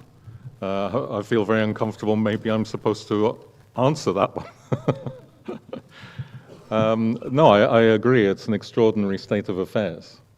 And, you know, problems of this nature are solved by one of 2 ways. They're either solved by violence or they're solved by diplomacy. And I don't know which you feel is the more appropriate to handle this very, very bizarre situation of the Houthis. Now I'm asking you that question now. You see, okay. Now, the boots on the other foot. Maybe a mixture, now. But it is a mixture of both. And we will see that happening through the new US administration. Great. So to get down to a slightly more broad-based discussion, the Houthis are not the sole risk. You've identified them as responsible for the hottest point on the globe, especially with relation to maritime risk. But they're not the only risk. What should the international shipping industry itself be doing to address these risks? And what, if anything, is the role that the IMO should be playing? So if you would like to carry on a little bit, John, and then we'll go to Stamatis. Okay, thank you, Nigel. It is obvious that the security risks exist in certain areas, as I depicted during my setup presentation. The arc starting from the Black Sea down to the Suez Canal and the Red Sea through the Straits of Bab el-Mandeb was for the last 3 years the most dangerous areas, as the wars in Ukraine, Gaza Strip, and the South Red Sea are still ongoing. All the 3 wars are still ongoing. Dealing with maritime security issues almost on a daily basis, it is of paramount importance prior to any voyage in those areas to proceed with accurate threat and risk assessment reports from credible providers in order to identify the situation well in advance and issue adequate guidelines to the masters of the vessels. The crews should be prepared and maintain a high level of awareness while passing through the high-risk areas, and best management practices issued by the IMO have to be followed in any case.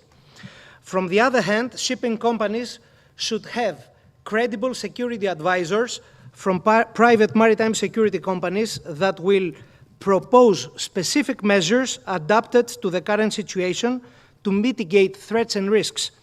Concerning the second part of your question, as the role of the IMO is to promote cooperation between governments in the regulation of shipping engaged in international trade, encouraging adoption of the highest practical standards concerning maritime efficiency of navigation.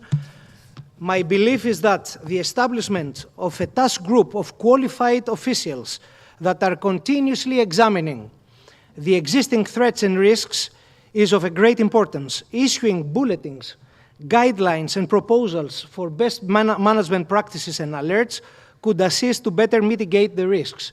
There is a friend that has served in the IMO for 3 years, so he could add a few things later on if we have the time. Finally, I strongly believe that masters of the vessels should increase their level of knowledge on maritime security threats and risks while having tools of update intelligence and information from institutions such as the Institute of Study of War, the Joint Maritime Information Center, UK MTO, etc. And last but not least, I have a proposal for the shipping industry that should be considered. In my opinion, a maritime security course tailor-made for the masters and the second in command could be developed in Greece at the NATO Maritime Interdiction Operational Training Center based in Souda Bay, Crete, after a request, of course, from the Hellenic Ministry of Maritime Affairs and a proposal from the relevant maritime associations. For sure, this will be an added value for the professionalism of the bridge officers being certified from such a prestigious training center that counts a life of 17 years. I had the honor to command this training center for 2.5 years. They are established in Greece, they are in Crete. We are not profiting of that, and most probably after a request from the Ministry of Maritime Affairs, the Ministry of Defense could give a green light to start working on the training need analysis, to proceed with the training need analysis for masters and bridge officers. So thank you, John. So that's a really interesting observation and proposal, and I hope it's picked up by someone here, and we continue this discussion. Very, very quick follow-up question. You laid out certain steps that you would expect that shipping companies and their crews would be adopting to best face these risks at the current point in time. If I asked you what score you would give, 1 being the worst, 10 being the best, ideal, for the current preparedness, risk preparedness of the shipping industry generally, with which you communicate on a market basis because of your company, from 1 to 10, what score would you give the current preparedness to face these risks of shipping companies? Honestly. I will judge. I'm sorry, I will judge now the shipping companies, and it's something that I should avoid. It's an observation. Our clients. Anyway, you know what they say about potential. You know, the worse things are, the greater potential there is. So I would say that anything between sort of 2 and 5 would maximize the potential for your services. And anything between 7 and, let's say, I will give, Nigel, I will give a score of 5 out of 10, because... a lot more that should be done at a company level. Has to be done. That's why I proposed the security advisor nearby the captain and the courses for security issues. We had incidents in the Black Sea recently, the last 3 months. Ships have been attacked by the underwater swimmers, and as Mr. Georgopoulos said earlier today, they placed limbet mines underneath the merchant vessels, that they were going out from the Azov Sea. So the awareness of the crews, it's of paramount importance. Okay, yeah, completely understood. Mr. Tsantanis, you know, coming back to the sort of experience of shipping companies, how are the Suez Canal and Black Sea crisis affecting companies at, I was going to say ground level, perhaps sea level would be a better expression. And at the moment, you're mainly involved in dry bulk, so if you want to concentrate on that, please be my guest, although you have experience in tankers as well. So. Yes. Well, thank you, and good afternoon, everyone. It's a great honor for me to be here. Congrats for making a great panel, and congrats to Kostis for setting this up. So the actual passages, I mean, we operate mostly on the Capesize and Newcastlemax segment, which is the largest conventional size of the dry bulk shipping. And we transport raw materials such as iron ore, coal, and bauxite. One would think that we would not have been affected by the pretty much closure of the Red Sea, but it was quite the contrary. We tested that 1 out of 3 of our ships would otherwise pass the Suez Canal, which we avoided by deviating the ships around the Cape of Good Hope. And the reason is that due to the invasion of Russia into Ukraine, coal became a dominant commodity again for energy needs. So Australia started exporting a lot of coal to Europe. There were a lot of coal cargoes from the west coast of America to India and also to China. So all these cargoes would otherwise pass from the Suez Canal. And they didn't. So we had to deviate approximately close to 30% of our fleet instead of passing through the Red Sea around to the Cape of Good Hope. One thing I should mention here is that right now we're testing this again, and it's only 7 or 8% of our fleet that is being deviated due to the need of, avoiding the Red Sea altogether. However, one should think that deviating ships around the Cape of Good Hope, outside of the actual risk against the ships, which is, of course, the loss of life, pollution, and a number of other things that can arise from missile attacks or drone attacks or submarine attacks or all these things, is that the impact to the environment is also quite significant. Adding 15, 20 days additional time to the vessel not only harms the environment by the incremental emissions, but also harms the consumer because it makes transportation costs unnecessarily more expensive. You require more days, so it's more ton miles.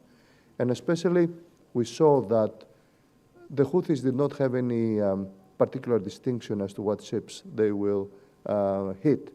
And they chose, outside of the Israeli interest ships, they also chose US-listed companies. I mean, I believe there is one of our peer group companies that have had 3 different attacks because just by the fact that they are US-listed without having any Israeli interests or things like that. So you avoid the risk altogether. You don't pass from the Red Sea. That has been, in my opinion, quite important for the transportation of seaborne commodities and raw materials. I am not optimistic as to this opening anytime soon, but the impact was well understated the previous months, especially on the Capesize Newcastlemax segment that we operate. Thanks, Stamati. You said that you weren't very optimistic about opening anytime soon, and I obviously wondered if John would agree with that, especially given the apparent stronger or renewed or fresh US focus on bringing peace to not only the Black Sea, but also the Red Sea. Any light at the end of the tunnel? We will see. We are writing assessments the last 12 months, and our estimation was that the situation was going to improve the earliest in summer 2025. Personally, I believe that now I will move a little bit further the date, and I will speak about autumn of 2025. Allow me to continue and say that first and foremost, we have to admit that trust for safe passages through those areas that we mentioned have been deeply traumatized the last 15 months due to bad decisions taken or decisions that were not taken. So international community and states with a leading role on defense and security issues, we can, let's say, ask them the question why they let this happen. So trust has to be restored. The efforts of the new US administration are heading to a better direction, in my opinion. It is a mixture, as I said before, of signed agreements between the US and the involved in conflict parties, as well as hard power actions, such as preemptive attacks against Houthis infrastructure, military assets, and mainly leadership. And I count the key leaders' engagement as a top priority. Look at the results in Israel achieved in the operational field with Hamas and Hezbollah leadership that changed radically the situation. So, in my opinion, when you find an open door, is either left open by chance, maybe by mistake, or the worst, you let the door open in purpose. Thank you. Okay, so we've done a little bit of positive publicity for the Trump administration. We'll get to the other sides very, very quickly, I think.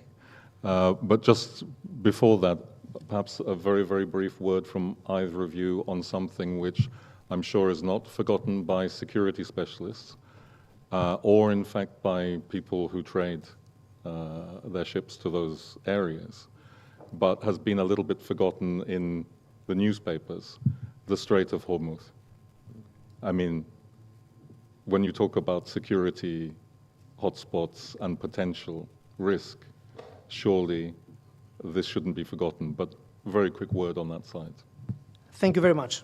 It was in our assessment also the Straits of Hormuz, and this was the worst case scenario that we were examining.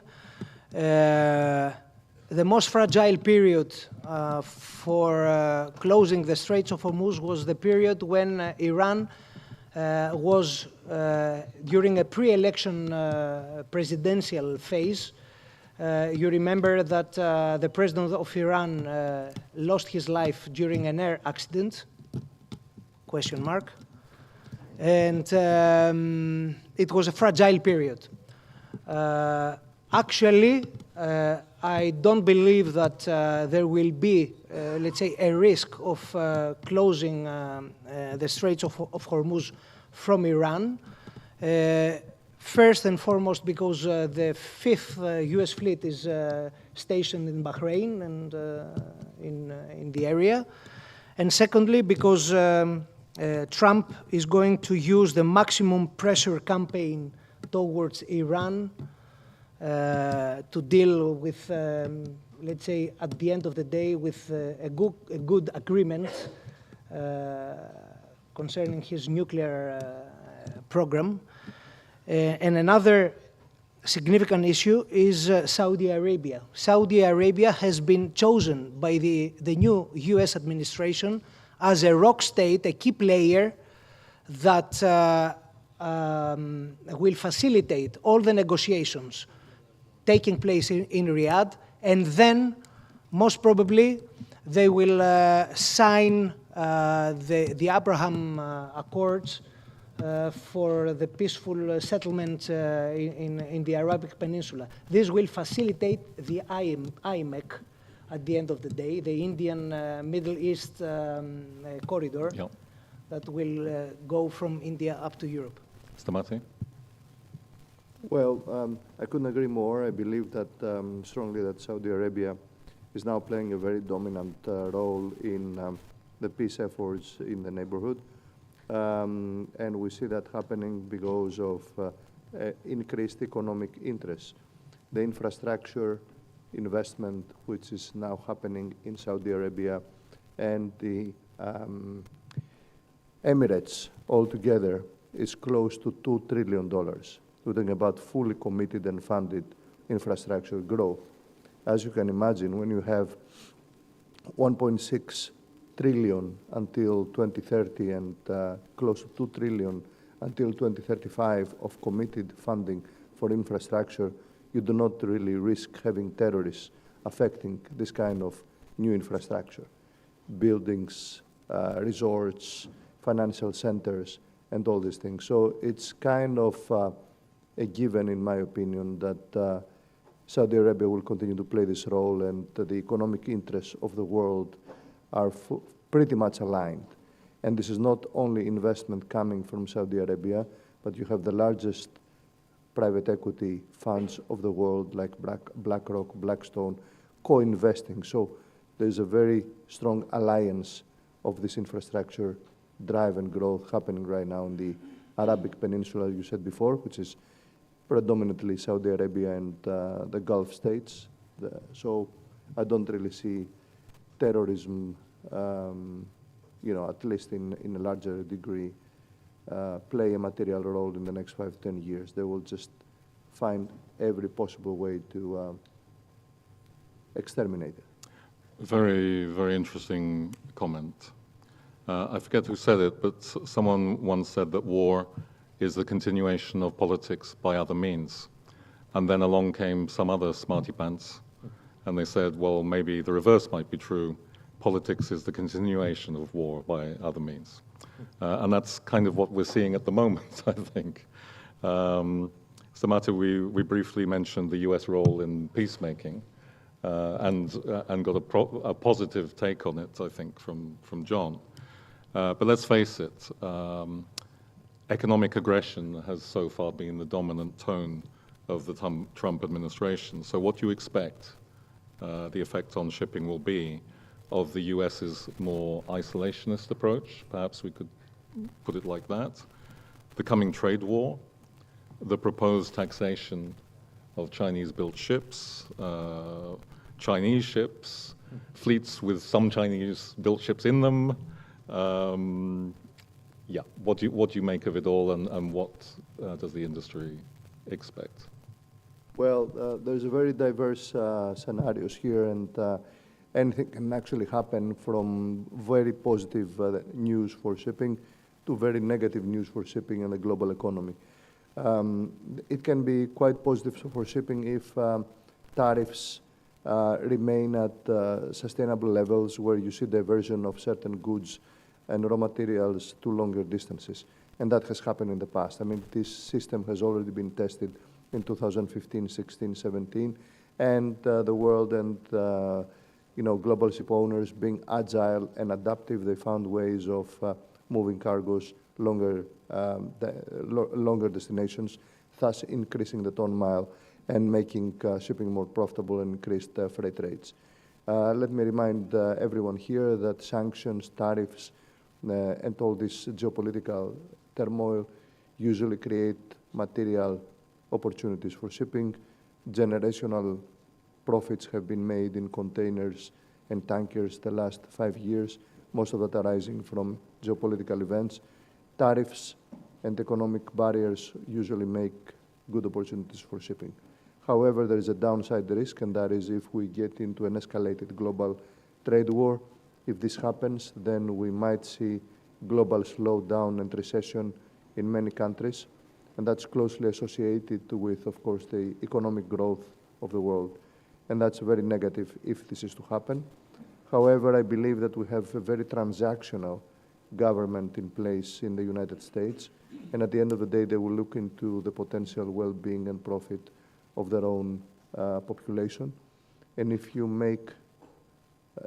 impose so many things that will create inflation and inflationary pressures without the necessary economic growth required to counter play that, it's going to be very negative. And I think that for the time being, it will lead eventually to a free trade within the next 2 or 3 years. However, in the short term, there will be a lot of volatility, a lot of uncertainty. Global markets hate volatility and uncertainty. Well, they love volatility, but they hate uncertainty. So I strongly believe that by the end of the year, we will know what kind of a direction this kind of thing will have taken. And I sincerely hope that we will reach a solution that's going to be beneficial for the consumers. Whether this is good or bad for shipping, I cannot really say. But at the end of the day, it's going to be good for the consumers if goods and services, if raw materials and goods are actually better priced and more efficiently transported. Thank you. Excellent. So we only have another 9 months of deep anxiety to somehow navigate. I'm very cheered by that.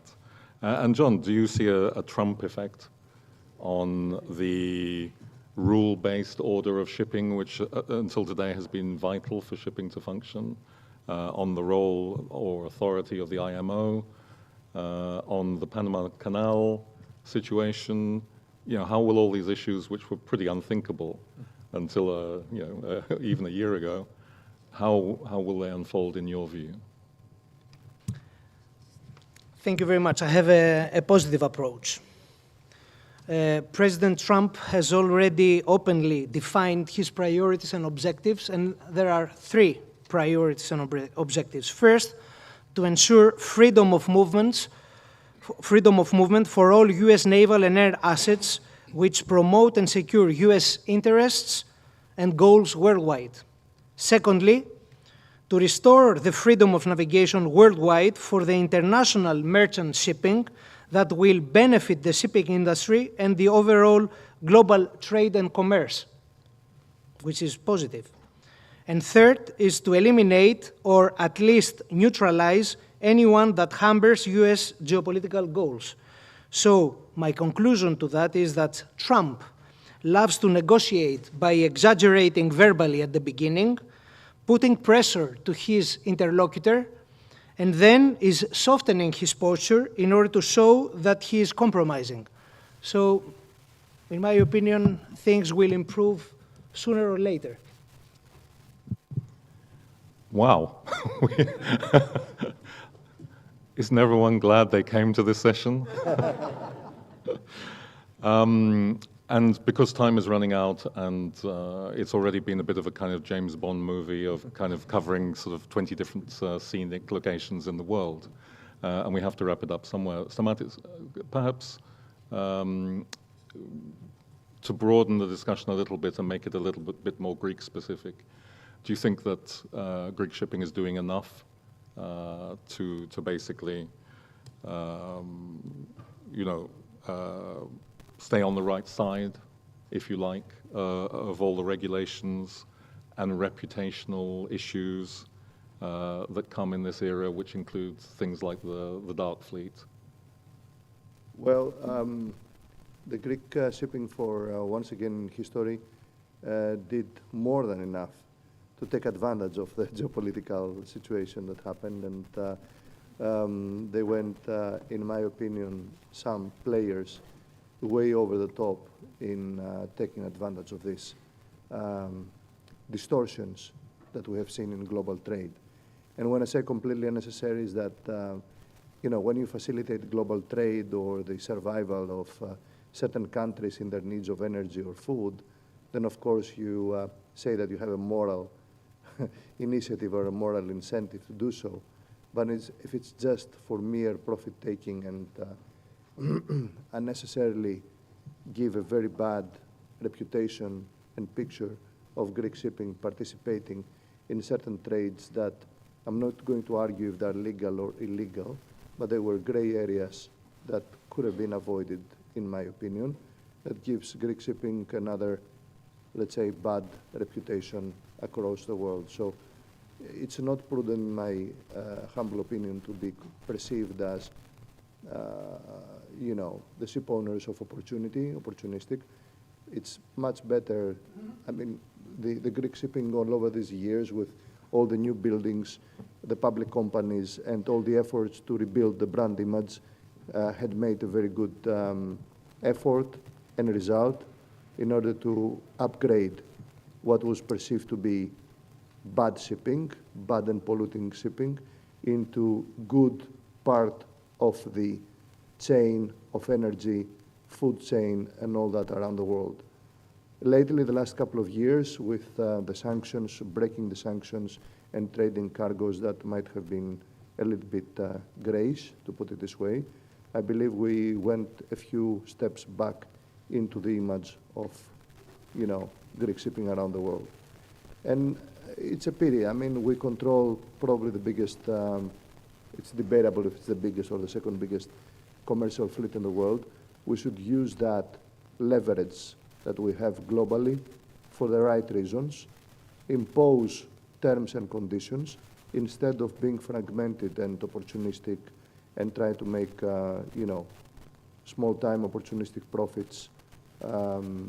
Greek shipping has a material role in global trade, and it should take advantage of that and adhere more power and more visibility for the Greek state and the importance of the Greek shipping fleet around the world.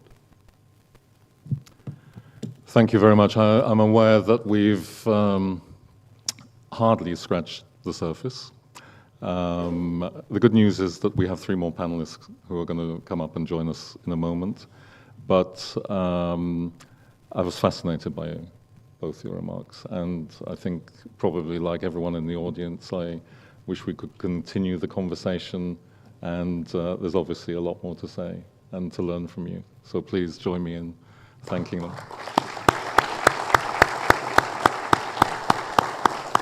Thanks so much. And the A team should join us now. Thanks.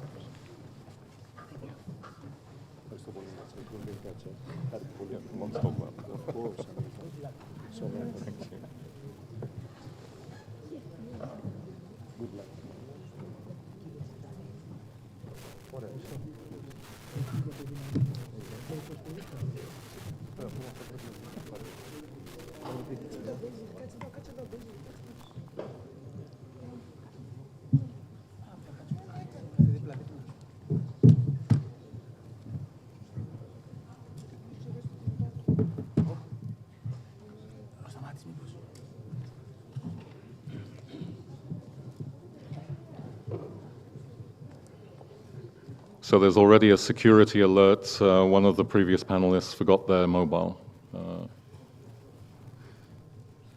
So welcome to our new panelists and their great combination and balance of knowledge in the dry sector and the tanker markets, as well as, and I've been trying to think of the right words for Danai, soft power. Okay. Very briefly to introduce them, Danai Bezantaku, CEO of Navigator Shipping Consultants and the first Vice President of the Propeller Club, International Port of Piraeus. Hardly needs any introduction. Most of you know Danai is organizer of Navigator, the Shipping Decision Makers Forum, concept founder of the Young Executives Shipping Forum, or YES Forum, as it's more commonly known, which is a platform of open dialogue between the industry, students, young people, young professionals, and president of the I4U Greek Mentoring Network, which empowers women entrepreneurs, among many other things. She was also a founding member and first president of the Hellenic US Alumni Association of the State Department. Makes you peculiarly qualified to comment. Basil Sakelis, Chief Executive, Alasia New Ships Management. Welcome, Basil. A dry bulk shipping company, as most of you will know. He's a graduate of Imperial College and Harvard Business School, began his career with Rothschilds and McKinsey & Company, and spent several years in finance before joining Alasia 16 years ago. Hardly seems possible. George Konstantakos, Global Head of Commercial for Avin International, and owner and operator of oil and chemical tankers. He has degrees in economics and shipping from Keele University in Cardiff, and he's been the head of chartering for Avin for an incredible 25 years. How can you be involved in chartering for 25 years and still look so fresh and dynamic? So without more ado, to George and Basil, perhaps, I would like to have your take on the impact of trade sanctions and maritime security risks on freight markets in response to trade sanctions, which, as we know, Russia, Venezuela, Iran, and the heightened maritime security concerns we've been discussing, both Black Sea, Straits of Hormuz, Red Sea. Greek ship owners are actively adjusting their trade routes and operational strategies to mitigate risks. How do these shifts affect things like ton-mile demand, freight rates, vessel earnings? The implications for war risk insurance is another thing that comes to mind. How are all these affecting shipping companies at sea level? Do you want to start, Basil? Sure. Thanks very much for the invitation, first of all, and to the organizers and to the Propeller Club in specific, and Kostis and Nanai. I don't want to take too much of your time on this specific question because obviously Stamatis has very eloquently, as the starting lineup,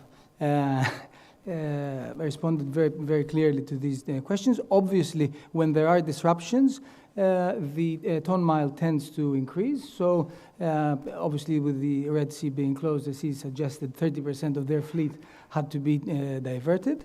And obviously with the Black Sea as well, the Black Sea grain trade and all of that,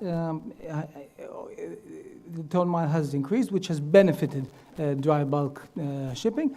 Naturally, I think we would much rather find other ways of making more money, but it has been a positive thing financially for dry bulk shipping.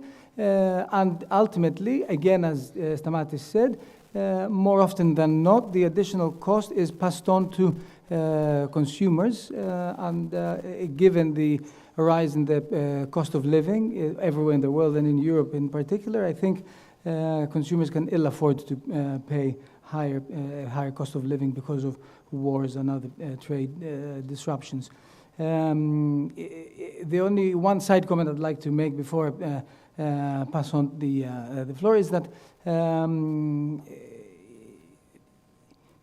again, Stamatis mentioned that a lot of trade in coal, for example, had to come into Europe as a result of what is happening between Ukraine and Russia. And so I think it's very important for everyone to distinguish ourselves in shipping between our goals in decarbonization, our commitment to retrofitting our ships with energy-saving devices, with ordering eco-new building vessels, even considering alternative fuels, with the needs of this world. And so I think that our European insurers and financiers asking us why we're carrying coal misses the point completely. It is what the world needs. You know, it's been said loads of times, we are taxi drivers. We don't control what gets carried, we just satisfy the requirement. Unless, of course, it is okay, because of our ethical, environmental sensitivities, for the poles to freeze to death.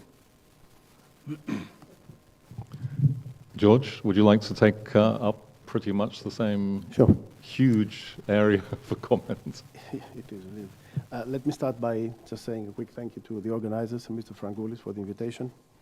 I'm going to give you just a brief, in a nutshell, comment from the commercial side of things, because, as you said, I'm on the chartering side, which is the world of numbers and negotiations and charter parties, which, unfortunately or fortunately for some, in the last couple of years, we are introduced in the world of due diligence, KYCs, increased on miles, avoiding areas, war risk areas, etc.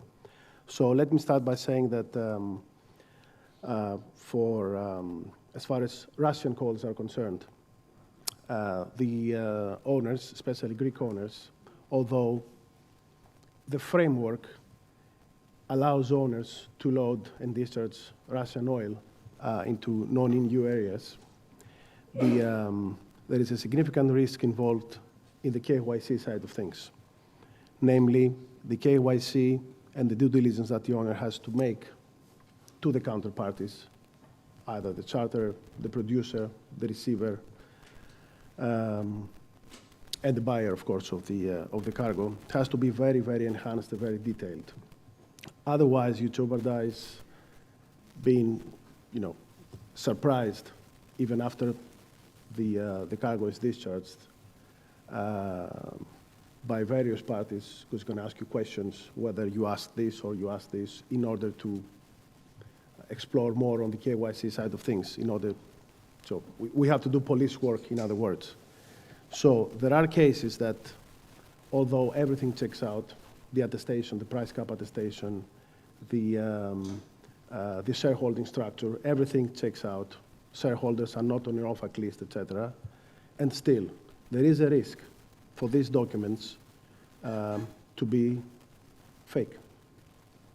There are examples of that, so the owners, especially the Greek owners, have to be very, very cautious and very, very proactive in their KYC. Otherwise, there are going to be big, big surprises, and you have the burden of proving yourself that you did the diligence that was needed at the time of the fixture, which is not an easy case, especially when you have to do, and you have to the U.S. government to talk to. Commercial risks. Greek owners are facing a rather peculiar situation. Even though they go and load and discharge with vanilla clean KYC cargoes from Russia, sometimes many of the oil majors and charters like BP, like Total, like Shell, they refuse to charter ships, or namely, they don't prefer to charter ships with Russian history, which puts another burden to the owner on the commerciality of the ship, on the tradability of the ship, and of course the resale value of the ship, because that follows the IMO number. And no matter how many times you change the name of the ship or the manager, the IMO number stays the same, and that impacts the resale value of the ship. So that's another risk that the owner has to take into account. Same applies for Israeli calls. If you go to Israel, then you have the Arab League boycott, all the Arab countries that would not allow you to trade and load and discharge to their countries, which in effect restricts your trade. And of course, IMO number again, they can track your IMO number, and this ship has a curse of have been called to Israel, and then resale value again drops. So the risk of the real risk of the Greek owner is to examine very, very thoroughly the counterparty, and either it's going to be a Russian cargo or an Israeli cargo or whatever cargo is on a non-OFAC list, and then take it from there.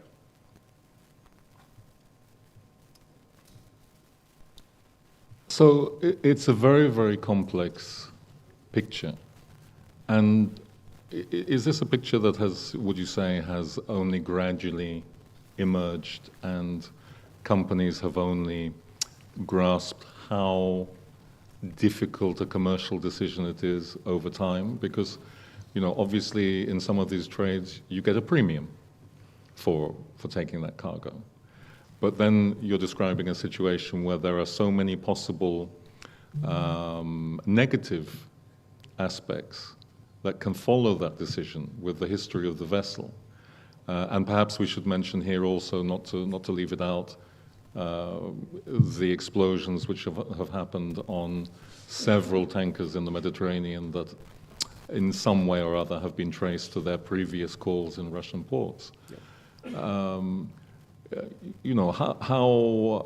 How slow has the industry been to really truly appreciate how difficult some of these commercial decisions are? I wouldn't say slow or fast. I would say it's a purely commercial decision of the owner that made this market a two-tier market with owners that do call legitimate Russia and do transport legitimate Russian cargoes, sometimes Venezuelan cargoes, when the Americans feel like it's time to carry the Venezuelan cargoes now and be our guest. Then it's again a two-tier market for those who elect to do these cargoes and those who don't. Yes, there is a very significant risk, which is of course sometimes, most of the times, in favor of the owners, as Basil said, increasing the ton mile, so increasing the freight market by diverting the ships around the Good Hope instead of going to the Red Sea.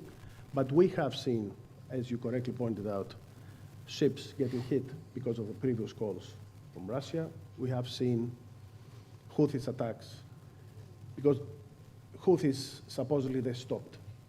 Commercially, I have to tell you, nothing stopped. People still do not go via the Red Sea. People do not really trust this passage, the BEM passage in the Gulf of Aden passage, and they don't trust that the Houthis will actually stop. So people like BP, Total, Shell, Vitol, Trafigura, US-listed owners, other owners that have called Israel before, they want to feel safe, even now. So they don't go via the Suez, which in turn is in favor of the market.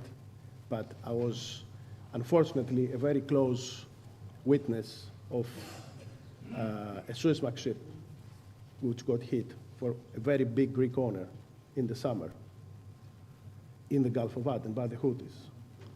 And the ship was basically hit, hijacked, and then left to burn for months with 1 million barrels of crude oil just in front of their country. And they wouldn't allow anyone to tow the ship away. The ship was burning, which, as you can imagine, the life at sea was, of course, unfortunately saved because the crew abandoned, but 1 million barrels of crude oil smack in the Red Sea, you can imagine the pollution damage that would have caused. So nothing has changed as far as commercial aspect is concerned. We're still very, very cautious.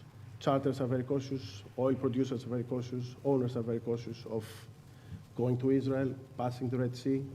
So they play safe going around the Cape. So what you say brings many, many different questions to mind. But just to bring Dana into the conversation, one thing that you did say, you mentioned the life at sea.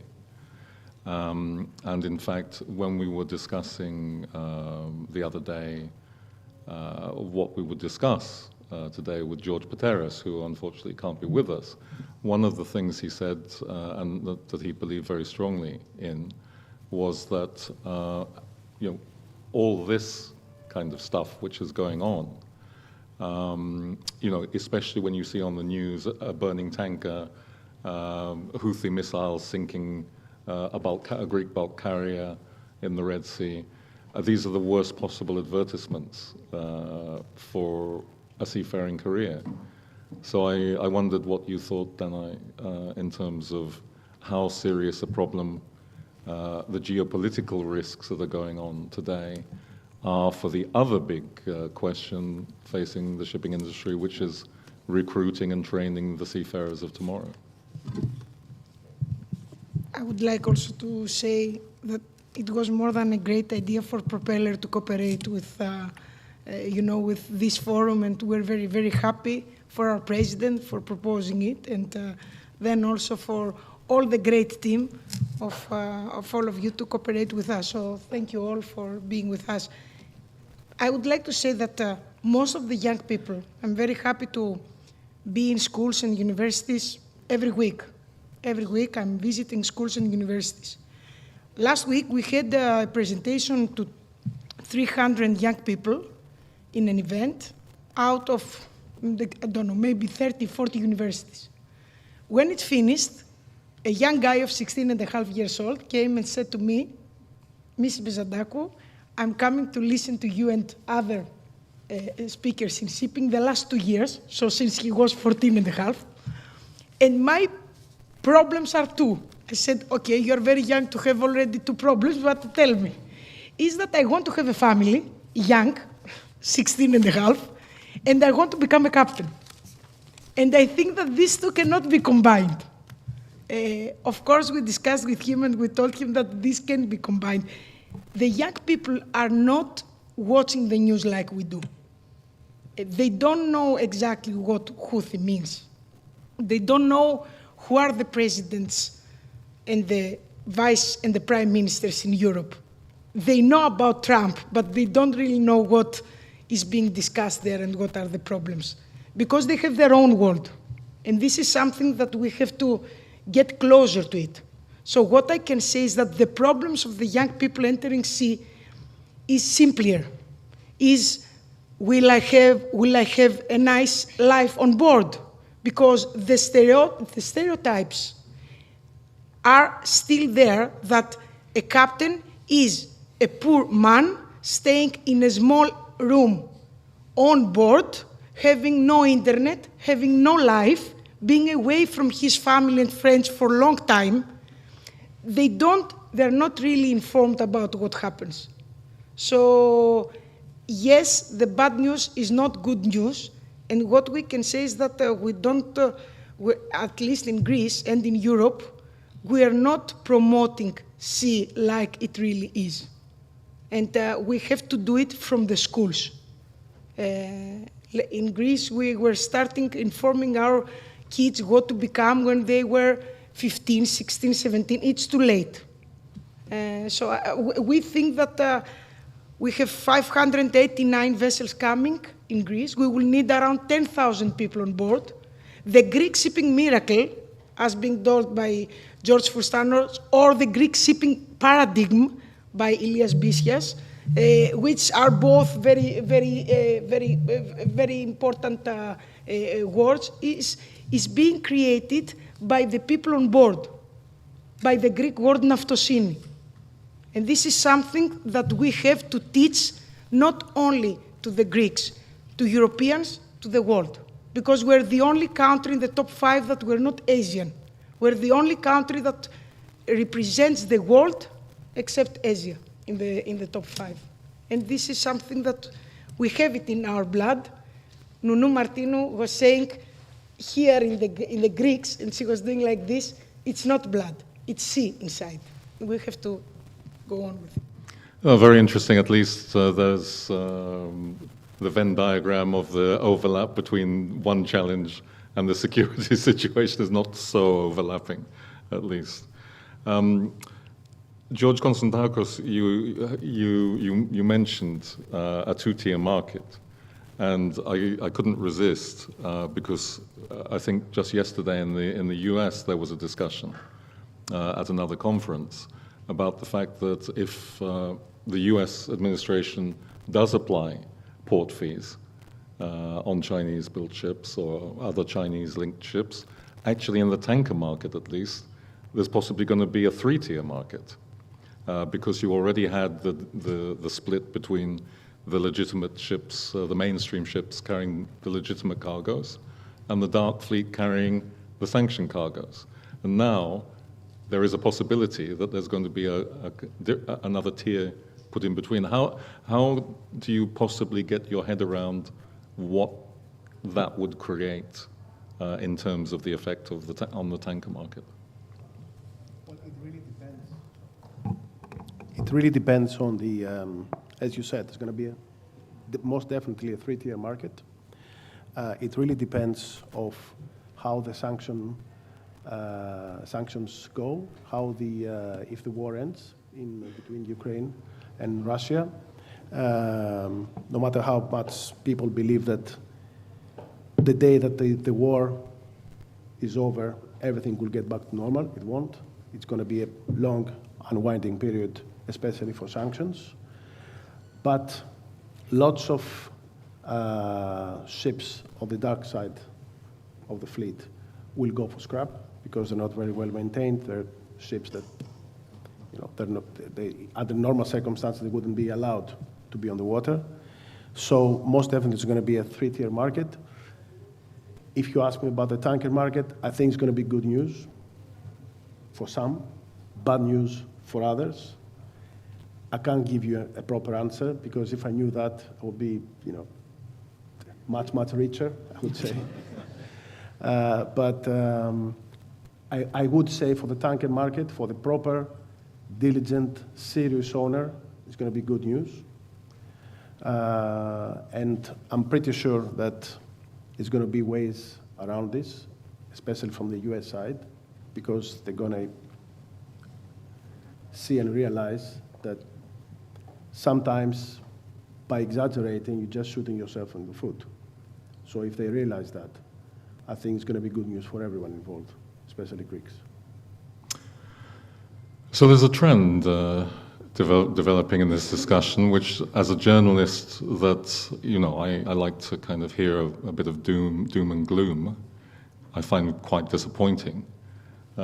It's kind of good news. It's good news all around. Is it because of what we've all been eating, or is it just like this is shipping?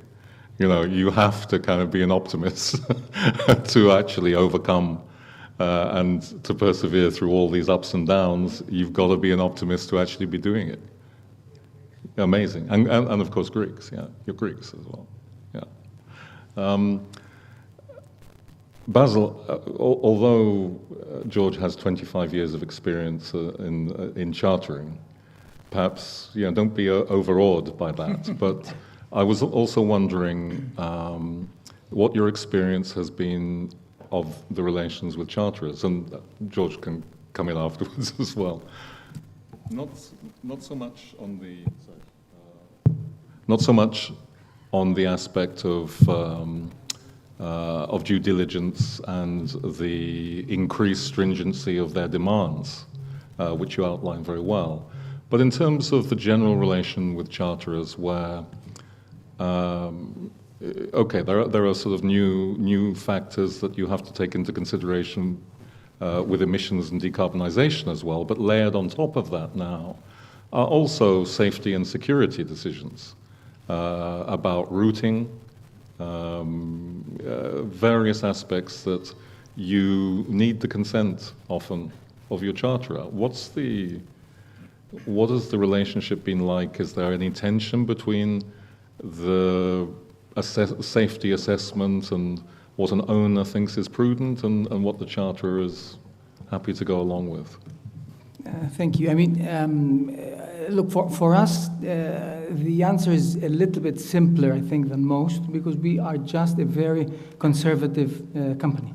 So we just avoid all the very dangerous areas, and that's the way we solve the problem. We are happy to earn less for the benefit of the safety of our crew members and our ships.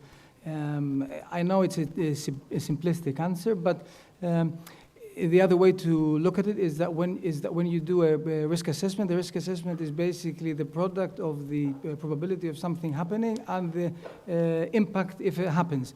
If the probability of something happening is very low, even if the impact is catastrophic, the result will probably allow you to go ahead. Well, we look at the catastrophic possibility of the impact, and we just ignore the possibility of it happening. And so we just say no. The last time that a charter insists, they do insist. I mean, our ESG document is about 50 pages and theirs is about 500 pages, but still, they insisted that we cross the Red Sea.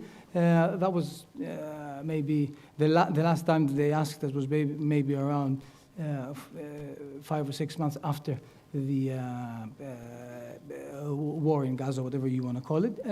And basically our response was that we'll get the ship to Suez, and then you will send us 20 seafarers. We'll put our ship at risk, and you'll put 20 souls at risk. And so we share it, and we go ahead. Guess how long it took them to tell us to divert around the Cape of Good Hope. So it's quite simple. Unfortunately, I can't give you a more complicated answer. For us, it's quite simple. George? Yeah, thank you. Well, up until 2022, the relationships between owners and charters were the classic relations between cat and dog sometimes. Fighting over freight, fighting over demurrage, fighting over everything under the sun. Since 2022, I think it's going to be, it was and it is, a honeymoon between owners and charterers. We all realized we're on the same side, under the same umbrella. Of course, common factor is that after the invasion of Russia to Ukraine, basically everyone was making money in this business. Charterers, traders, owners, shippers, producers, receivers, suppliers, everyone was making money. So if everyone is making money, it's happier and negotiations are easier. So on that sense, in that sense, that really helped.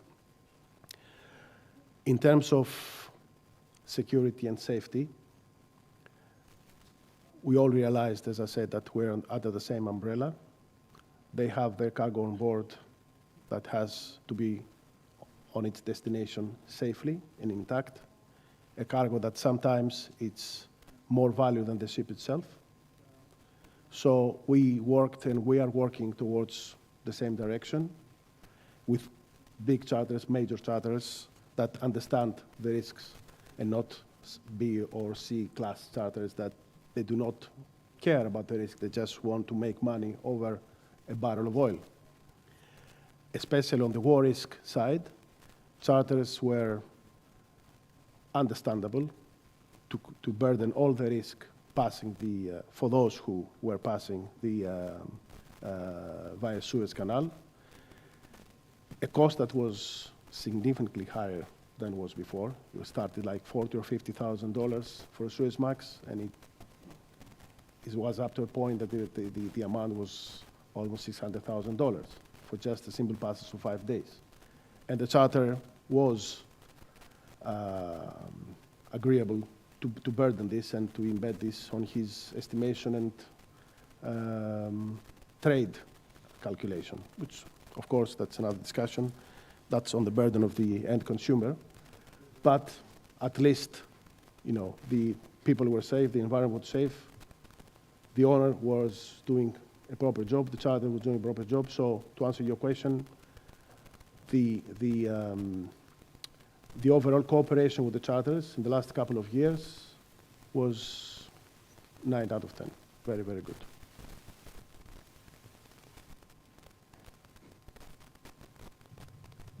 Nine out of 10, much better than the preparedness of shipping companies. Yes. So charterers, I think charterers are more highly marked than shipping companies. We have to be reasonably economical with time for our panel as well, but I want to touch on two other aspects. One is the European Union dimension and the importance of the Greek-owned fleet within Europe. And Basil, perhaps I could ask you what you think. Has there been a change in, especially with the geopolitical changes that have gone on? Has there been a change in how Europe is looking at shipping and in particular the importance of the Greek fleet? Yeah. They discovered shipping. Indeed. So the numbers are very well known, but I think sometimes it's worth repeating them. Europe represents 5% of the global population, 15% of the global GDP, but controls 35% of the global fleet. And the numbers are even more staggering when it comes to Greece. We represent 0.something% of the population of the GDP, but 20% of the global fleet. But although our fleet has been growing in absolute terms, it has been declining in relative terms, mostly in favor of the East. So this is the background. At the same time, the U.S., for lack of a better term, seems to be picking a fight with everyone at the moment. The Chinese, for now, appear to be, to borrow someone else's phrase, appear to be behaving like the adult in the room right now. And the BRICS economies represent a higher percentage of GDP than G7. So if I'm somewhere in between and I am trying to think who I should align myself with, it's not that obvious anymore that I should be aligning myself with the US administration. And particularly us in dry shipping, we cannot live without trading in the Far East if we don't trade in China. So we have to balance all of these things. So my view is that we cannot afford anymore to have fragmented opinions in shipping within the EU, the North having one opinion, the South having another.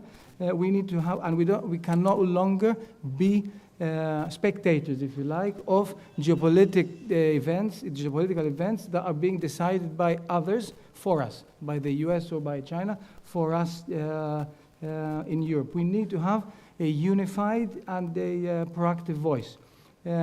And I think that this is particularly awkward for us in Greece, because historically, shipping in Greece has preferred to conduct its business out of the limelight, and with all due respect to the minister, with as little to do with the government and governmental authorities and officials generally. So we need to get used to the idea that those times are gone. We need to step into the limelight, us Greeks and the European Union as a whole, and to have a unified voice that can, at some point, help direct our fate, and not wait for others, either from the West or from the East, to direct our fate for us.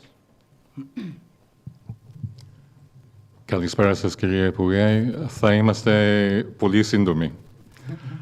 And the other area of risk I just wanted to briefly touch on, Dana, is obviously the technological and manpower risk. How would you rate the situation in terms of the pipeline of having the people who are ready and able to operate the ships of tomorrow and the new technology, including things like AI? The number says that until 2030 we have to educate, retrain, upskilling 800,000 seafarers. In Europe is 250,000. And let's not go to the numbers of the offices, because we will talk about many, many millions. We have yesterday to start upskilling, reskilling, retraining, all of us. Now the generations are changing every 3 years. When we started, I also started before 25 years working, it was changing every 20 years or 30. Now it's every 3 years. So, and now the generations, the young generations, they want mental health, well-being, they want a different way of working. And before Mr. Hadjigrigori said that we may be replaced by robots that will be paid the same money all over the world. Not 1,000 in Greece, 2,000 in France, 5,000 in US, 200 in Africa. All of them will be paid the same. And this will be a problem. So we need to upskill and reskill, because now the vessels are very modern, the regulations are changing all the time, the safety must be seen, the cybersecurity, all these threats are there. We see now that the wars are not being done with the guns and kolokotronis, it's the drones. So things are changing. And very important is what this forum is doing today, to bring together the academia, the political and the entrepreneurial people in the same table. And this is something that we were not doing in Europe, in order to say as before. We're doing it now. And the enemy, the competitor of all of us is not one with each other like when we started working, is the AI, or as I like to say in Greek, because I like it more, is the tounou, which I don't like this tounou. And I would not like to replace the people with the tounou, because we're 8 billion and we will become 10 billion. And we must not pay the people for sitting in the house. Thanks, Dana. One thing that we haven't perhaps got fixed, and I'm going to make a couple of comments just very briefly, because picking up on what some of the remarks that you've said, and also in particular what Stamatis Tsantanis was saying at the end of the previous panel, in terms of Greek shipping's ability to withstand some of these geopolitical risks and other institutional risks. From my perspective, it's sometimes, I noted some things down. From my perspective, it's sometimes a case of the bigger you are, the harder you fall.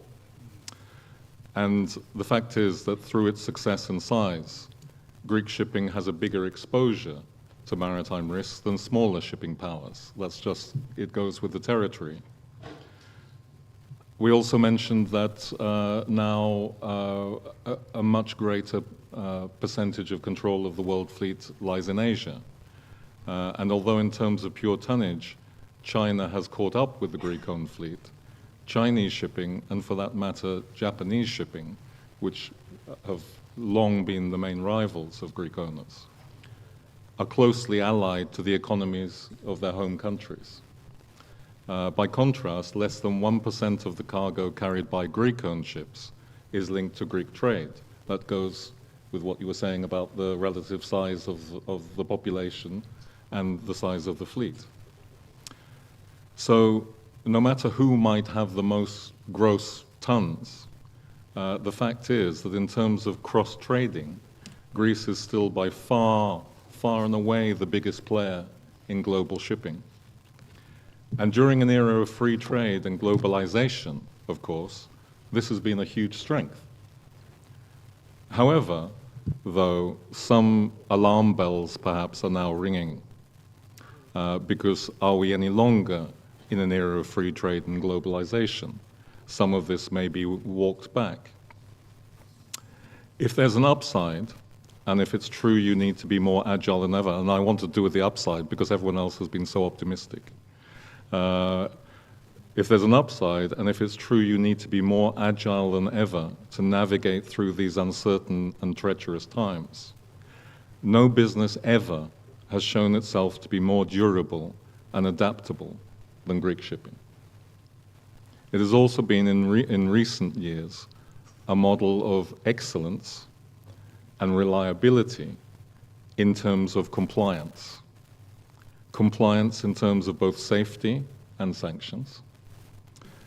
And as such, Greek-owned shipping has been quietly, and even some might say invisibly, an important tool of the West and the rule-based world order. There are some real questions to be looked into as to how that relationship might evolve. If, for example, the US's crucial role in the rule-based order is abdicated, and, for example, if the dollar loses its preeminence, as many adversaries are hoping it will. Those are questions, though, to be picked up another day by smarter folk than me, just because I represent an organization with intelligence at the end of the name. So thank you all for listening, and please show our appreciation to these great panelists.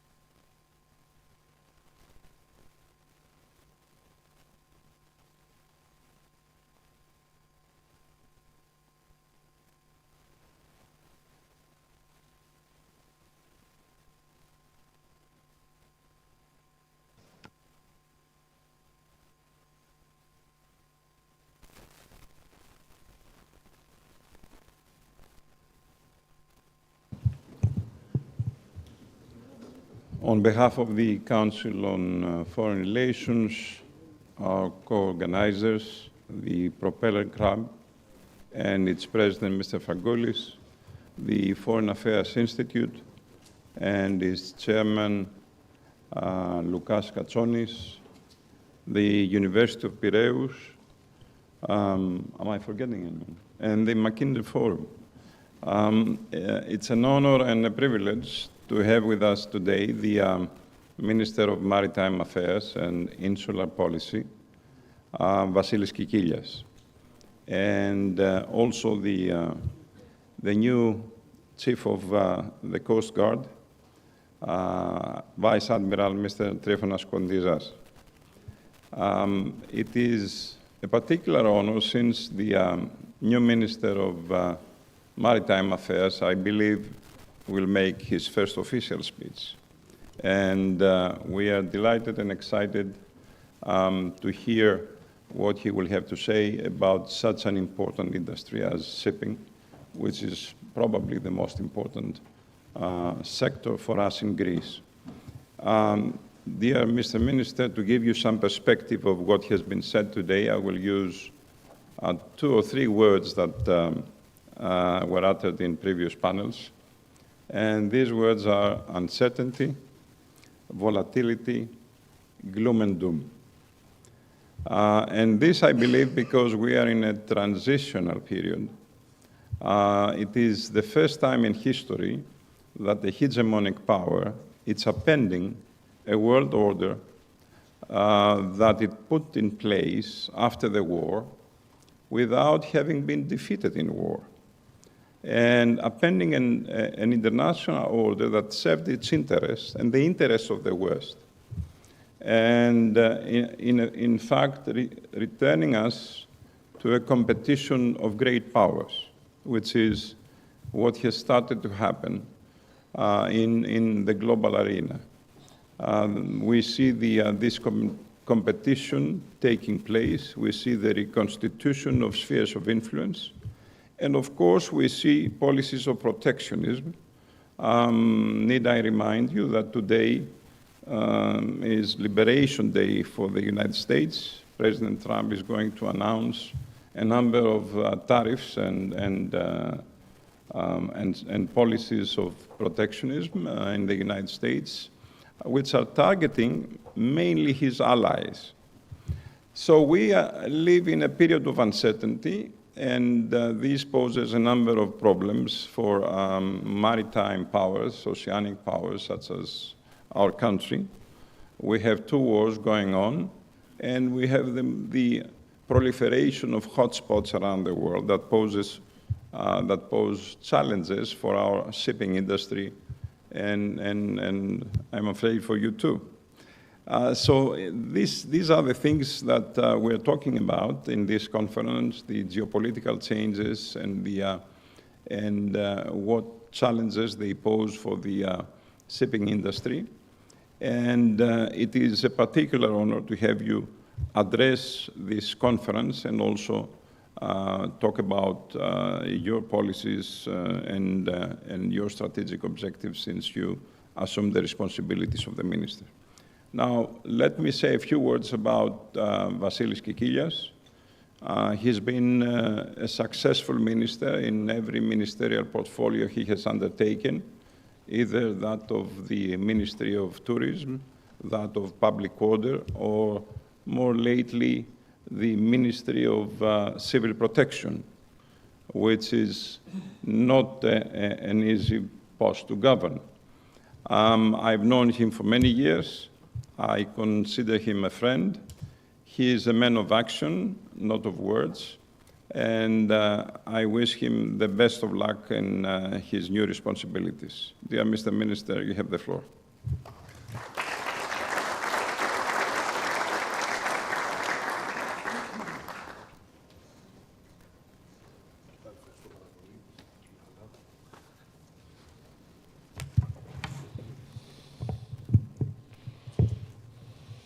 The higher it gets, the better for me.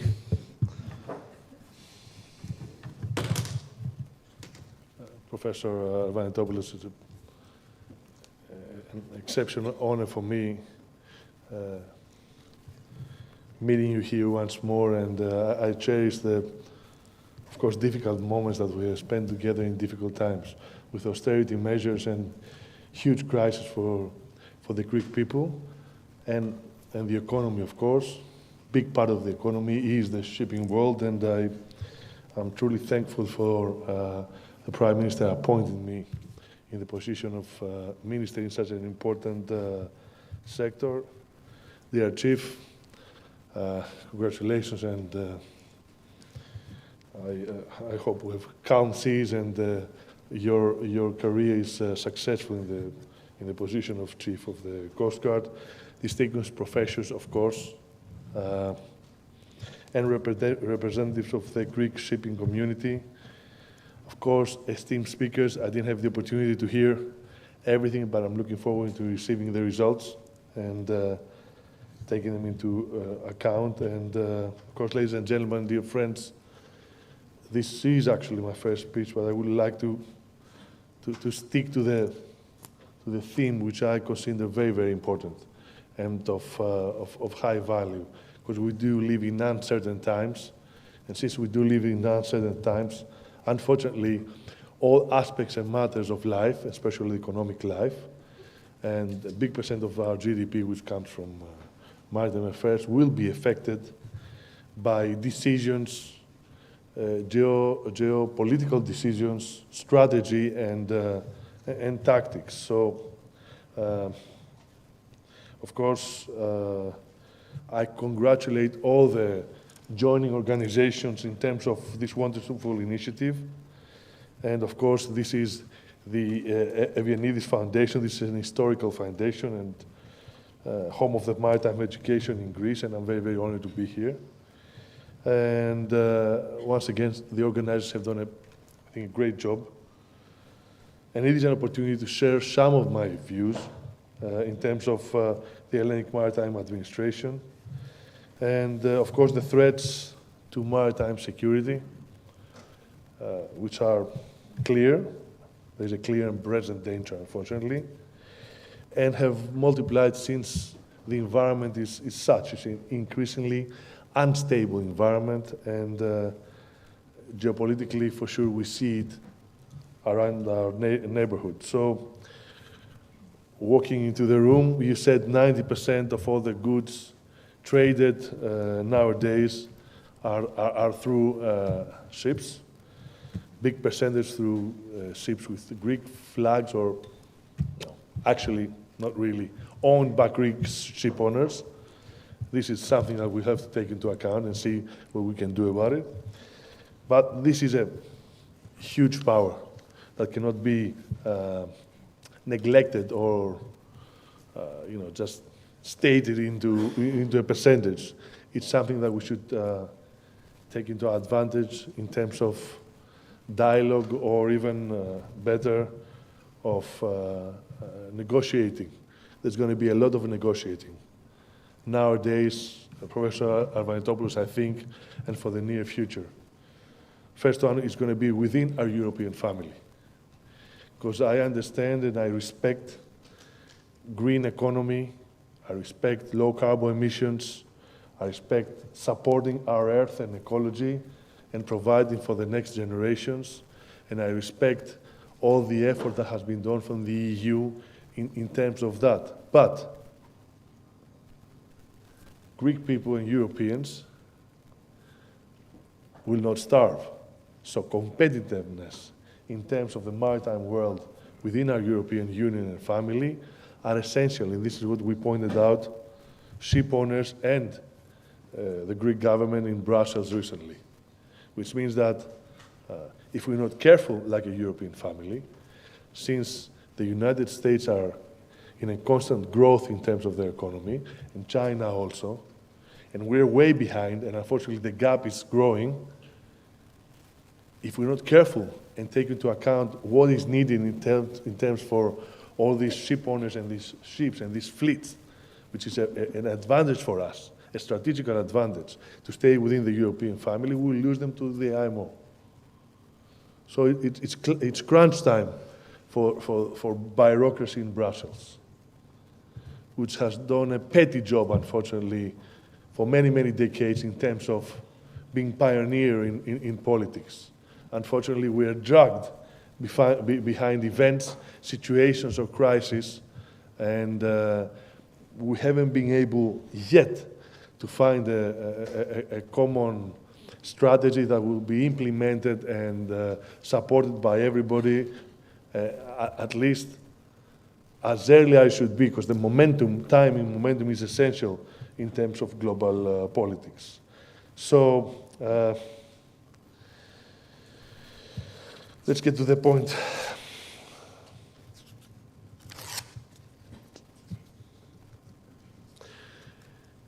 The rule of maritime law. Remember, Professor, I talked about AEZ together with Professor Kariotis, with the late deceased general manager of the Ministry of Energy of Cyprus, Solomos Kassinis, who then became a politician, and with Nikos Ligeros, some 10, 12 years ago. Talked about 1982, Montego Bay, EEZ and the strategical advantage, back then in the aspect of economy also. But here it is deciding more or less, UNICLOS, authorized or unauthorized activities in terms of our exclusive economic zone. Once again, I want to remind everybody, we're not talking about just fishing. We're not talking about just gas and oil. We're talking about solar energy, wind energy, wave energy, of course, maritime calling, which is fishing, and then gas and oil. And everything is important. And since a huge power like the United States is shifting to drill, drill, drill, I don't see any other way of how things are going to be, unfolded in global politics. And since one part of the Libyan curb under Crete, you got the Israelis, the Egyptians, and the Libyans, and a lot of wells, successful wells with successful drilling.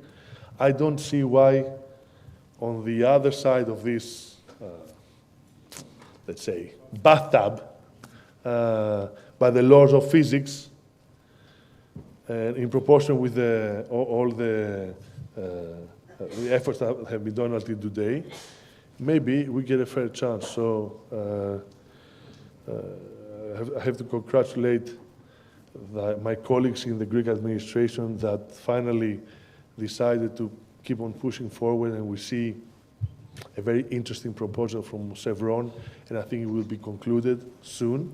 Let's wait for that and see exactly what the terms are, but I feel it's important. Unfortunately, since history and until today, water, food, and energy were the means or the cause for peace or war globally. Since the ancient times, unfortunately, nothing has changed until today. This is going to be the main part of how the playbook is going to be unfolded. So in terms of energy resources, if this is doable and possible, together with our strategy of green energy, something that we want and something that we should pursue as far as I'm concerned. Is that our only problem? No, of course. Clear and present dangers, the Houthis and other instabilities in key passages through our maritime routes. We should fight back. There is no other way. And of course, in terms of cybersecurity or the problems unfolding in this new world of artificial intelligence, or the pressure from, I don't know, not strengthening all these years our protocols in terms of that. Digitalization is one thing, but also in this sector, our sector, strengthening the protocols in terms of cybersecurity, in infrastructures, in key aspects of security of the administration, and also in the private sector, together with the public sector, is essential, as far as I'm concerned, to be able to put the framework of security where we want it.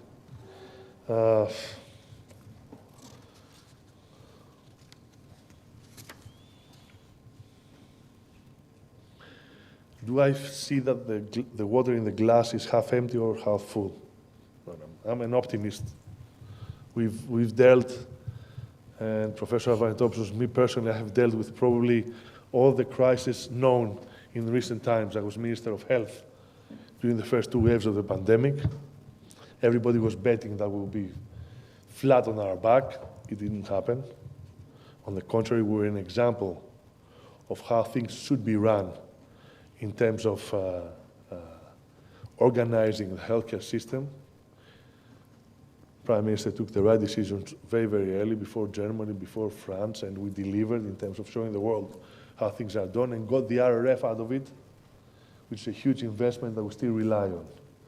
And then, since the years of the civil protection, I have helped, and we have helped, through all the crises that we dealt, run a huge program like AEGIS in terms of getting the goods from artificial intelligence to Canadair, to drone, to aircrafts, helicopters, gear, and everything else. What does that have to do with the maritime world? You've got to push on forward. Our fleet is not 2 or 3 or 5 years old. Correct, Chief? We've got to see what we have to do about that. Also, our Coast Guard fleet is not there.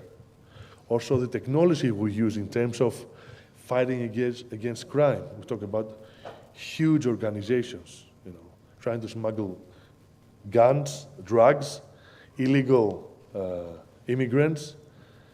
Our ports and the security in our ports, it's first priority for me in terms of the people that work for us, the private sector, and then again, first of all, the people we carry safely from our mainland to the islands, which is a huge advantage as far as I'm concerned for us, not a disadvantage. We've got to push forward to the future. So any tenders that were there since I don't know when, we're going to push forward with them and also cooperate with the private sector too. I truly believe in PPE, and I do believe that there are important investors in Greece that would like to see things moving forward. And it's very, very interesting to see how things are going to be pushed forward. Professor, sanctions, trade restrictions, it doesn't look good, but I am optimistic because we did it so far. And I have to admit, in this sector, it was mainly private funds, private initiative, and pioneers. People out of nowhere, maybe from small islands in the eastern part of the Aegean, they came forward and they created this huge fleet, and this is very important. Yes, there were risks. Yes, there are risks, but there are also opportunities. Yes, things are changing vastly, globally, but I really liked what I heard just a few minutes earlier. I'm back in the days before professional medicine and before politics. I was a professional basketball player.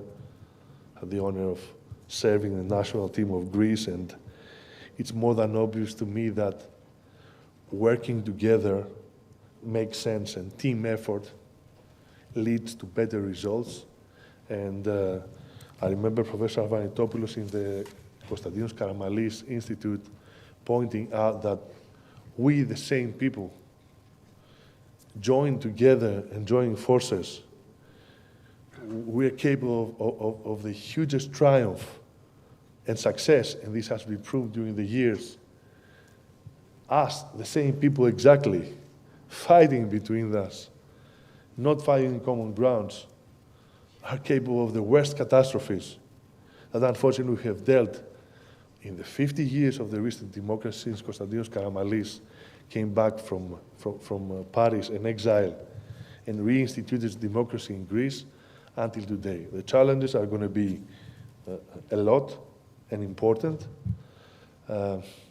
Unfortunately, things that are worthwhile are difficult ones, difficult to happen, never impossible. You just have to be willing to pay the price. So I do not feel that universities, and especially the University of Piraeus, should be out of the picture. I have two parents, they are both professors in Greek, were professors in Greek universities. They retired. So I was amazed by seeing that my ministry has not even an MOU with the Ministry of Piraeus, with the University of Piraeus. This should change. Practical stuff. There are brilliant professors in Greece that together with the private sector and the public sector can produce. So, talk about investments, Chief. How about investments in our Greek shipyards? Why in the other side of the globe? Yes, maybe this was happening until today, but when will the time start that we'll start supporting our own production? Education, I am not happy where we are. You've got to give motives to young people that want to become captains or mechanics or do all sorts of stuff in a maritime world, so education. We had to finish this summer successfully with no accidents, no problems, professionally, which means everybody out on the port, helping, assisting, organizing, but then we should come September, October, max November, with an actual framework to upgrade. I heard reskilling, upskilling of what we do in terms of teaching young people this art. It's well paid. It's totally different than maybe 30, 40, or 50 years in the past. You don't send somebody to sea and he never sees his family for 2 years. There's internet, there's things to do, the better ships, bigger ships. I think it's an important part of the economy for young Greeks, and we have to strengthen it. Our fleet, it's a matter of patriotism, and we have to find a way to convince private sector and, like I said, pioneers and patriots, investors that they deserve to have, and we deserve to have Greek flags. In order for them to have Greek flags, we should produce people that can work in the ships and run the ships. There's no other way. And now how about what is happening in Silicon Valley or second Silicon Valley in Israel and small hubs of newborn companies here in Greece? Can we match the three together? Professors and students from universities. Small or big, new or old companies, mainly Greek companies, that can produce for us, and an organized administration, an organized government, and an organized ministry that can ask for certain things and go one step at a time in terms of security, in terms of new technologies, in terms of education, in terms of what we produce here, and maybe this can become a hub for the Balkans, for the east part of the Mediterranean Sea, and slowly and steadily producing stuff that can be added to the income of the average Greek family in terms of prosperity being spread to everybody. Because as far as I'm concerned, 40 or 50 or 60 or 100 ship owners cannot be happy and live in Greece if all the other scenery around them is people in a difficult spot. So you should take into account that for many, many years and decades, since the 50 years of our Eastern democracy, next generation was living better than the generation before. And after the austerity measures and the crisis, this is not the case nowadays in Greece, in terms of young kids trying to find a house or a job or have a future or live by hope. And now it's our responsibility, and there are people here that I know have fought hard during the past, to give us the opportunity nowadays, if things are balancing, to be able to push forward and help them create for themselves a better future. This is the main goals of the Ministry of Maritime Affairs as far as I'm concerned, and the only thing I can promise that I will and we will work very, very hard in order to produce, in order to protect, in order to put the framework, but also to help private sector prevail. Thank you.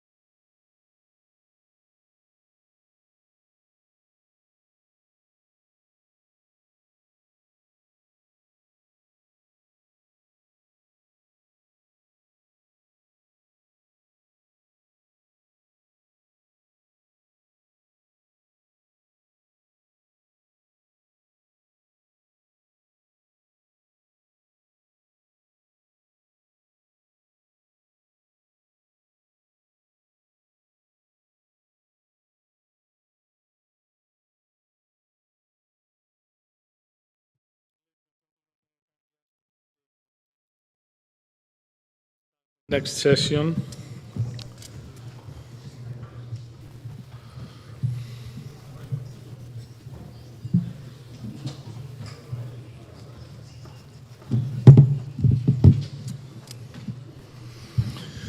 Okay, now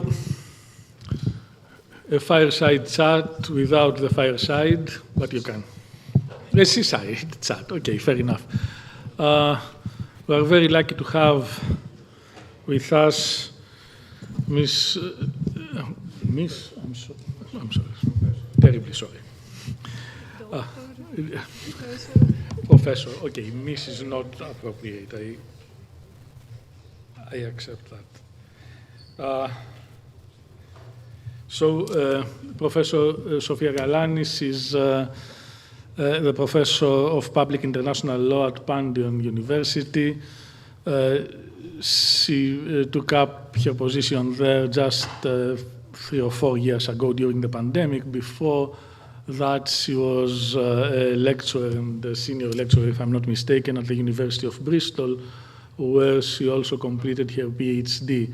Now, the University of Bristol, of course, is one of the most famous centers of learning on international law issues and issues concerning the law of the sea globally.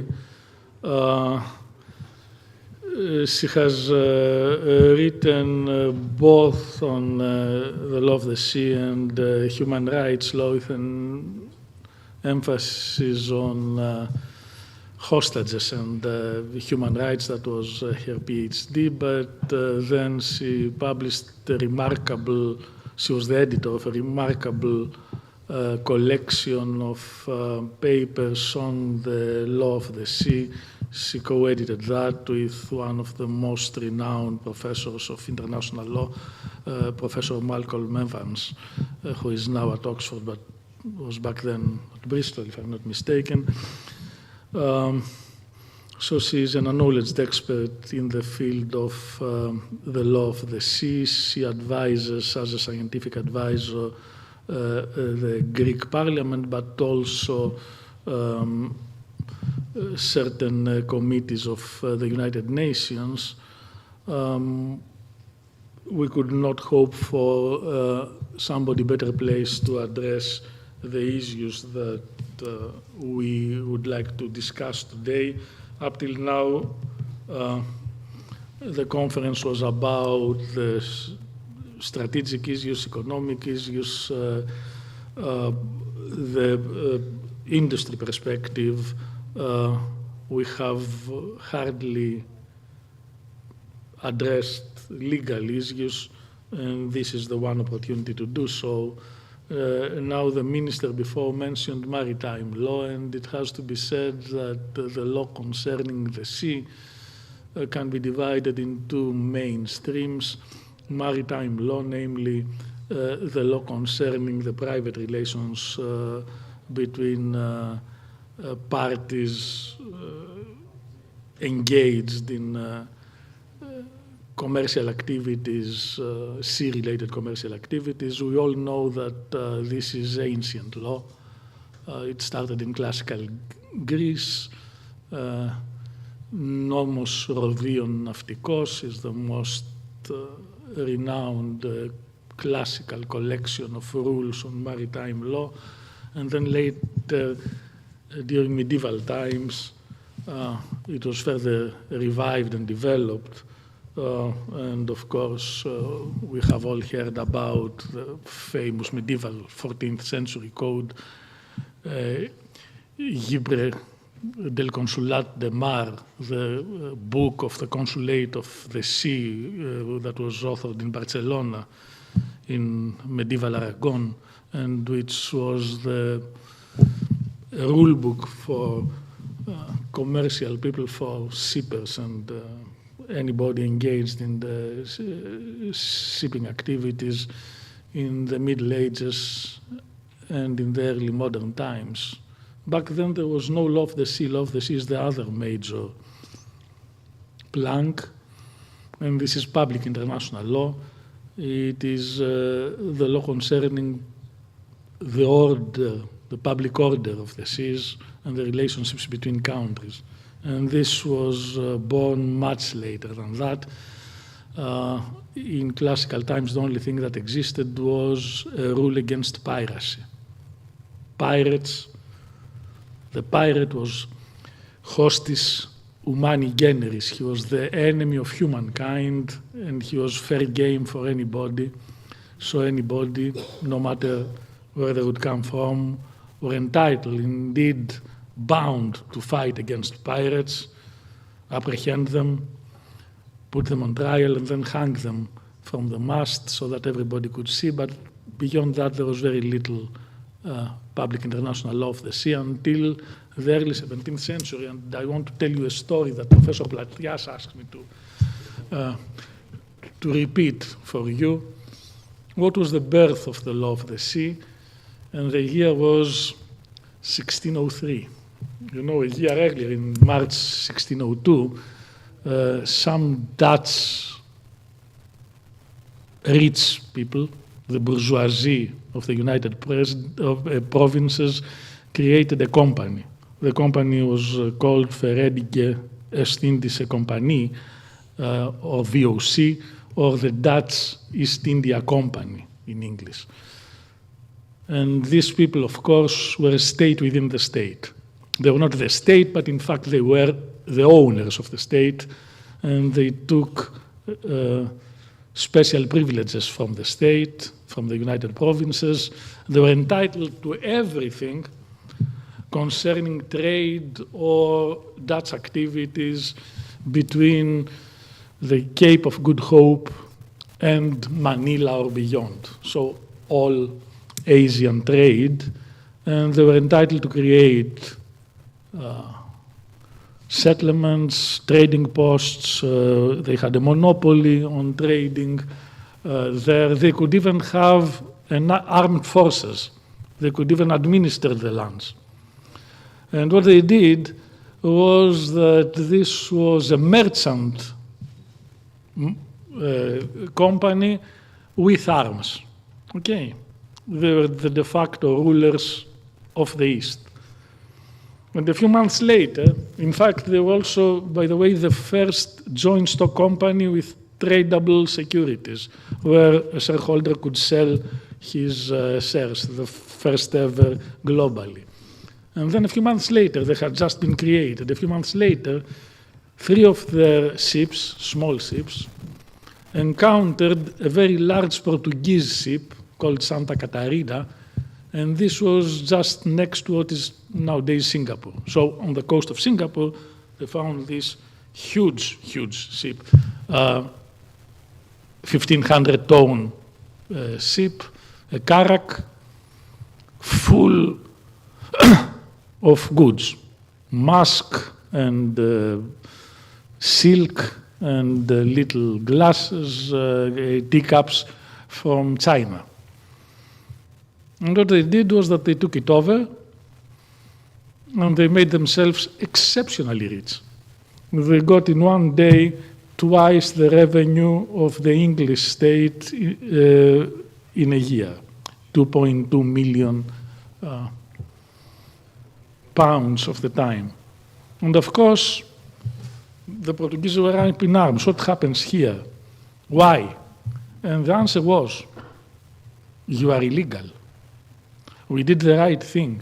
What we did was taking prize because you claim that you have a right that you do not have, namely the right to monopolistic trade. Portugal and Spain believed at the time, England too, that as nowadays, the air belongs to the land at the bottom. So the land extends upwards, that the same thing basically happened, sort of, in the sea, that the seas belonged to particular countries. This was the principle of mare clausum. And the Dutch said, no, no, the sea is for all to navigate, commerce is open to everybody, this is the basis of the law, natural law. And they found, as always happens, a young lawyer who prostituted himself to them. The money was good, and they asked him, he was 20 years old, 21, they asked him to write a legal opinion because they had to meet a claim before the Amsterdam courts. Guess who won? These were Dutch pirates before an Amsterdam court. Who won? The Dutch won. The Portuguese lost. And the lawyer was called de Groot, Whig de Groot, and we know him under his Latin name, Hugo Grotius, and he's the father of international law. And he composed a legal paper, huge. It was never published until 1856. It was published under the title, believe it or not, De Jure Prede, which means on the law of price, on how you take other people's property and you make it your own. But one chapter of it was published to huge acclaim in 1609, and it was called Mare Liberum, Freedom of the Seas. And this became the basis of the law of the sea. It was accepted, it became hugely popular. And over the next century, the English abandoned their belief in mare clausum and embraced the Grotian theories of mare liberum. And then, and I conclude with that, 99 years later, in 1602, another Dutch author came up with the following idea: territorial waters. You know, we talk nowadays about the 12-mile rule, but back then it was 3 miles. Why 3 miles?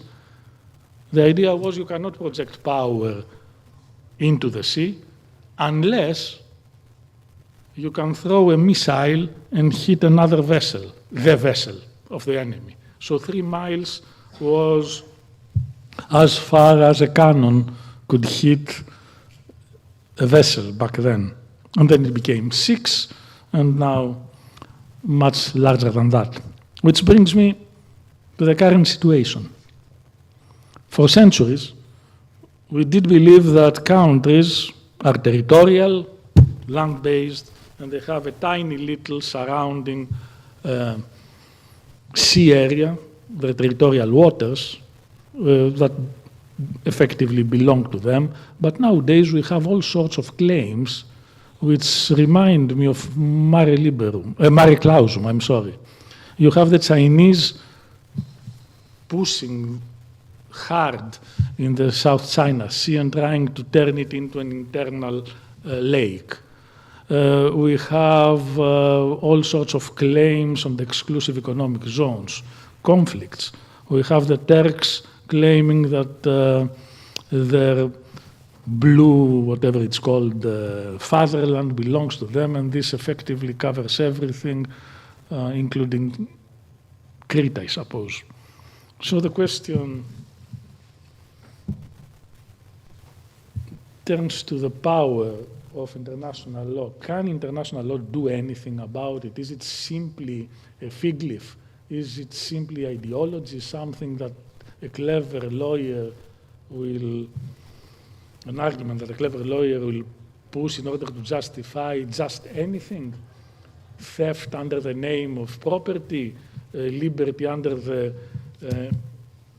or slavery under the pretext of liberty, and so on and so forth. What is your view on that? Can international law of the sea play any effective role in increasing security and creating a more rule-based and orderly environment in the seas, especially given the stance of China, the United States, and so on? Thank you very much. Before I start, I would like to thank the organizers for the very kind invitation to include me in the discussions. And I'm glad, Professor Hadji Emmanuel, that you started the discussions by mentioning the law of the sea.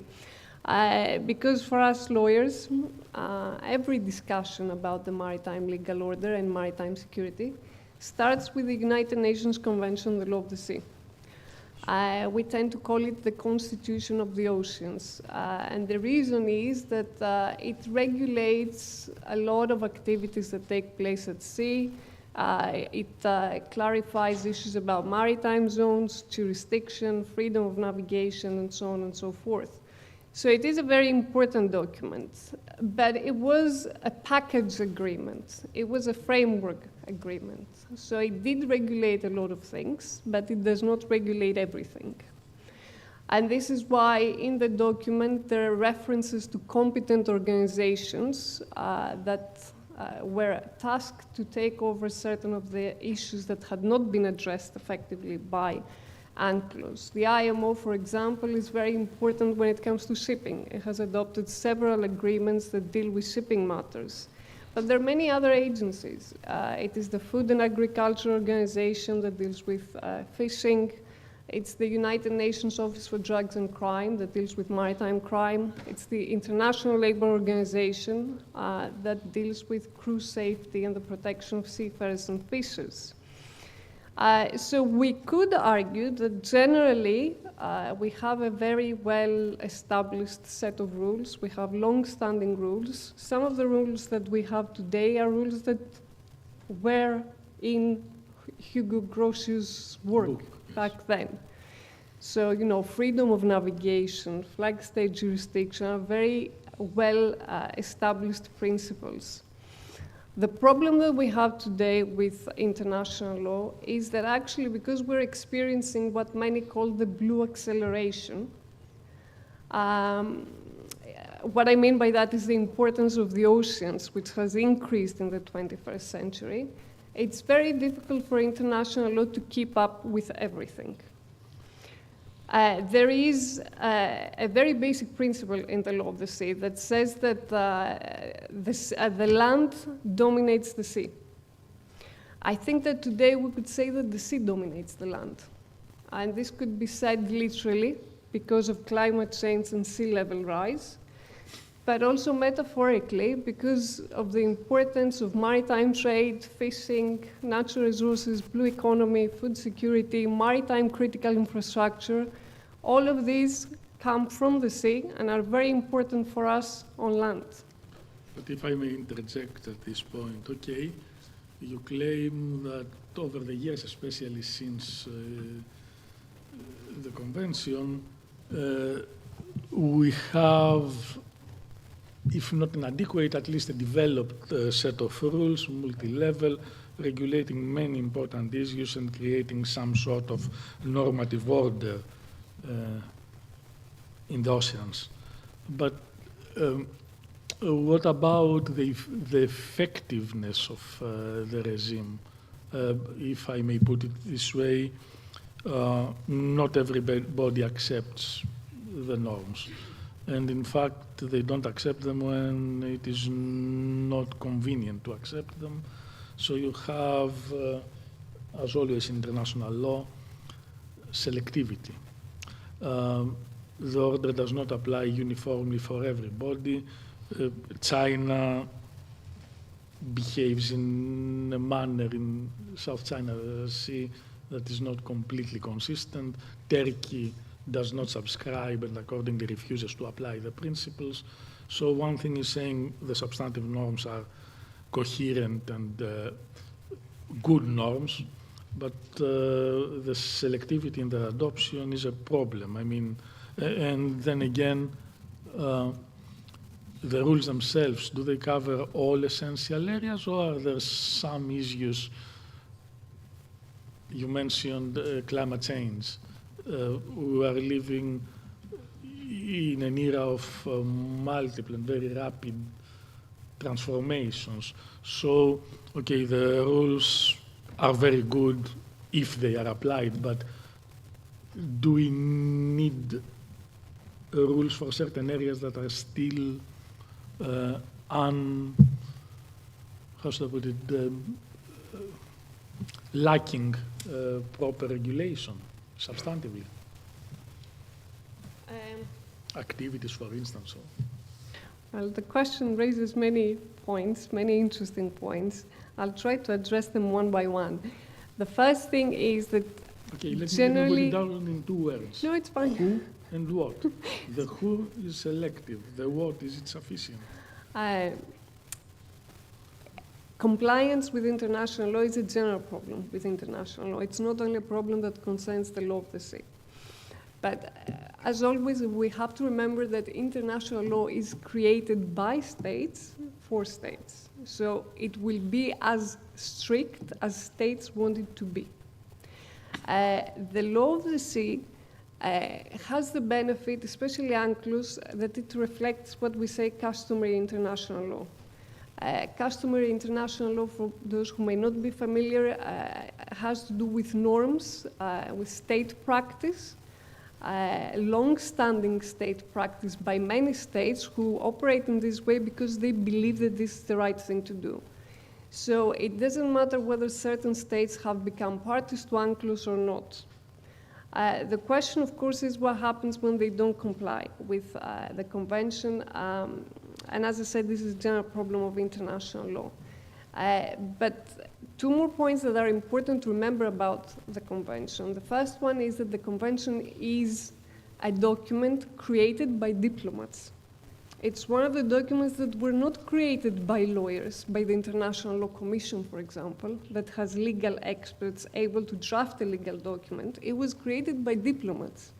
And this means that many of the provisions of UNCLOS are very vague for the reason that states wanted them to be vague enough so that this would increase ratification on behalf of the states.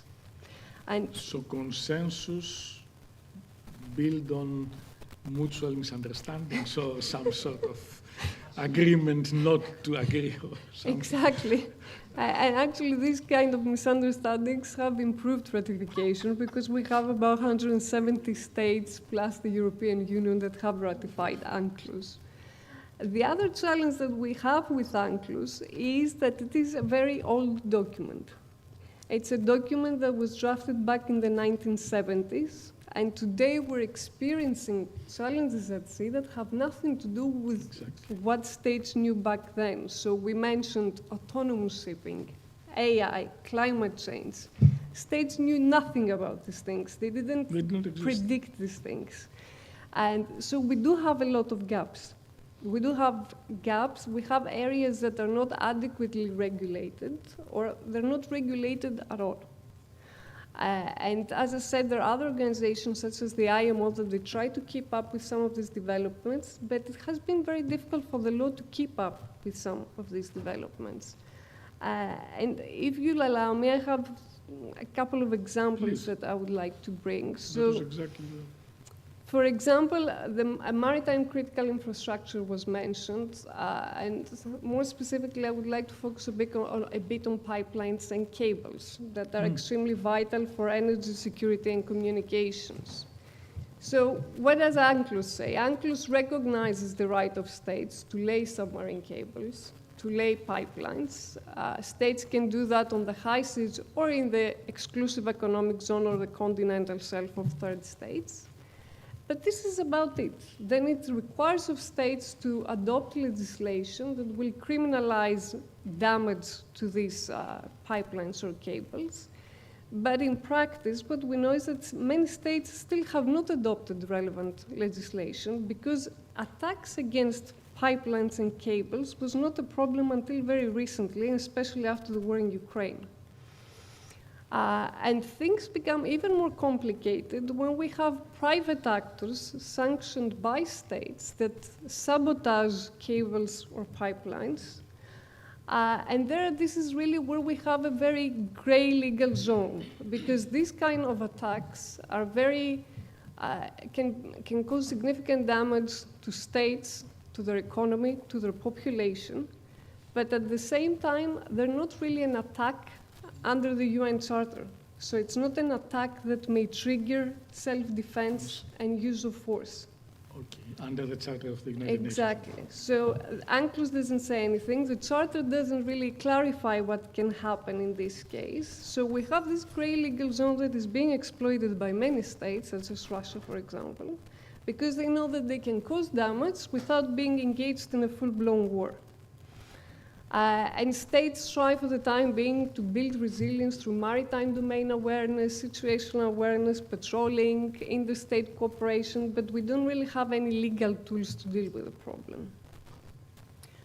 Gray legal zones are also created by militia vessels. China, for example, uses them in the South China Sea that you mentioned earlier. And what do? They use fishing vessels, Chinese fishing vessels, with Chinese fishers on board, who are not there to fish. They're there to patrol the waters. They're there to use force against other fishers from other countries that want to operate in the region because they claim parts of this part of the world as their own EZ. When I mentioned the Santa Catarina example, there was some similarity because the trading vessels of the Dutch were fully equipped with cannons. They were at the same time military vessels, and we see that nowadays with the Chinese fishing boats with add-ons, let me put it that way, which push It's the border. exactly the same. They operate aggressively against other vessels, or they defend Chinese vessels, for example, that are involved in exploring activities. But because they're private actors, we cannot attribute these acts entirely to China. So again, we don't really know how to engage international law.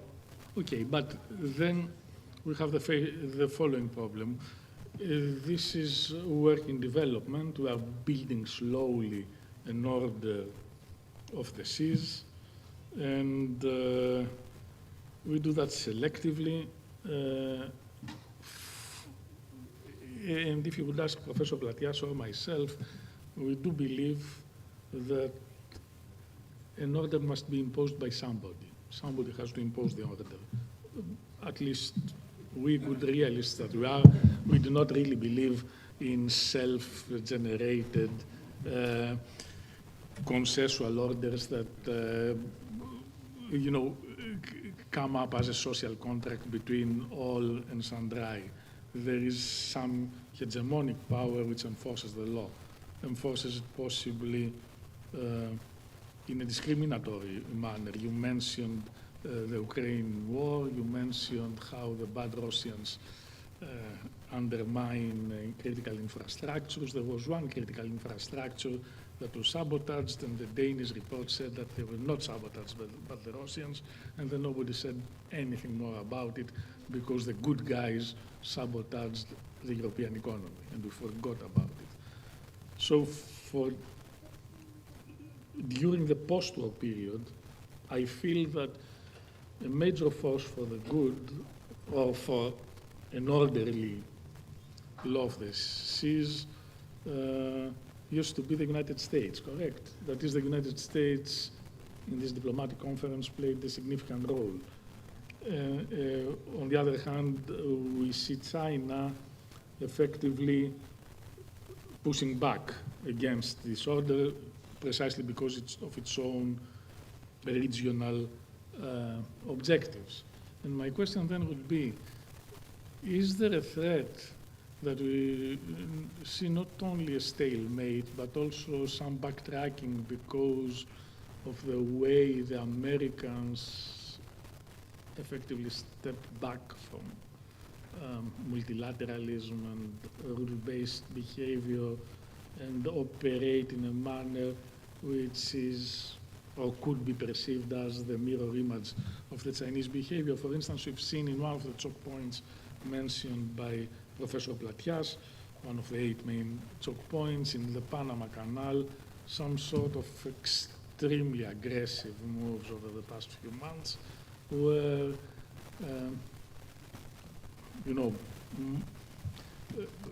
how should I put it, private law rights were set aside and power was projected on the basis of arguments that have nothing to do with UNCLOS. They have to do probably with the Monroe Doctrine or some sort of sense of ownership or local, regional hegemony, something like that.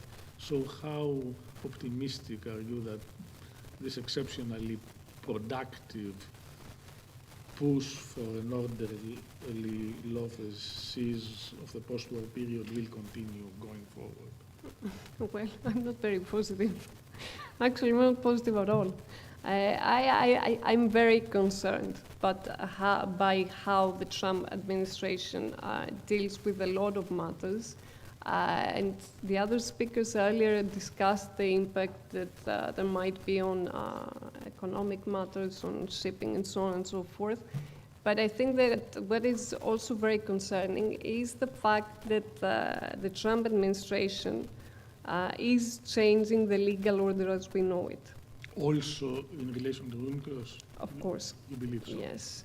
I can clarify this point. I mean, I have a couple of examples in mind. For example, the first one has to do with the position of the United States on freedom of navigation. For many years, for decades, the U.S. maintained that the U.S. Navy operations will safeguard freedom of navigation wherever that is necessary. In the South China Sea, in the Gulf of Aden, in the Red Sea, wherever. And then Signalgate happens, and we realize that their approach has completely changed, and they think that conducting operations for the sake of freedom of navigation is almost a favor that they're doing to Europeans and other states. And this is concerning for the reason that UNCLOS safeguards freedom of navigation, but it doesn't really say what happens if freedom of navigation is threatened by private actors. But it is, isn't it? I mean, a good Samaritan who comes, of course it is a basic principle since ancient times, the rules against piracy. Hostis generis humanus, accordingly, the whole humankind can fight against pirates, but not everybody is obliged to come and fight against pirates. So in one sense, they are within their rights to claim that. Yes, but the thing is that because the convention doesn't clarify what needs to be done, this is a decision taken by the Security Council. And the United States have veto powers within the Security Council. Okay, so if any proposals come forward for future action and the United States blocks these decisions. So your fear is that we might see a procedural, how should I put it, stonewalling that will paralyze the system as it has happened with the WTO. Exactly. They've been very active in the past in supporting United Nations Security Council resolutions for these kind of operations. But now I don't know how they will react. And of course, if they don't participate in these operations, this will be a problem practically.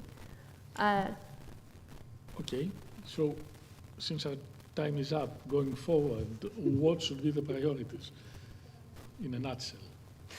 It's very difficult to set priorities. What I think that we need to bear in mind going forward is that international law, no matter how problematic may be because of compliance, because of legal gaps, clear legislation is absolutely essential for investors, within shipping or beyond shipping. I mean, investors need to have clear legislation that tells them what is expected of them and how the law can protect them. And right now we're having a lot of legal gaps and gray legal zones, and we've seen that geopolitics also play a very important role in how the maritime legal order will work. I'm sorry, and this will be my final sentence. Let me ask you, let's make this clear. You said that it is very important, essentially for private actors. This is what you mean. Isn't it the case that the private actors feel the brand as a secondary effect? For instance, the lack of proper delimitation of the situation between Greece and Turkey affects the private sector rather than this being a direct... This is another example. I mean, where we have disputed waters and the situation is not clear is even more problematic for investors. Because I thought that this is probably the most problematic, isn't it? It is very... Where you have disputes exactly like with China or between us. But the reason why we have this very long-standing dispute is because UNCLOS is not very clear on how we should resolve this dispute. Which is a procedural lack, a lack of clear definition of the rules, you mean, and exactly, clear procedures. exactly. How we to should follow. go ahead about resolving these disputes. Most interesting. That was fascinating. Thank you so much, Professor Galan, and we hope that we'll have you with us in future endeavors of the Council. Thank you so much. Thank you.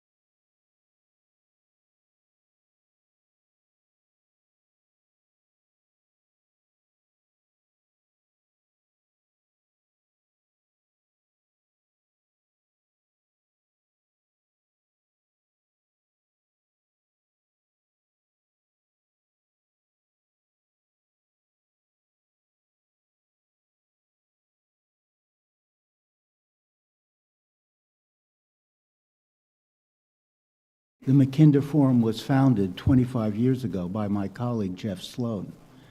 We came to realize that there was a need for entrepreneurs, retired diplomats and flag officers, journalists, policymakers, and scholars to discuss international crises from a geopolitical perspective.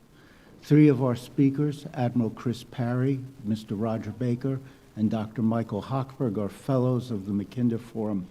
My name is Leonard Hochberg, and I'm the U.S. coordinator of the Mackinder Forum.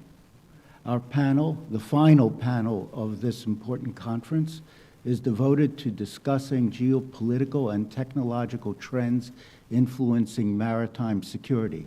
We are fortunate to have on our panel practitioners and observers of maritime security. Permit me to present our first speaker. Mr. Roger Baker serves as the Executive Director of the Stratfor Center for Applied Geopolitics at RANE. Mr. Baker is the author of numerous articles on various subjects such as the geopolitics of North Korea, China and the Pacific Ocean, the Arctic as a geopolitical flashpoint, U.S.-Japanese relations, etc. Prior to employment at RANE, Mr. Baker worked for many years for Strategic Forecasting, Inc. Roger?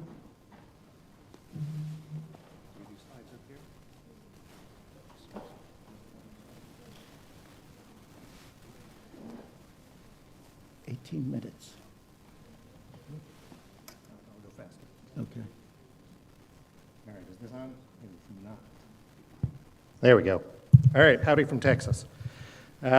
It's great to be here. I'm happy to be here. I'm going to talk briefly about U.S.-China competition in the context of the West Pacific and the enclosed seas. We've touched on a lot of this already today, so I am not going to repeat everything that everybody has said. We will skip some slides. If you want to get my slides later, just bug me and you can have them. They're all pictures anyway. But what I want to start out with is thinking about, as we think about this area of the world, this is not a new area of the world that people have been worried about, that people have been concerned about. There's our friend Alfred Thayer Mahan talking about the problem of Asia in 1900. And talking about the exact same things that we deal with, the rapid change in communications and the ability to be able to know what's going on in different parts of the world. and information moving very quickly changes the way in which we interact with other places, and that raises the stakes and makes us more aware of what's happening. But as he notes, it doesn't make us understand any better. And so when I do talk a little bit about it, I'm going to talk about not necessarily directly the military confrontation between the United States and China, but trying to understand the context in which we can understand the broader competition between Washington and Beijing. Of course, from the United States, particularly over the past 5 years, maybe the past 10 years, China has moved from being a country that was sort of backwards to a country that was, at least maybe we can convince them, we the United States can convince the Chinese to be like the West. As long as we engage them in the global economic environment, they are going to turn democratic and everything will be swell, to now they are the #1 pacing power for the United States military. They are the country that the United States military looks at when they are trying to define things. The U.S. military no longer assesses it has the capability to fight 2.5 wars and win them. It no longer assesses it has the capability to fight 1.5 wars and win them. And when we see the U.S. really shifting focus to other parts of the world and saying we're going to double down, triple down, quadruple down on the Indo-Pacific and largely ignore everything else, that is where this comes from. The final is, of course, very similar to the opening remarks this morning on how important maritime space is to building national power, except that this is spoken by the Chinese president and not by the ancient Greeks. And so we see this bit of a contrast that we have going forward. Why do we care about this region? Boats, ships. Boats are on ships, I'm sorry. Why do we care about this region? We care about this region because of how much trade moves through here, and we've talked about this a lot today already. This is a very, very, very busy space. It's a busy space because China is there, and as we've seen, China is a major component of global trade overall, but also Korea, also Japan. When we get to wondering about what happens if China takes Taiwan and reintegrates Taiwan, it is not merely a question of can the United States Navy freely sail in the enclosed seas, it's a question of can Japan and South Korea remain reliant on international trade routes, or do they become basically subservient to the Chinese?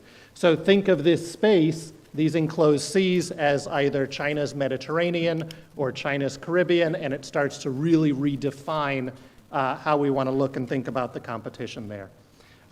Let's put this into its broader context. For much of the post-World War II world, the West was the center of global economic activity.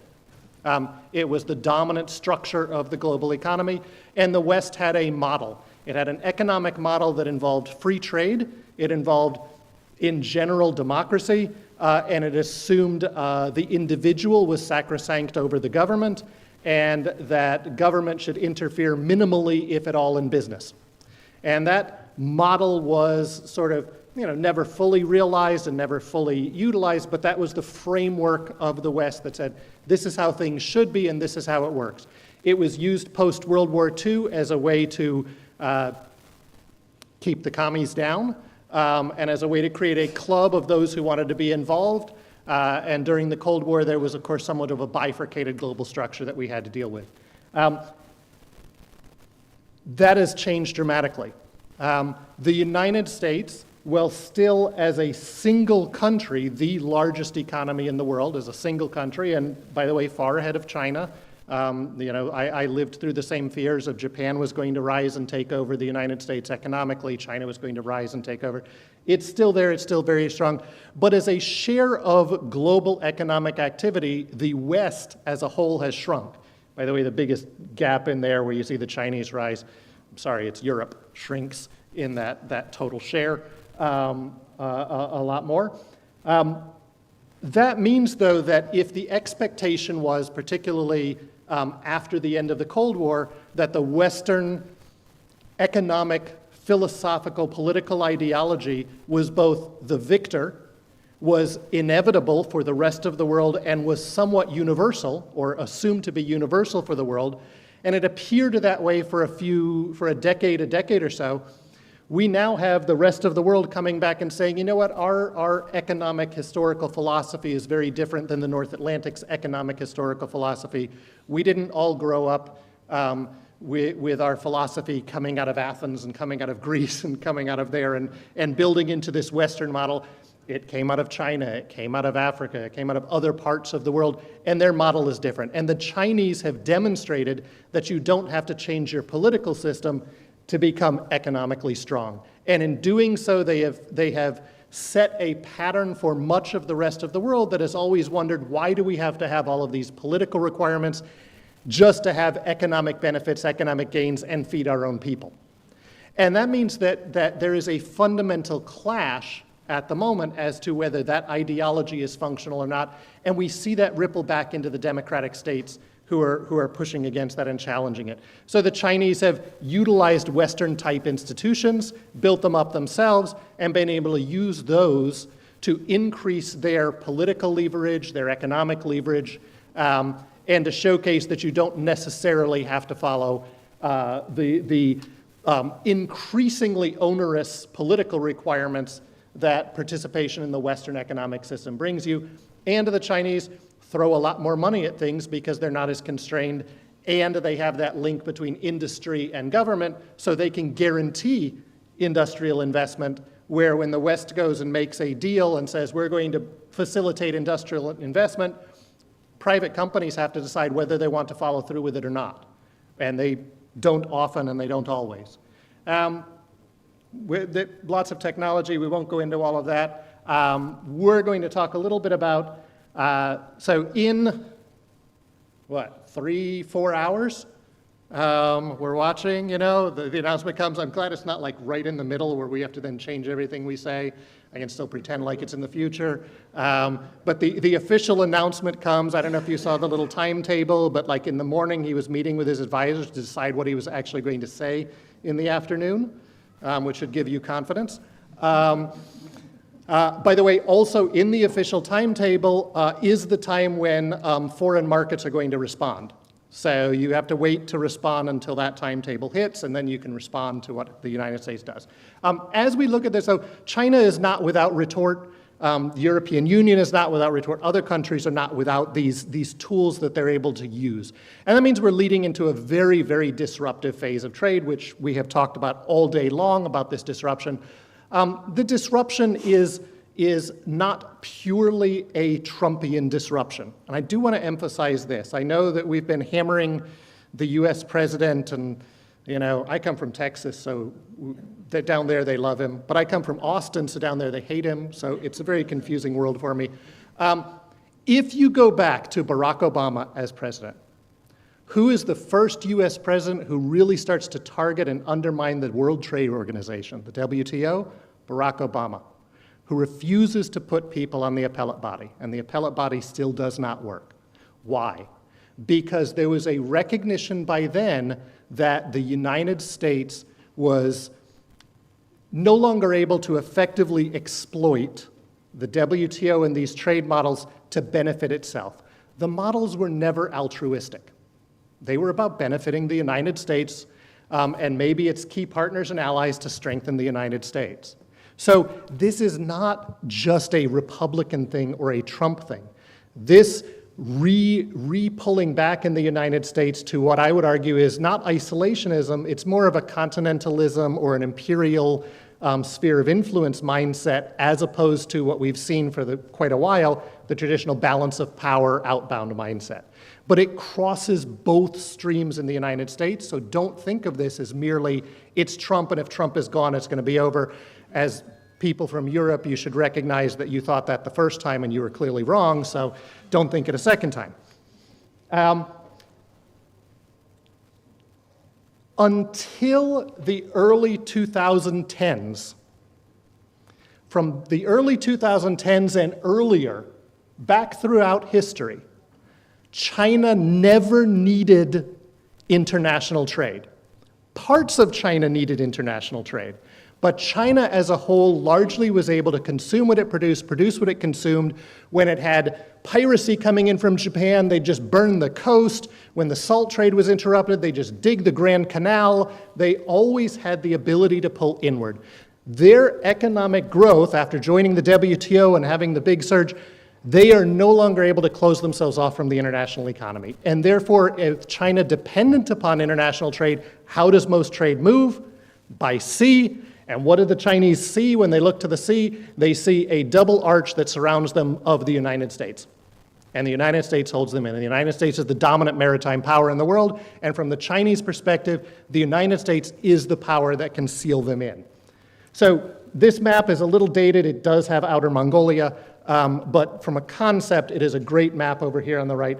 This is the marginal seas along the Chinese coast and the way the Chinese see their position and their access to the world. By the way, you'll notice the Arctic is very open, and the Arctic is part of this, and that's how the Chinese view this. That's a key piece of it. They're up renaming towns in Russia again back to their original Chinese names. They play in the Sea of Japan. We see them in the East China Sea. We see them in the South China Sea. This map doesn't go far enough south. The Chinese are pushing into the Pacific Islands, and they're looking at these spaces both as ways to make sure that in a Chinese Monroe Doctrine, the United States cannot interfere in their inland marginal seas. No foreign power should be able to interfere in that space. So push at the Philippines in particular, push at these countries through a combination of coercion and enticement to break the connection with the United States, to reduce that ability of the United States to utilize this space and contain and constrain China, and bust out into better access. We'll skip the cool Taiwanese numbers. If you think about then, how does China see that coastline? Where does Taiwan fit? Taiwan is the keystone in that double arch. If you can break Taiwan, you have full access to the Pacific and you have the ability to cut off that north-south trade running through those marginal seas. If you can't directly take Taiwan because you're worried about other countries coming in and interfering, what do? You start to build additional capabilities. So you build up islands in there. So you slowly push your missile ranges out. You change the way in which you can add deterrent layer. You raise the cost for U.S. intervention. You reduce the confidence of the Taiwanese that the U.S. will intervene and will intervene effectively, and therefore you shape the political dynamics in Taiwan, or you hope to do so. The Chinese want to win without a fight. The Chinese do not plan to invade Taiwan in 2027, 2034, 2035, 2050, or whatever date you want to give. The Chinese actually have no interest in invading Taiwan, and their goal is not the invasion of Taiwan. Their goal is to reclaim Taiwan and keep Taiwan from foreign powers. Invasion is the last possible tool they want to use. They will use it if they feel they need to. But they have no interest in invading Taiwan, because if they invade Taiwan, they both have an economic cost. Taiwan is going to be the very definition of a Pyrrhic victory. The Taiwanese defense strategy is to blow up their own ports, burn all their fuel, destroy their technology systems. And what do the Chinese get? A disgruntled population hiding in the mountains of eastern Taiwan. It is not their goal. Their goal is reunification. Their goal is to stop Taiwan from being utilized by foreign power. War is a potential tool, but not the intent. And I think that we need to keep that in mind as we look at it too. If a foreign power controls Taiwan, what do? They hold that linchpin. They also divide China in half. North China and South China are two very different things. North China is the heartland of China. That's the Han China. That is China up between the rivers there. South China has long been a very different China. You can go through Chinese history and watch it. It's very mountainous. It's very different people. South China is maritime China. North China is continental China. These are very different spaces, and you can cut them off. And that is a massive strategic risk to the Chinese, not just from the trade front. So what do the Chinese do? One, build out a big navy so that you can push out that. And two, build as many alternative routes as you can so that there's no center of gravity that the enemy can squeeze off, right? You don't want any single choke point, so you build as many routes. It does not matter if any individual route is cost effective, build them out anyway, because no one route matters. It's about the whole, not each individual part. And if one starts to go and then it fades, who cares? By the way, right now, what are they working on? How do you bypass Russia? Right? How do you really work on the Trans-Caspian corridor so you don't have to worry about having all of your goods go through into Kazakhstan, run through the Russian rail system, and then come back out, right? How many different ways can the Chinese find ways to move? You build additional connections down to Myanmar. You try to build down through Cambodia and Laos. You build out to Pakistan and Gwadar. You bypass all of the different choke points. That gives you more options to play around in the choke points. It also gives you less vulnerability at any single place. And this is what the Chinese are doing to protect themselves. The Chinese are also telling their population it is time to rethink about things. So for the longest time, Chinese maps, like many maps, had an inset for something that wasn't directly contiguous to their space. The South China Sea was always a box stuck off to the side. Somebody made a comment this morning that Texas is the largest state in the United States. Absolutely not. Alaska is almost 2.5 times the size of Texas, but nobody cares because it's in a little box down next to Hawaii. All right? But what the Chinese have done is re-educated their population. This is the map that they use now. This is their basic map for schools.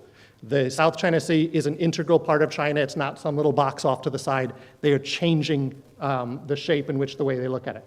The Chinese have used economic levers, not necessarily nefariously, but because they're their next door neighbors, to effectively have very, very strong trade ties with all the countries next door to them, which means that if you are the United States or a foreign power telling these countries, you need to break away from China, and the United States can't guarantee them trade, investment, business activity, what is their option?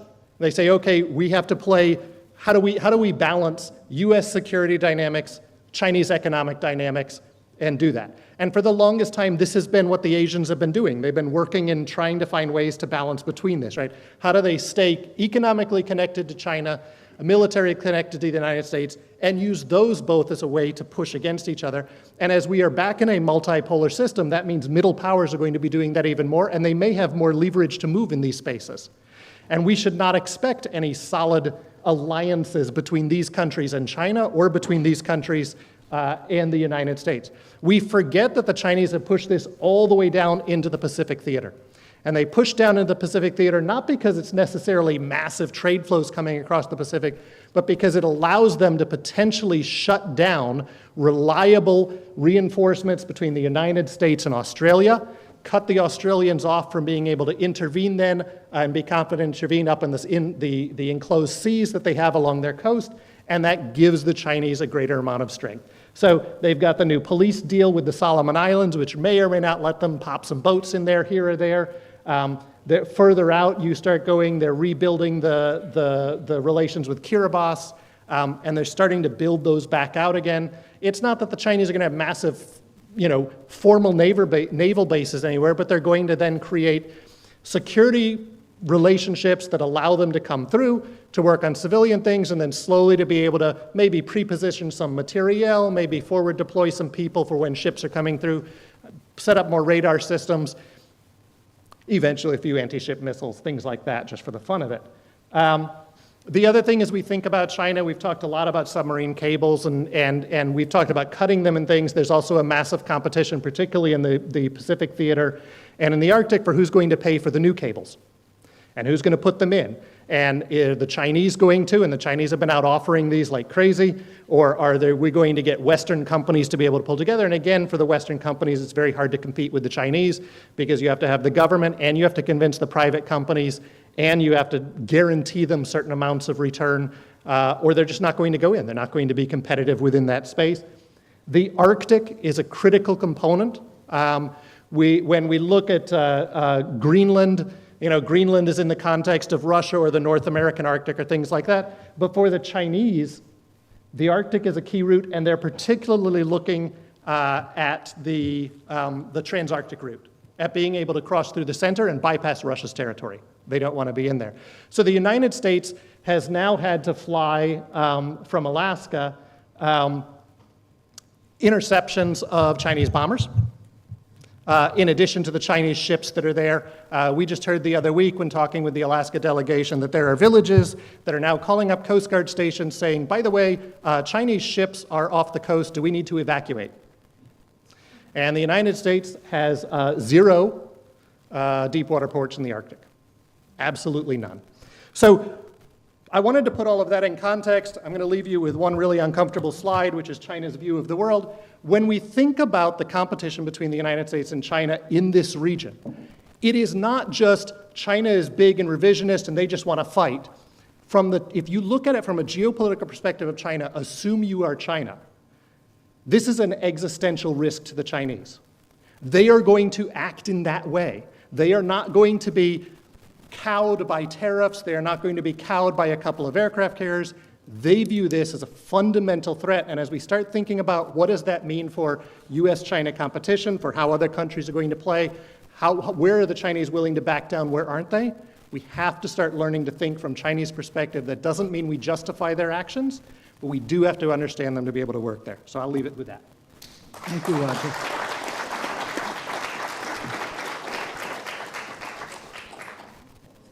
Our next speaker is Chris Parry, who will join us virtually. Chris is a retired Rear Admiral, a visiting fellow at the University of Reading, and MD of Middlemarch Enterprises. He is the author of many articles and 2 books, one on the Falkland Campaign, Deep South, a Falklands War Diary, and a second on the future of sea power, superhighway sea power in the 21st century. Welcome, Chris. Well, Kalispera, everyone. I hope you can hear me, and I hope you've got some slides on the screen by now. Is that the case? Yeah. No, we have you on the screen. Good. Good afternoon, everybody. Kalispera. I'm from Wales, and in a conference like this, it's appropriate to use a Welsh expression, which is old friends are like gold, new friends are like silver, both are valued. And that's how I feel about being here tonight. So what I'm going to talk about very briefly is some emerging challenges at sea. And I think possibly it's a good idea to start with what I told you last time in this conference. And that is that we were sitting in a 2-block world between the Eurasian autocrats of Russia, China, Iran, and North Korea, and the maritime democracies, which essentially is North America, Europe, the United Kingdom, Japan, Australia, New Zealand, South Korea, and possibly India in future. And that basic framework remains in place today. And of course, added to that, you've got about 152 in-betweeners who have to make up their mind whether their security or development is more important, depending on which way they want to face. Now, since the election of President Trump, and most recently some of his policy commitments, the situation's become much more fluid, transactional, and of course personality driven. But it doesn't mean those frameworks are not essentially in place. They're just a bit blurred around the edges. What I do see as a feature of the world today is what I call muscular nationalism. And it's not just the usual suspects in the autocratic bloc that we're seeing, very muscular and national. You'll recognize some of the faces down below, President Hungary, the President Turkey, of course. And if we come across to the democratic side, everyone from Benjamin Netanyahu through President Zelensky, President Milei of Argentina, and of course our own Donald Trump, who is being very muscular and very national. But what I'd like to say to you is I believe that these 2 principles now lie at the heart of geopolitics in the world. One quotation is by Lord Palmerston in the 19th century, and I'll read it out because the interpreters will need it. We have no eternal allies, we have no perpetual enemies. Our interests are eternal and perpetual, and those interests it is our duty to follow. And for the second, I'll go back to Thucydides, fairly appropriate where we are today. And as you know, the Athenians had the conversation with the Melians when the Melians said, we'd like to be neutral between you and Sparta. They said, right as the world goes is only a question between equals in power. while the strong do what they can and the weak suffer what they must. And I have to tell you, as I look at the world today, in a world of muscular nationalism, those two principles, I think, lie at the heart of the international system that we're going forward with. So what does it mean having President Trump in the White House and obviously being a European, if only an offshore European? Well, the way I interpret the foreign policy, as it will affect us all now, is that Palmerston rules and the Million Dialogue are very familiar inside the Beltway in Washington. We see a concentration on energy and economic dominance, technological superiority, and military power. And that's expressed through this expression here, peace through strength. We're seeing a real transactional relationship being built up between America and its allies, and America's essentially reprising John F. Kennedy's view that it's not what America can do for you, but what you can do for America. And as Roger just said, they've said that China is their pacing threat, Homeland Security is a pacing scenario, and that includes migration and indeed the war on drugs. Obviously, there's a resistance to international law, institutions and globalization, and everything, of course, is concentrated in what is good for America. And what we're seeing is that the administration prizes individuals over governments and personal relationships over formal alliances. And the question I've been asking my American friends this week, and I've been in America, is it America first or is it America alone? Right now, we're seeing an interesting chess game between China, Russia, and of course the United States. And everything that's going on in Ukraine right now and everything around it, I interpret as being an attempt by the Trump administration to prize Russia away from its close connection with China. But what does that mean for Europe? The United States still retains critical power projection, economic and security interests here. But of course, they've been complaining very much about burden sharing and freeloading. And the fact of life is we've been very critically dependent on the United States. My generation in particular has had confidence that if there was a real problem in and around Europe, then the United States would come to our rescue. But the Americans have become pretty cynical for very good reasons. One, we dragged them into the Yugoslav crisis, we dragged them into the Libya intervention, and I'm afraid to say us Europeans have not done very well in relation to the diplomacy associated with Ukraine. And of course that ended with the 2022 invasion. What we're seeing now in policy documents is the Americans are saying we're going to assume risk in the international system. Which means we're not going to guarantee security in Europe, the Middle East, or indeed parts of the world in which we don't have a direct interest in confronting China. You're all familiar with the signal conversation between J.D. Vance, the Secretary of Defense, and numerous others. They're very disparaging about Europeans. I'm afraid to say, from a point of view of a Brit, I thought they were quite truthful about the way we are. We've been very slothful and we haven't paid our dues. And of course, all this means that the future of NATO and the EU is bound up in the way America reacts to the way Europe responds to the challenge. And there have to be new discussions about extended deterrence, the extent to which conventional and nuclear power can be extended to cover the Allies. But unless I think we have a much stronger European pillar, the cavalry ain't going to come to our rescue. Now, what I'd like to talk to you about is the integrity of what I call the watery World Wide Web, the physical manifestation of the internet. And of course, what brings it closer is the fact that most of the cables that carry the internet, of course, go under the sea. And the thing I'd like to draw your attention to is something you've discussed all day today, and that is the South and East China Sea, and the fact that it's being militarized, and you can see the Fiery Cross Reef there on the right. That's what it looks like today. It looks like a pretty superb aircraft carrier naval base to me, which is exactly what it is.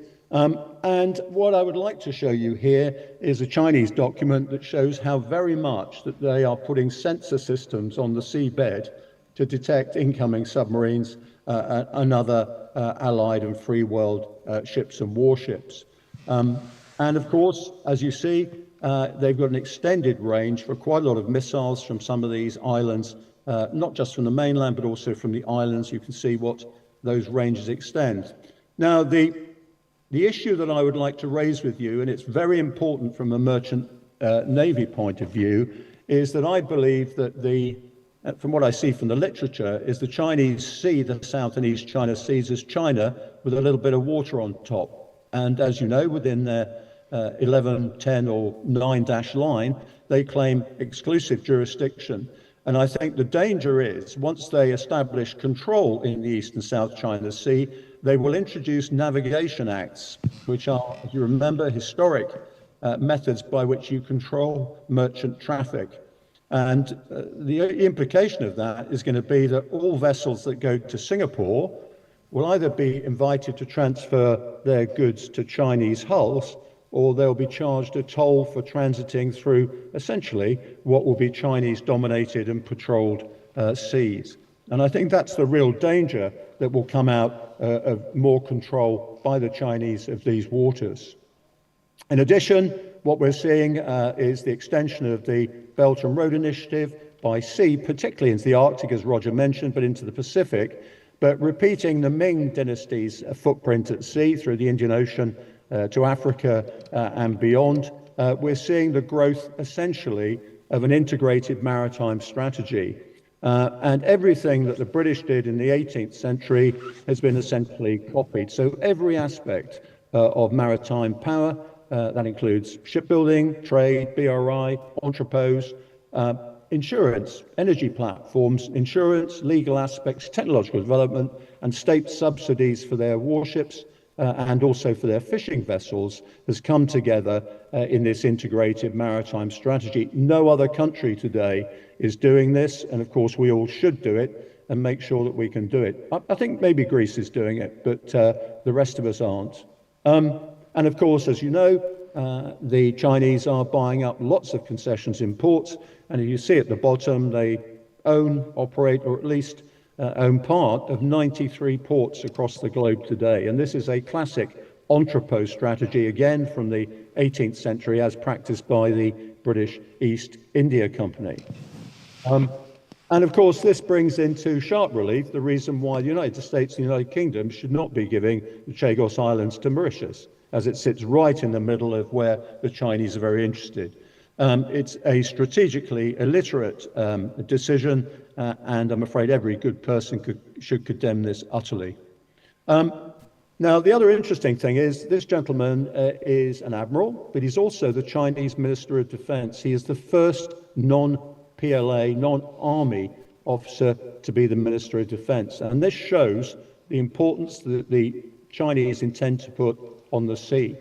And very briefly, just look at the growth of Chinese maritime forces personnel since 2000. That is a massive increase, as you can see, from something like 150,000 to over 800,000 by 2030 in those three elements.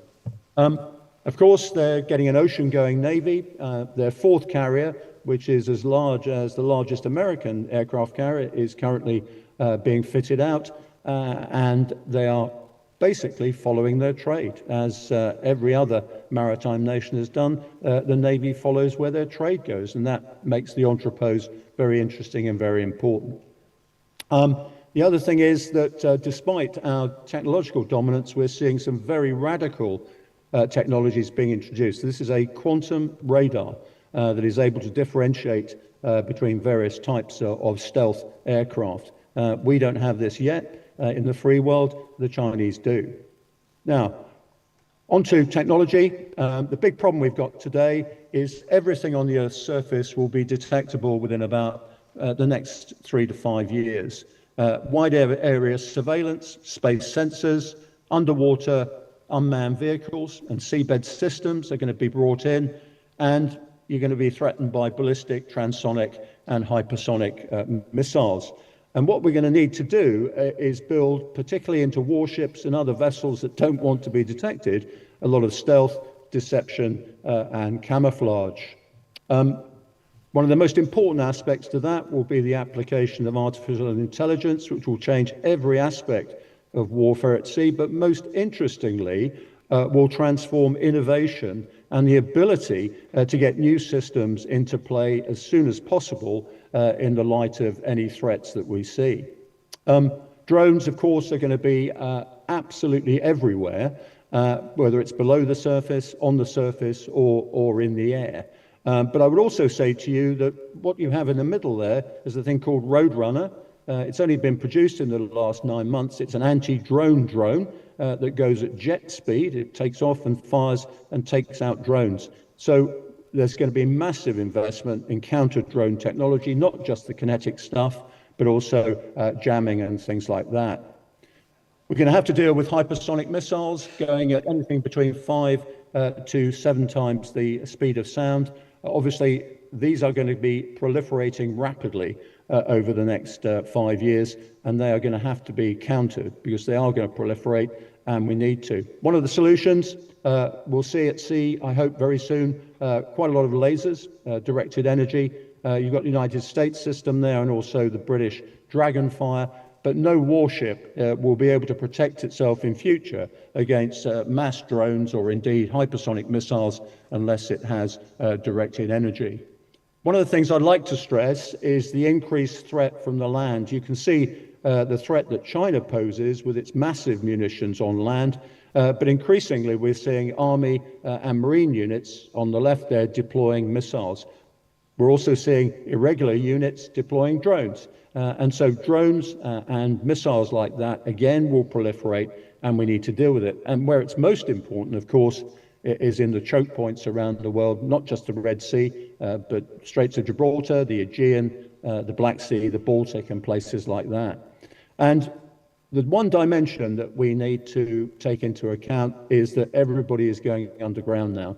You've seen it in Ukraine, you've seen it in Gaza, and in Iran, you see all these storage sites. And at the bottom left there, that is a Houthi launcher that comes out of the earth in order to not be detected before it's fired.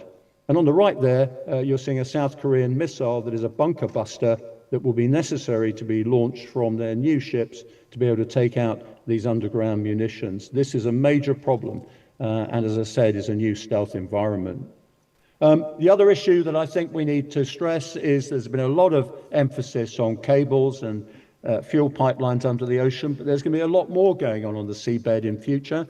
As you can see, China has a deep sea AI data center, lots of cooling down there. It's used for, on the bottom right there for energy storage. You've got lots of electrical grids actually coming onto the seabed, and a city being planned in the South China Sea as well. But let's not forget that the seabed's being militarized. There's a thing called upward falling payloads, which is what the Americans are developing to seed the seabed with anti-submarine devices, and of course the traditional mines as well. So the seabed's going to be very important. And the whole way in which we're going to fight in future in this very demanding environment is much more will go underwater. Not just in submarines, and submarines are going to have to change their deployment systems. They can't just deploy stuff from their torpedo tubes. We're also going to see semi-submersibles. The Iranians already use them, and some of those developments you can see in concept below. And that includes on the right there a Chinese 20,000-ton semi-submersible that will actually deploy as an arsenal ship with large numbers of land attack and other missiles. So we're going to see a lot more going below the surface to avoid some of these missiles, drones, and other things. Anti-submarine technology is going to make the ocean less opaque. There's going to be lots of unmanned vehicles that will provide endurance, stealth, and anonymity. You're going to have bottom arrays that are AI enhanced, smart mines, upward falling payloads, electronically processed through AI, magnetic anomaly detectors, and they're already deployed in the South China Sea, non-acoustic detection and saturation hydrography, where you get instant readout from databases. Chris, a minute or two more. I'm sorry? Chris, a minute or two more, please. I was planning that, yeah. Okay, thank you. Okay, the other thing we need to stress is space. If you're not in space and accessing space in the near future, you are not going to be operating at sea either commercially or indeed in warships. Low Earth orbit will be saturated with nearly 38,000 satellites by 2030, 56,000 by 2035, and the whole space between the Earth and the Moon is going to be very heavily contested and occupied. Next point, I think we'll see the return of nuclear weapons as warfighting weapons at sea, not just in terms of anti-submarine warfare, but in terms of actually dealing with your opponent. It's the one safe place you can probably use them, as you see. They've been tested before, and I suspect they will come again. And I think in the free world, we're going to have to return to graduated response because our strategic systems are not able to cope, I'm afraid, with the current demands of nuclear theology. And my final points are anything that I've shown you can actually be developed through entrepreneurs and also through startups, because a lot of the open technology is available, and we're seeing all these things appearing within weeks and months of them being required. And the response to this, of course, has to be modularization. Already the Danes are actually producing modular ships. We're seeing ships that are able to deploy, as you see, cruise missiles in very small hulls, and even aircraft now are modular. There's a future modular ship down there, bottom left, and that is the only way we can keep up with these changes in technology. The other thing that we're seeing right now is hybrids. As you can see, these are civilian platforms that are being used for quite high-end warfare purposes, everything from surface to surface missiles, land to surface, and also that is the Iranian converted tanker, the Bulgari, which actually deploys thousands of drones at sea. Top right, Israeli missile, the Laura, a ballistic missile fired from a commercial platform. So those are the things that are going to dominate our lives for the next 5 years at sea, and we're going to see the Chinese out there a lot, and we're going to have to cope with a lot of these threats. Thank you very much. Thank you, Chris.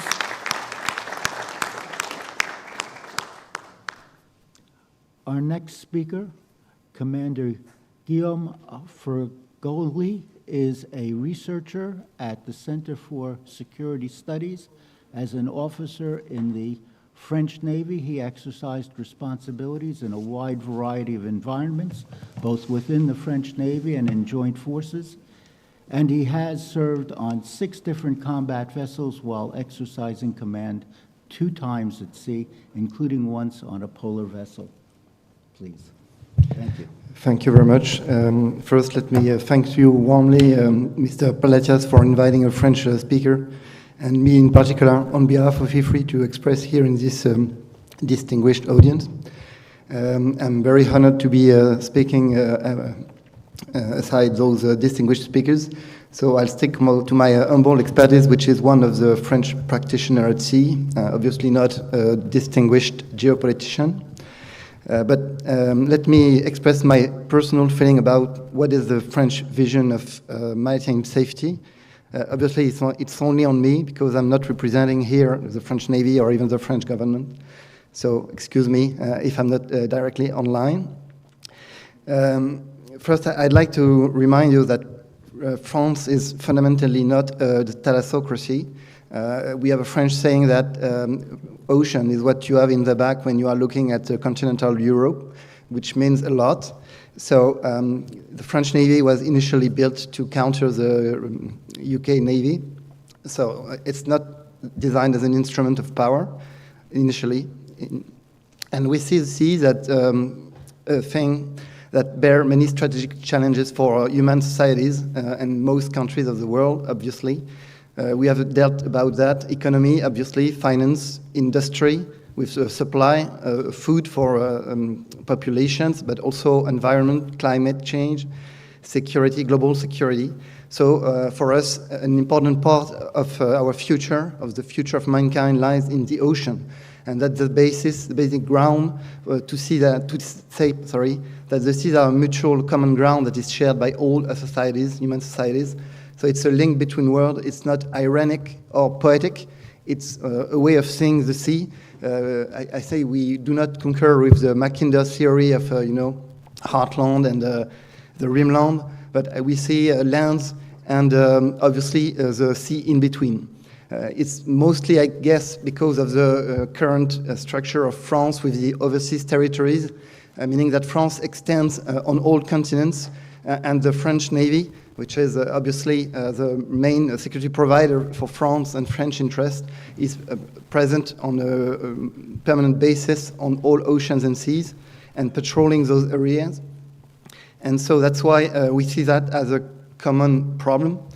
And obviously, communality, implies responsibility at all levels, at the state level, obviously, but also from all actors at sea. And obviously, a common behavior, which is regulation. We talked about regulation previously, and let me quote the updated EU Maritime Security Strategy released in 2023, defines maritime security as a state of affairs in the global maritime domain in which international law and national law are enforced, freedom of navigation is guaranteed, and citizens' infrastructure, transport, the environment, and marine resources are protected.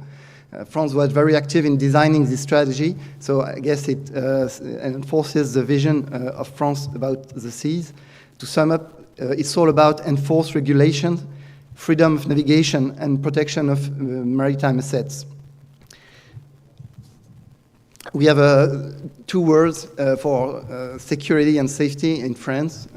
Two words, and the difference is very acute. Safety is more global, holistic, I would say, and security is more than Navy concerns. And we see the problem as more a safety problem than a security problem. It's not denying the security problems we have tackled today, because France concurs with all that was said and the thing everybody expressed previously. But I will focus more on safety, maritime safety. We think that maritime safety must be built collaboratively because of the communality of the problems. This is the essence of the French and European vision on maritime safety. And it's well illustrated by the maritime safety program in the Indian Ocean of the European Union, which the concept is to foster a cooperation among regional actors, focusing or relying on able and willing actors and able and willing partners to enforce this maritime safety with assets on the ground, with assets on land, and to try and collaborate to build the maritime domain awareness, which is the key for maritime safety. So this cooperation must be fostered. The first example of that is piracy. We have been tackling with piracy in the Gulf of Guinea and around the Horn of Africa for decades. It has been almost eradicated. It seems to be booming again. Whatever, it's really a problem of cooperation between obviously actors at sea, but also with countries, riverine countries, because there's a legal administrative problem of retention and of dealing with pirates. So actually you can't fight piracy only at sea and alone. Another phenomenon is drug trafficking, which is becoming a major problem for European and America. And well, we are dealing with groups that can destabilize countries that have huge resources and that are using more and more the marine environment to obviously send drugs to other places of the world. They are even using submarines to cross the Atlantic, which says a lot about the way they can be an actor in the future, and especially if they are thwarted, as we can see in Central America. They can take arms to defend what they expect, they think is their interest. So it could rapidly become a real problem at sea. Another problem which is transnational and you can address only in a national way. Besides tackling threats, the fundamental of the law of the sea is cooperation. The settling of maritime border disputes, we talked about it previously, is supposed to be made in accordance with all parties involved, and the tribunal sorry, I don't remember. The International Tribunal of the Law of the Sea is only giving an advice. So the UNCLOS is supposed to foster cooperation and to settle the problems in a collaborative way. And beyond cooperation between states, we believe in cooperation for safer seas between private and state actors. This is the essence of the NCAG's NATO concept, but also in France, we foster the cooperation between maritime information, cooperation and awareness centers and the maritime economy and maritime actors. Sorry. So, well, we have discussed a lot about it today, so I won't detail on that, but the current trends are showing that international cooperation is having a hard time. Obviously, there's a weakening of the global order, obviously, but also the trend of greater state selfishness and assertiveness of national sovereignty. We talked about it. And another trend that we witness is a return of a kind of imperialism, focused on establishing undisputed preeminence over its surroundings, securing strategic resources supply, and holding control over strategic passages. Obviously, it does not go well with the freedom of the sea. And in this context, the emergence of appropriation strategies over maritime spaces, just like the 9-dash line in the South China Sea, or the militarization of the Arctic by Russia, is obviously a concern for us because it's a way we see the appropriation of what is supposed to be a common ground. And they are a direct threat to the principle of freedom as navigation as a driver of maritime understanding worldwide. Another consequence of this context is the fact that navies are focusing on preparing for high-intensity operations at sea. Let me remind you that the first purpose of the French Navy is obviously to ensure a second strike in nuclear deterrence. And so in dire context, geopolitical context, obviously those navies are preparing for war, and so it leaves less available assets at sea to cooperate, to monitor, to patrol, and to address maritime threats and risks. We talked about it, but obviously it's a concern, the return of the civilian assets as legitimate targets. For decades, interactions at sea between maritime shipping and naval operations have mostly been driven by the principle of dissociation, trying to prevent collateral damage. This is a kind of naval counterpart of the Geneva Convention related to the protection of civilian persons in time of war. So the return of the civilian assets of legitimate targets is obviously a concern because it shows a very worrying trend. We talk about limpet mines, we talk about the Houthis, but obviously the targeting of grain ship by Russia at the harbor during the Ukrainian war. So civilian assets are suffering from those wars, from those expressions of power and conflicts, and indirectly they are suffering from those effects also with GPS jamming, drifting mines, and proliferation of cheap expendable weapons which may cause collateral damage in case of mass strikes at sea. So the current context shows that, confrontation at sea is not an hypothesis now, and so we can expect more indirect and collateral damage to shipping in the future. We talk about critical underwater infrastructure threatened, but also in a broader scope, hybrid modes of operation are blurring the lines in the maritime domain. The key in maritime domain and for maritime safety is good understanding, which is maritime domain awareness from all actors, obviously navies, states, but also the private sector. And to build this maritime domain awareness, it has to be built collaboratively, as said previously, but it's also everybody has to know what the others are doing. And all those hybrid operation and mode of operation are blurring the line, ramming with fishing ships, or Coast Guard, using fishing vessels, intelligence gathering. All those modes of operation are not very understandable by well-intelligent actor. And so this fog of war, to me, increases the risk for the maritime industry, which does not benefit from the same maritime domain awareness as navies. And in addition, I would say those hybrid mono attacks could be resulting in the end in a military attack against a state from a civilian asset. Let it be a swarm of drone, torpedoes, nuclear torpedoes or whatever, or mine laying. And well, this will put a blur on the separation between civilian assets and military assets. And obviously, it's not to the benefit of the maritime economy. And let me finish by stating that as we see the sea in France, we have emerging threats and risks which are major, and we are issue for the whole of mankind. So I would state climate change first, because we already know that it has a direct impact in shipping with the limitation of the Panama Canal flow, but also we have noticed recently through scientific studies that it has started to slow the Gulf Stream, and the ocean water seems to be becoming more acid, which has a huge impact on fishing resources. And so, obviously, this climate change cannot be discarded and will, in the end, have very strong impacts on the maritime domain. Let it be severe weathers, climatic extreme phenomena, displacement of marine resources, which obviously will impact human societies. We can mention HADR operations and marine crisis management.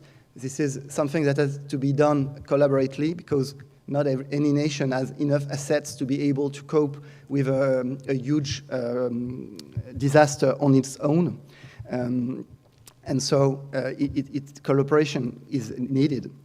Another growing issue is the fight against, as I mentioned, transnational drugs or weapon trafficking, which is a common, shared issue, especially through the sea. And another issue we did not mention today is international migration. Climate change actually is starting to desertify anymore, for instance, Africa. And we mentioned that the population of Africa is supposed to grow by 2 billion in the next 20 years. So all those populations, obviously, will move to better places. So that would be maybe the coastal areas of Africa, but they are already crowded. And so they will migrate to better places.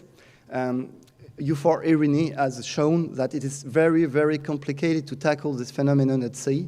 So obviously we need a holistic approach, but still it still requires to bring assistance to those people trying to cross the seas in small craft. And so the problem at sea cannot be discarded. So, and obviously you can't tackle it alone. You need obviously cooperation between actors at sea, but also with the starting country and the receiving country. And that's what U4 Irini tried to build. And in the end, we see more economic activities taking place or emerging in the maritime domain. Can mention wind farms, submerged power turbines, data center, power communications cables, but also deep sea mining. Obviously, those activities mean increased risk, which calls for better international cooperation. Professor Galani mentioned the fact that we are very weak in terms of international regulation of those sectors. So we have to keep up. And to keep up, obviously, they will require international consensus and obviously international action to keep up with the development of those activities. The deep sea mining, for instance, shows that it can be disastrous for the environment, and obviously all human societies will suffer from a disaster from deep sea mining. So it has to be taken seriously and collaboratively. And last but not least, in the context of a degrading environment, the seas represent one of the last preserved ecosystems. As such, marine protection of marine biodiversity should be a common objective to all mankind. This is a French conviction. We have established marine protected areas around most of our island in the Indian Ocean, Southern Indian Ocean. It's not just, for greenwashing. It's a way of showing the world the commitment of France to preserve those spaces which are rich in biodiversity, even if there is 80% chance that there are oil below. And so the biodiversity beyond national jurisdiction treaty was just signed. France obviously was a promoting actor of this treaty, but the problem now that it has been signed is the enforcement. We are supposed to create maritime protected areas in high seas, meaning protected means you have to enforce the protection, obviously, but you also have to be able to catch illegal fishing, for instance, and then to treat administratively the people fishing without permission. And obviously this will require international cooperation because as it is beyond national jurisdiction, obviously, you can't do it alone. And especially the places and the surfaces you will have to cover will outlast what any navy would be able to provide in terms of surveillance assets. So to conclude, I hope I've managed to convince you and, well, maybe others, that we are only beginning to face great issues regarding maritime safety. And my point is that obviously it does not discard all that we have said today about the global insecurity in the world and the way the imperialism, new imperialism, expressed at sea and goes to sea. But still those issues for the future remain, and we will have to be able to tackle them collaboratively and find a way to have a consensus on those problems so that we can find solutions and find them in the right time before the situation worsens to a point we cannot tackle it anymore. Thank you for your attention.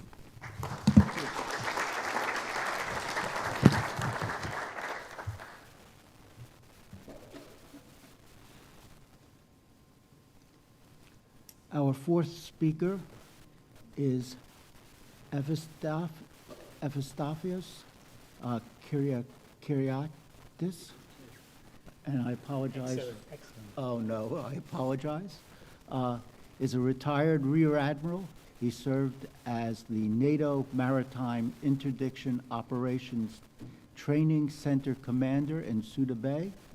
His previous post was head of Division Operations Coordination and the Executive Director of EU Maritime Area of Interest Coordination Cell at the EU Military Staff, which followed a 2-year tour as Director of Plans and Policy in the Hellenic Navy General Staff. Please, thank you. Thank you very much.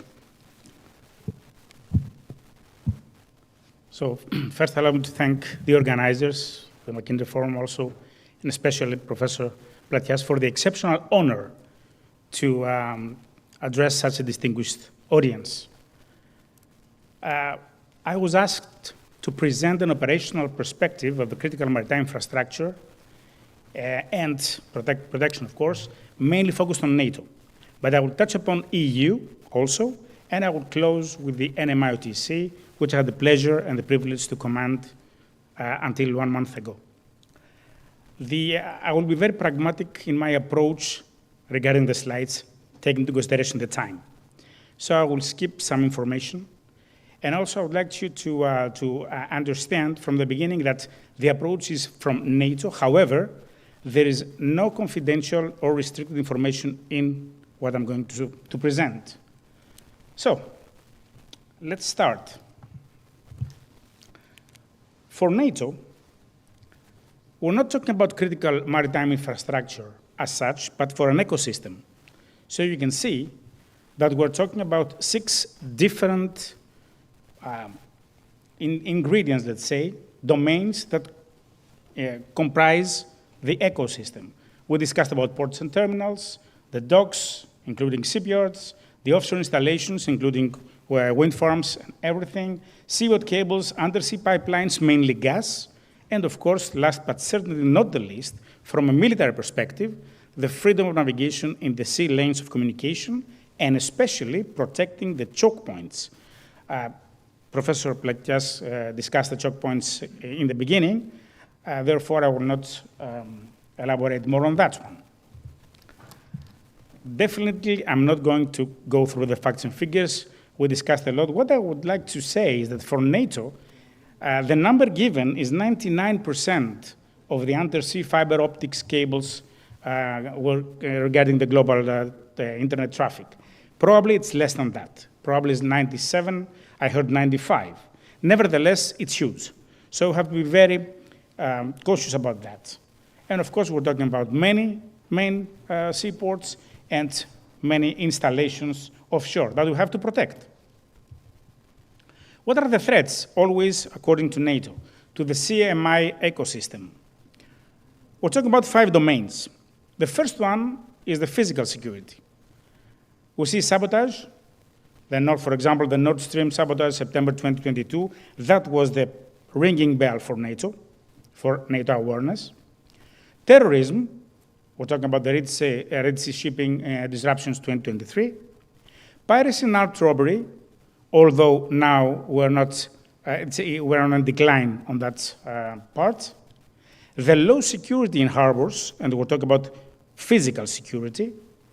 And of course, the dark fleet, and I'm referring to the unregistered and untracked IAS off and falsely flagged vessels, not only to the Russian shadow fleet of smuggling oil, including, of course, the last one.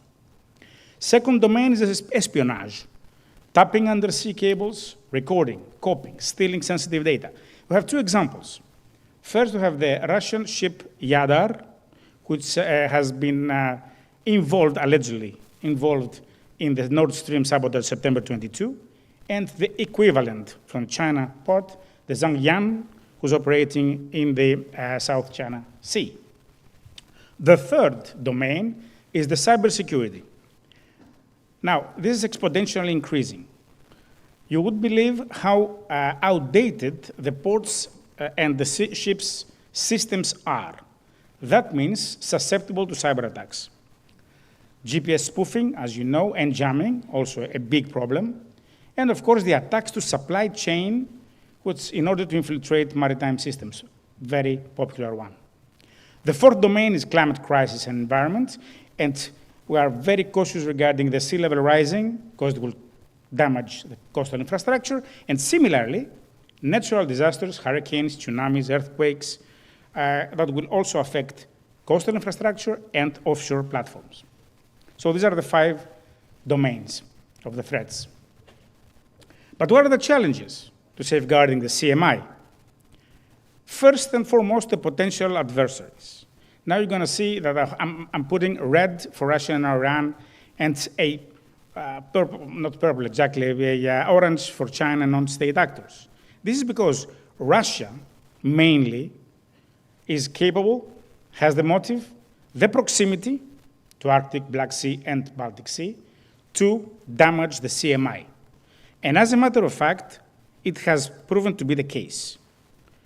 Iran, with the threats for closing the Hormuz Straits, and of course with the proxy organization Houthis in Bab al-Mandab, it also has officially been pronounced as an adversary upgrading to enemy. But when it comes to China, although the information received today was really interesting, the China and the non-state actors are not a threat. There is no proof that for NATO that China is engaging with the CMI protection. The second challenge, the ownership and governance. Mainly, the offshore platforms are privately owned. That means the coordination for the protection is quite difficult from a military perspective. Also, the military installations, the national military installations, sometimes it's difficult to coordinate. Therefore, ownership and governance is a challenge. Third, it's the logistic support. We're talking about big distances offshore.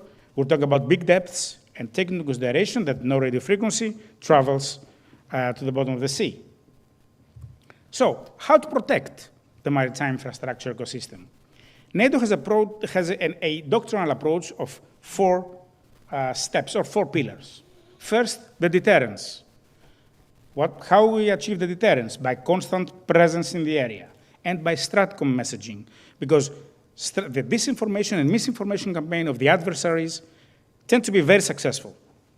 The second is enhanced surveillance by patrolling, by satellite imagery, by using UAVs and UUVs.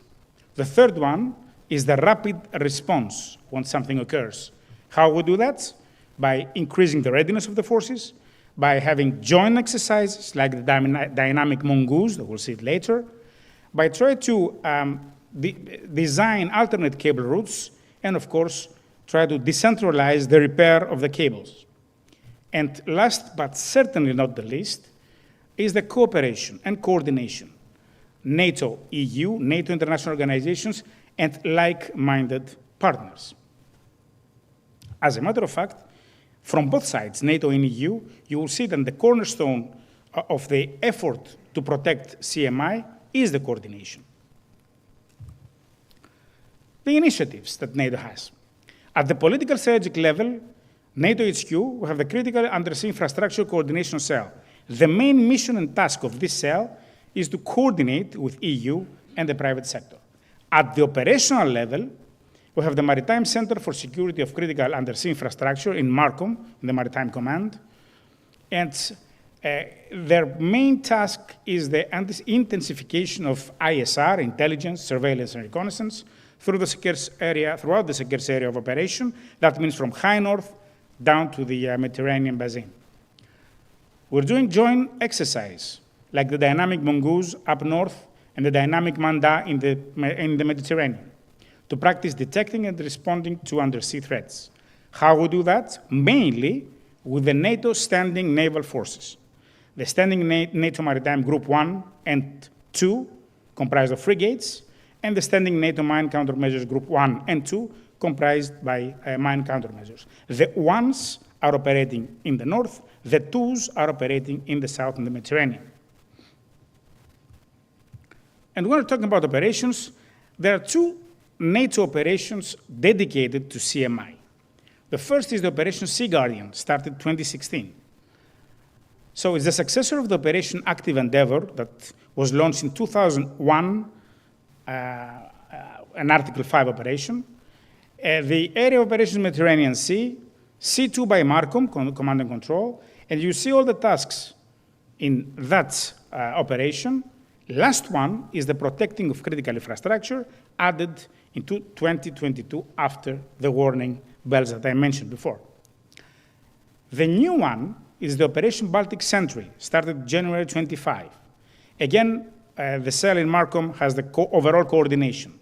Safeguarding critical underwater infrastructure in the Baltic Sea, it's the only task and mission of that operation, using naval and air patrols, intelligence sharing, naval drone satellite monitoring, UUVs, underwater acoustic sensors.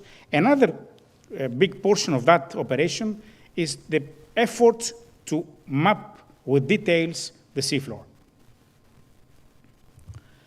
Let's quickly switch to EU. At the political strategic level, we have the updated European Union Maritime Security Strategy, and of course, the EU Action Plan for Undersea Cable Security stemming from the strategy.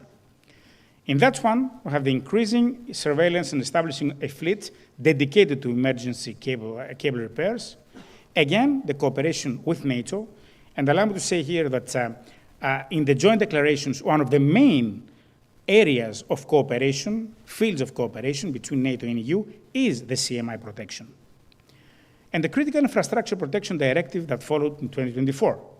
From the Commission side, we have the VGMARE project, Vigilant Maritime Surveillance of CUI, September 24 to August 27, mainly focusing on mapping, assessing vulnerabilities, real-time and shared awareness. And when it comes to the operational and tactical level, of course, we have the Operation Aspides, that Greece commands at both levels, operational and tactical, and the coordinated maritime presences. Probably you've heard of that initiative with two maritime areas of interest, one Gulf of Guinea, success story, 2021, and one in the Northwest Indian Ocean, less success story, 2024. If you want more information about the CMP and how this notion applies, I'll be glad to answer in the QA session if there will be one. And let me finish by discussing a bit NATO Maritime Interdiction Operation Training Center, NMIOTC. It was established in 2008, so we have 17 years of excellence. It's the only NATO education and training facility in the maritime domain, and you can see which countries participate. We're in Crete, used to be, in Crete, Hania. And what we do, we have developed courses related to CMI. As you can see, a dedicated course for harbor protection in relation to MIO, the MIO operational planning for maritime oil and gas assets, cybersecurity aspects in maritime operations, and the one that will be launched in June, counterterrorism at sea with MIO. All of these courses have dedicated modules to CMI protection. Couple of statistics to close. You see that in MIOTC, the trainees and attendees by numbers in years, and last year had an increase of 30%. Partially due to the fact that we developed the program to include current trends, like, for example, the CMI protection. More than 30,000 trainees from 109 countries have been trained since the inauguration in 2008. And my last slide refers to the flagship event of the center, the annual conference, that will take place in 4 and 5 of June. And it will be dedicated to the impact of climate change and maritime security. And of course, it's open to public, and you can register and fly to Crete, enjoy the weather, and of course, contribute to this event. And with that note, I would like to close my presentation. I'd like to thank you very much once again, and looking forward to the Q&A session.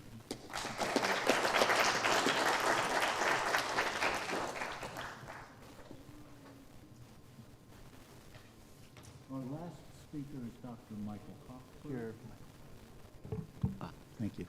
Our last speaker is Dr. Michael Hochberg, who earned a PhD in applied physics from Caltech. He is the chairman of the board of the Mackinder Forum, Inc., and a visiting scholar at the Center for Geopolitics at Cambridge University. His essays on technological change, geopolitics, geoeconomics, and prediction have appeared in The Hill, Real Clear Defense, the Naval War College Review, Asia Times, and the National Review, and a number of other places. Michael? Thank you all for staying this late. I appreciate it. I will try to be mercifully brief. I apologize if I repeat anything that was said earlier. I was on an airplane until quite recently. The last week has been Tel Aviv, New York, Bay Area, DC, and then back here. So I'll try to be coherent. So I'm going to talk about emerging technologies and their relationship to opportunities and threats for maritime security. The technological landscape sets the boundary conditions and the terrain, in some sense, for what goes on in the maritime domain. And so just at the highest level, what we're seeing is a collapse of the liberal international order as the default way of seeing the world from the perspective of power and trade. So if you look at the world from a corporate perspective, and I work with a lot of C-suites in the, you're not seeing my slides. Well, how do I fix that? There we go. Excellent. Thank you. So if you look at the world from the corporate suites, the big adjustment that they're seeing is that they are discovering that their interactions with governments are becoming primary rather than secondary. And the first question that I hear executives asking is not necessarily what are we doing, but where are we doing it? Under whose sovereign ambit are we doing a particular thing? And where do these ships flow past? Where do these goods come from? Where do these products get sold? Because on the one hand, that is obviously a source of risk. I don't think this audience needs that explained. But it's also an interesting source of opportunity because a lot of industries, especially strategic industries, are starting to discover that instead of addressing one giant global TAM, they're addressing many smaller addressable markets that have a lot of friction between them. And those smaller more frictional markets are intrinsically much higher economic margin. So the world is getting more interesting.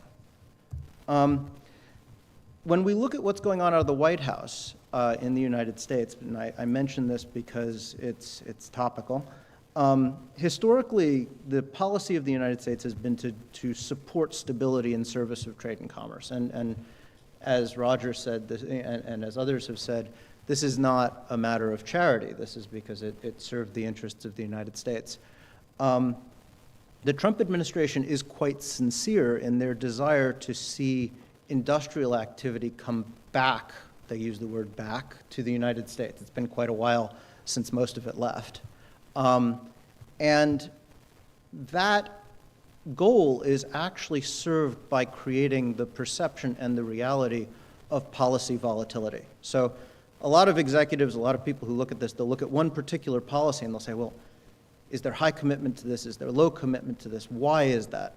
But the interesting thing is that it's not really about any individual policy. I believe that what's going on is that you have lots and lots of policy being introduced. Some of it's high commitment, some of it's low commitment, some of the commitment is dynamic. But what that means is that a lot of the legal and commercial structures that get developed in a world where policy is very stable, they can be elaborate, they can be brittle, they can be complex. Those elaborate, brittle, complex structures for moving money and goods around the world have to be simplified if you don't know what the policy is going to be at the borders. And so I think that helps sort of clarify what's going on from a policy perspective in the US. So if we look at technology trends, I think there are three big themes that I'm going to tap into. The first is extended sovereignty. As you see more capability going into drones, going into UXVs, UAVs, unmanned underwater and surface and aerial vehicles, you see that both for surveillance and for kinetic purposes, the reach of sovereign ambit is getting very, very long, even for non-great powers. In fact, even for non-state actors in a lot of cases. The Houthis are an example of this. The second is there is always a trade-off, and historically the trade-off has been between manned systems that could be relatively flexible and make decisions in real time, and non-manned systems that were not very flexible unless you had what in the telecom industry we call backhaul capability, unless you could actually communicate with them in real time so that some person could make decisions. What's changing in the world pretty dramatically is that as we get stronger and stronger AI capabilities that we can push out onto platforms, it means that those platforms can make decisions even when they are not connected back to a human decision maker. And that's a change in kind. It means that we can have flexibility out at the edge without having network connectivity at the cost of losing control, of course. And then the last is that as we have decreasing cost of drones and satellites and a bunch of new sensing modalities that are coming online, we're generating a lot more data. But data and information are not the same thing. And so turning that data into actionable information is a huge challenge and is one where the bottleneck is really high-end compute hardware and capability. So I'm not going to talk about this. Everyone understands this in this room. So I'm going to talk about a couple of technology trends. One is that right now, airborne drones and drones in general tend to be highly dependent on GPS and offboard computation through networks for both navigation and targeting, which makes them super vulnerable to jamming and communication disruption. And jamming is something that the US and Russia are very, very good at. It's something the Israelis are very good at. We suspect that the Chinese are very good at it, although that hasn't been tested as much. To the point where in Ukraine, the dominant technology for airborne drones right now, from everything I've been told, is drones that are trailing single-use fibers behind them out of spools. Because with a fiber, you're immune to electromagnetic interference. This is a This is something that undersea vehicles have used for a long time because there aren't electromagnetic channels for communicating with things like torpedoes. If you look a little bit down the road, and I mean in the very near future, drones are going to have enough computation on board, even for relatively lightweight small drones, that they're going to use video and new chip-scale inertial sensors that are getting developed so that they're going to be able to navigate autonomously and recognize landmarks, identify and prioritize target, and act together as part of swarms. That is, at this point, mostly a computation bottleneck, which means it boils down to who has access to the best chips. If computation is free, you can do that. You can do all of that stuff right now. It's just a question of power and size. What that boils down to is, when you look at what's revolutionary about these drones across different domains, it's that you don't actually need that much human capability to operate large numbers of drones. And that's becoming less and less true in the sense that you can have fewer and fewer people operating more and more drones. That means that if you have a strong manufacturing base and a strong software and AI base, you can develop and project a lot of power. So, one of my favorite authors sort of quipped at one point that no one was ever killed by a flying shard of GDP. But we're getting a little closer to that in the sense that if you have a lot of manufacturing capability and a lot of software capability, you're going to be able to project military power all out of proportion to the size of your military. We're also going to see that UUVs and USVs are going to become much more important. It's going to greatly reduce, as these devices proliferate, you're going to have greatly reduced cost for attacking undersea and maritime infrastructure, and not necessarily, you're not going to need to be a naval power in order to project power and do area denial at sea, potentially very far from your own shores. Just to give a sense for this, right? These are the drones that have been proliferating through the Houthis, for instance. These are relatively inexpensive, and they're very upgradable. As you start to add more smarts to them, they become more capable very quickly.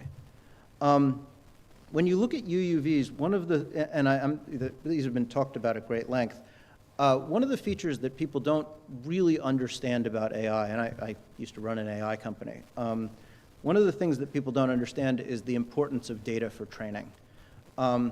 Building many small UUVs and deploying them and operating them and recording the data and seeing how they operate is vastly superior to building a few large ones. And the reason is that the more hours you spend operating them, especially in training environments, the more data you will generate and the better the AI will be that you can use when you actually have to use them to fight.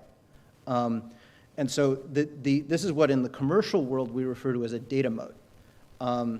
Whoever develops the best AI first tends to generate the most data. That data allows their AI to get better and better over time.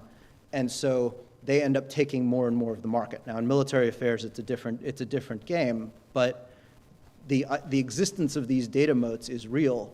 And so the people who are deploying this stuff the most and exercising it the most will have the best systems, and those best systems will be in demand for sale to allies and others. So there's a bit of a race here.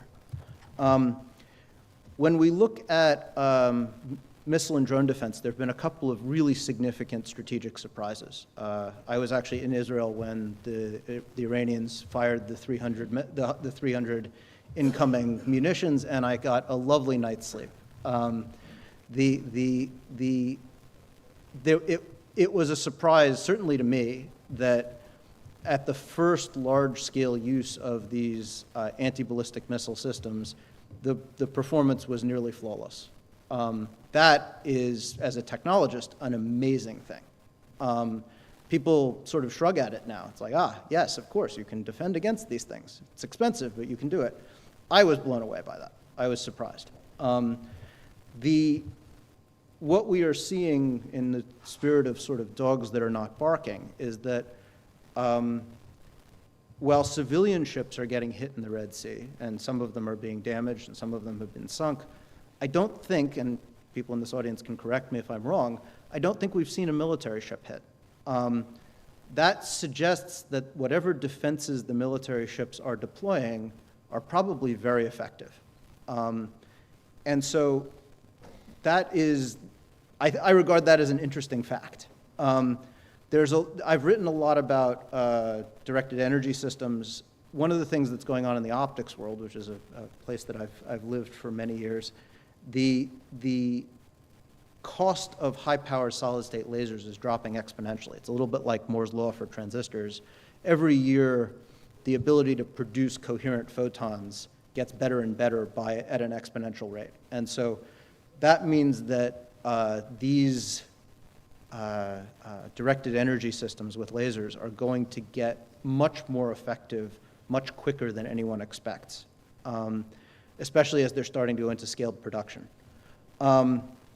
This is something where I think there is a potential shift toward defensive dominance for air war, especially against drones. Right now, drone defense is almost entirely offensive dominant because defending against drones is just really expensive if you can't do it with electromagnetic capability. That's changing rapidly. I think that's a big deal. Network warfare is another big deal. We've seen that cyber attacks, for at least 20 years, we've seen that cyber attacks can cripple physical hardware, in some cases beyond repair. Networked systems are wonderful in that they're flexible and they're very capable, but they are subject to scaled attack by sophisticated digital opponents. We've certainly seen GPS spoofing and other problems. There are technical solutions for that these days in the sense that there's been huge progress lately on inertial navigation. There are now little optical gyroscopes that are chip-scale inertial navigation systems that are available in the commercial market that are just hitting the market now. There's a lot of work that's being done in a lot of different domains about how to blind and cripple optical sensor systems, whether they're on satellites or on drones. It turns out that if you have an optical sensor that needs to look out at the world and that has a lens in front of it that is concentrating light onto the lens, shining a laser at it is a pretty good way of destroying it. We've talked so much about the attacks on undersea infrastructure that I'm not gonna cover any more about that, but it's a big issue and it's going to get bigger. Now, one thing that people don't appreciate is that the architecture of the internet is set up to be relatively robust to things like cable cuts. People have understood that cable cuts were a real problem since the very beginning. And so the internet actually degrades quite gracefully against those kinds of point failures. They're certainly not convenient and they're not easy to repair. But if you're talking about individual cable cuts, where it's a moderate fraction of the overall capacity, I guess I'd give the example of what happened in COVID, right? At the beginning of COVID, there was a between 2x and 4x surge in demand for internet bandwidth. And yeah, Zoom ran a little slowly for some people, but it basically worked, which is a remarkable thing in terms of the way that the internet protocols are designed. There's not very many other infrastructure systems in the world where you could surge the requirements by 2 or 3 or 4x in terms of bandwidth demand, and it would just continue working and maybe degrade a little bit gracefully. You certainly couldn't do that to the electrical system. You certainly couldn't do that to the water systems. So cable cuts, unless they're done at a mass scale, are more of an annoyance than anything else. They're a very expensive, very inconvenient annoyance, but they're not a catastrophe. There's a lot going on with space-based networks. I think most of this has been talked about earlier today. Right now, most communication to ships is either through radio frequency channels or through satellite channels through radio frequency links. I think we're going to start to see some optical links showing up. The space-based systems that are going to start to exist in low Earth orbit, I think are going to be quite powerful in terms of getting very high bandwidth to very remote places in the world, because if you want to be able to cover New York and Los Angeles with space-based communication systems like what Musk is doing, you kind of have to do the rest of the world, or at least most of the rest of the world, by default, because those satellites are whizzing by every minute or two. So you need a lot of them in order to have full coverage in time at any particular location. These communication channels are quite vulnerable to electromagnetic interference, which makes them a little bit brittle in an adversarial situation. I think this is one of the most important curves for the last 20 years and certainly for the next 20 years. The cost of satellite launch is in the process of dropping about 2 orders of magnitude over the course of 20 years. That means that access to space is getting dramatically easier. Now, that means that there are going to be difference in kind changes in terms of what kinds of capabilities are worth putting into space. Now, the interesting thing is that this is not widely distributed, right? The point on the curve here that's for Starship Block 3, which is a few years out, or it's just coming online now, where it's $200, $300 a kilogram. That's right now. It's going to keep dropping. There's only one place in the world that knows how to do that. There isn't a competitor for that right now. So that's going to be a technological and physical choke point until and unless someone stands up a competitor. A choke point on cheap access to space. I think that's kind of cool. I'm not going to talk about the subsea monitoring. Chris did a much better job with that than I will. I'm only going to mention that this is not just dedicated networks. There's a team at Bell Labs, and there are teams in other places that are showing that you can actually use the existing telecom network infrastructure as microphones in order to monitor the subsea environment. There's a reference to this here. I used to work with the Bell Labs guys. They're doing cool stuff on this. There's a whole generation of new startup companies that are deploying things that you can attach to the ends of existing undersea cables to turn them into giant hydrophones. So that's a sort of, to borrow a word from the Chinese, that's a civil-military fusion issue, where something that was previously at least rhetorically defensible as a purely civilian asset, although moving data around is certainly useful for warfighting, is becoming much less of a civilian asset. All right, AI for propaganda and deception at scale. This is something I regard as a very big deal. In short, what we are seeing is that the AI systems for, not just for text interactions, but for voice and video, are becoming very effective at spoofing humans. There are examples of people getting on Zoom calls, thinking that they're surrounded by people they work with, discovering that later that many tens of millions of dollars have been transferred to a group of deepfakes and as part of a scam. So when you're talking to the people who are operating your ships, they may be talking to you or they may be talking to someone else, and you better figure out how to make sure they know they're talking to you. I've got some ideas about emerging trends in AI. I think the most important one to keep in mind is that the cheap or free AI that you have access to is going to be very different from the AI that is closely held, expensive, and relies on millions of dollars of computation. That very expensive, very bespoke AI is going to be used for both propaganda and hacking at scale. And that hacking is going to be mostly based on, not just on sort of digital attacks, but attacks that are aimed at using human factors. It's going to be possible to do human factor sophisticated spear phishing, in effect, at very large scale very quickly. I'll wrap up. One last thing. The Israeli pager attack showed that supply chain Trojans are a new and very important attack vector. I think we're going to see those kinds of supply chain Trojans as a threat vector where you could put a bomb in a container and use that as a way to shut down a critical strait. So those are the sorts of things that we have to start thinking about, is ships as weapons, ships as things that can be used to block critical infrastructure. I'm not going to talk about underwater defenses. They're clearly needed.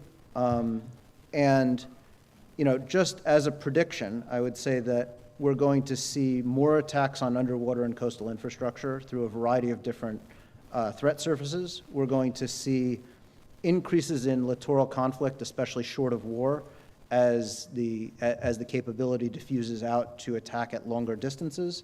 And we're going to see with long endurance unmanned vehicles that it's not even going to be necessary to be local to the battle space anymore. So you may have naval powers that can project power out into the naval battle space that don't have a coastline. So I'll stop there.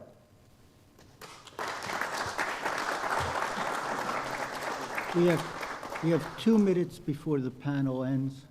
Athanasios asked me to try to pull together the points that were raised. I will attempt that as briefly as I can by way of asking a series of questions that each of you will find answers to as you reflect on what happened today. The first is, did the end of maritime hegemony bring about an end of the liberal international order? The second, if in fact maritime hegemony and the liberal international order are closely linked together and one has come to an end, what has emerged? Is it a bipolar world of territorial autocracies and maritime democracies? Or is it a multipolar world in which neutrals become actors that are of great significance? This has implications for, among many other things, it has implications for whether or not international cooperation for safety issues in the maritime sphere is the future or is the past. Those two theories of bipolarity or multipolarity are not the only geopolitical theories available to us.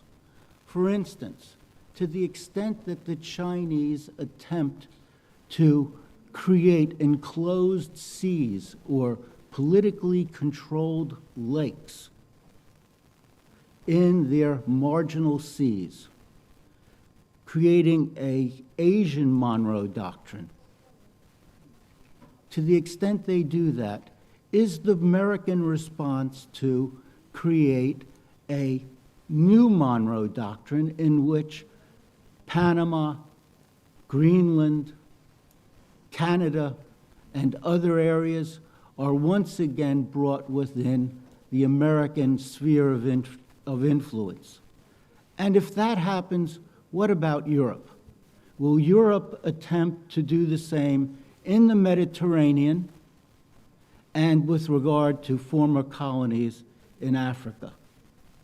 Three great spheres of huge regions, each dominated by a metropole and a southern periphery dominated by a respective metropole or core area. That's a possibility. And if that were to occur, you need to ask the following questions. What about the Middle East? Does that remain a shadow belt between these newly emerging large regions? What about the Anglosphere and areas that had been previously dominated by the French? What happens to those areas which might fall outside of one of these regions or another? What about Russia? Does it attempt to dominate Eastern Europe or the Stans and create its own metropole? What are the new geopolitical flashpoints if, in fact, this other theory becomes the future? We have many questions to ask But as we think about the rise of geopolitics in this moment of geopolitical transition where we don't exactly know what the direction of the globe and the politics of the globe might be, we have to think of Clausewitz again. Has tech innovation become war by other means? Has ethnic identity become war by other means? Has migration become war by other means? And of course, has sea access become war by other means? And with those questions, thank you for attending. I very much appreciate it. I'm sure Athanasios has more to say. Thank you.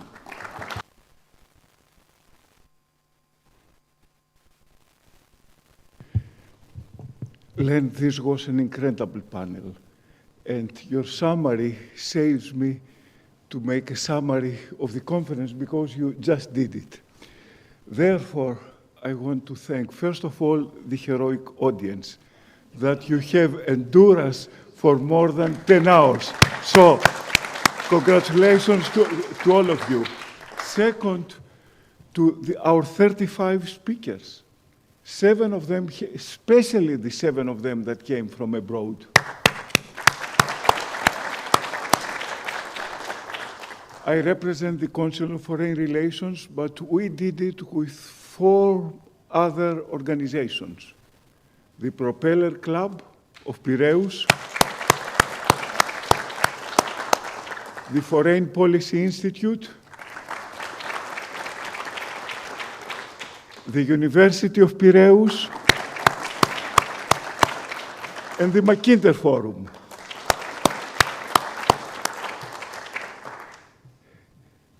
The only thing that I can add to the summary that Len did was that the academics and the think tankers, we presented a gloomy idea about the current situation and about the trend.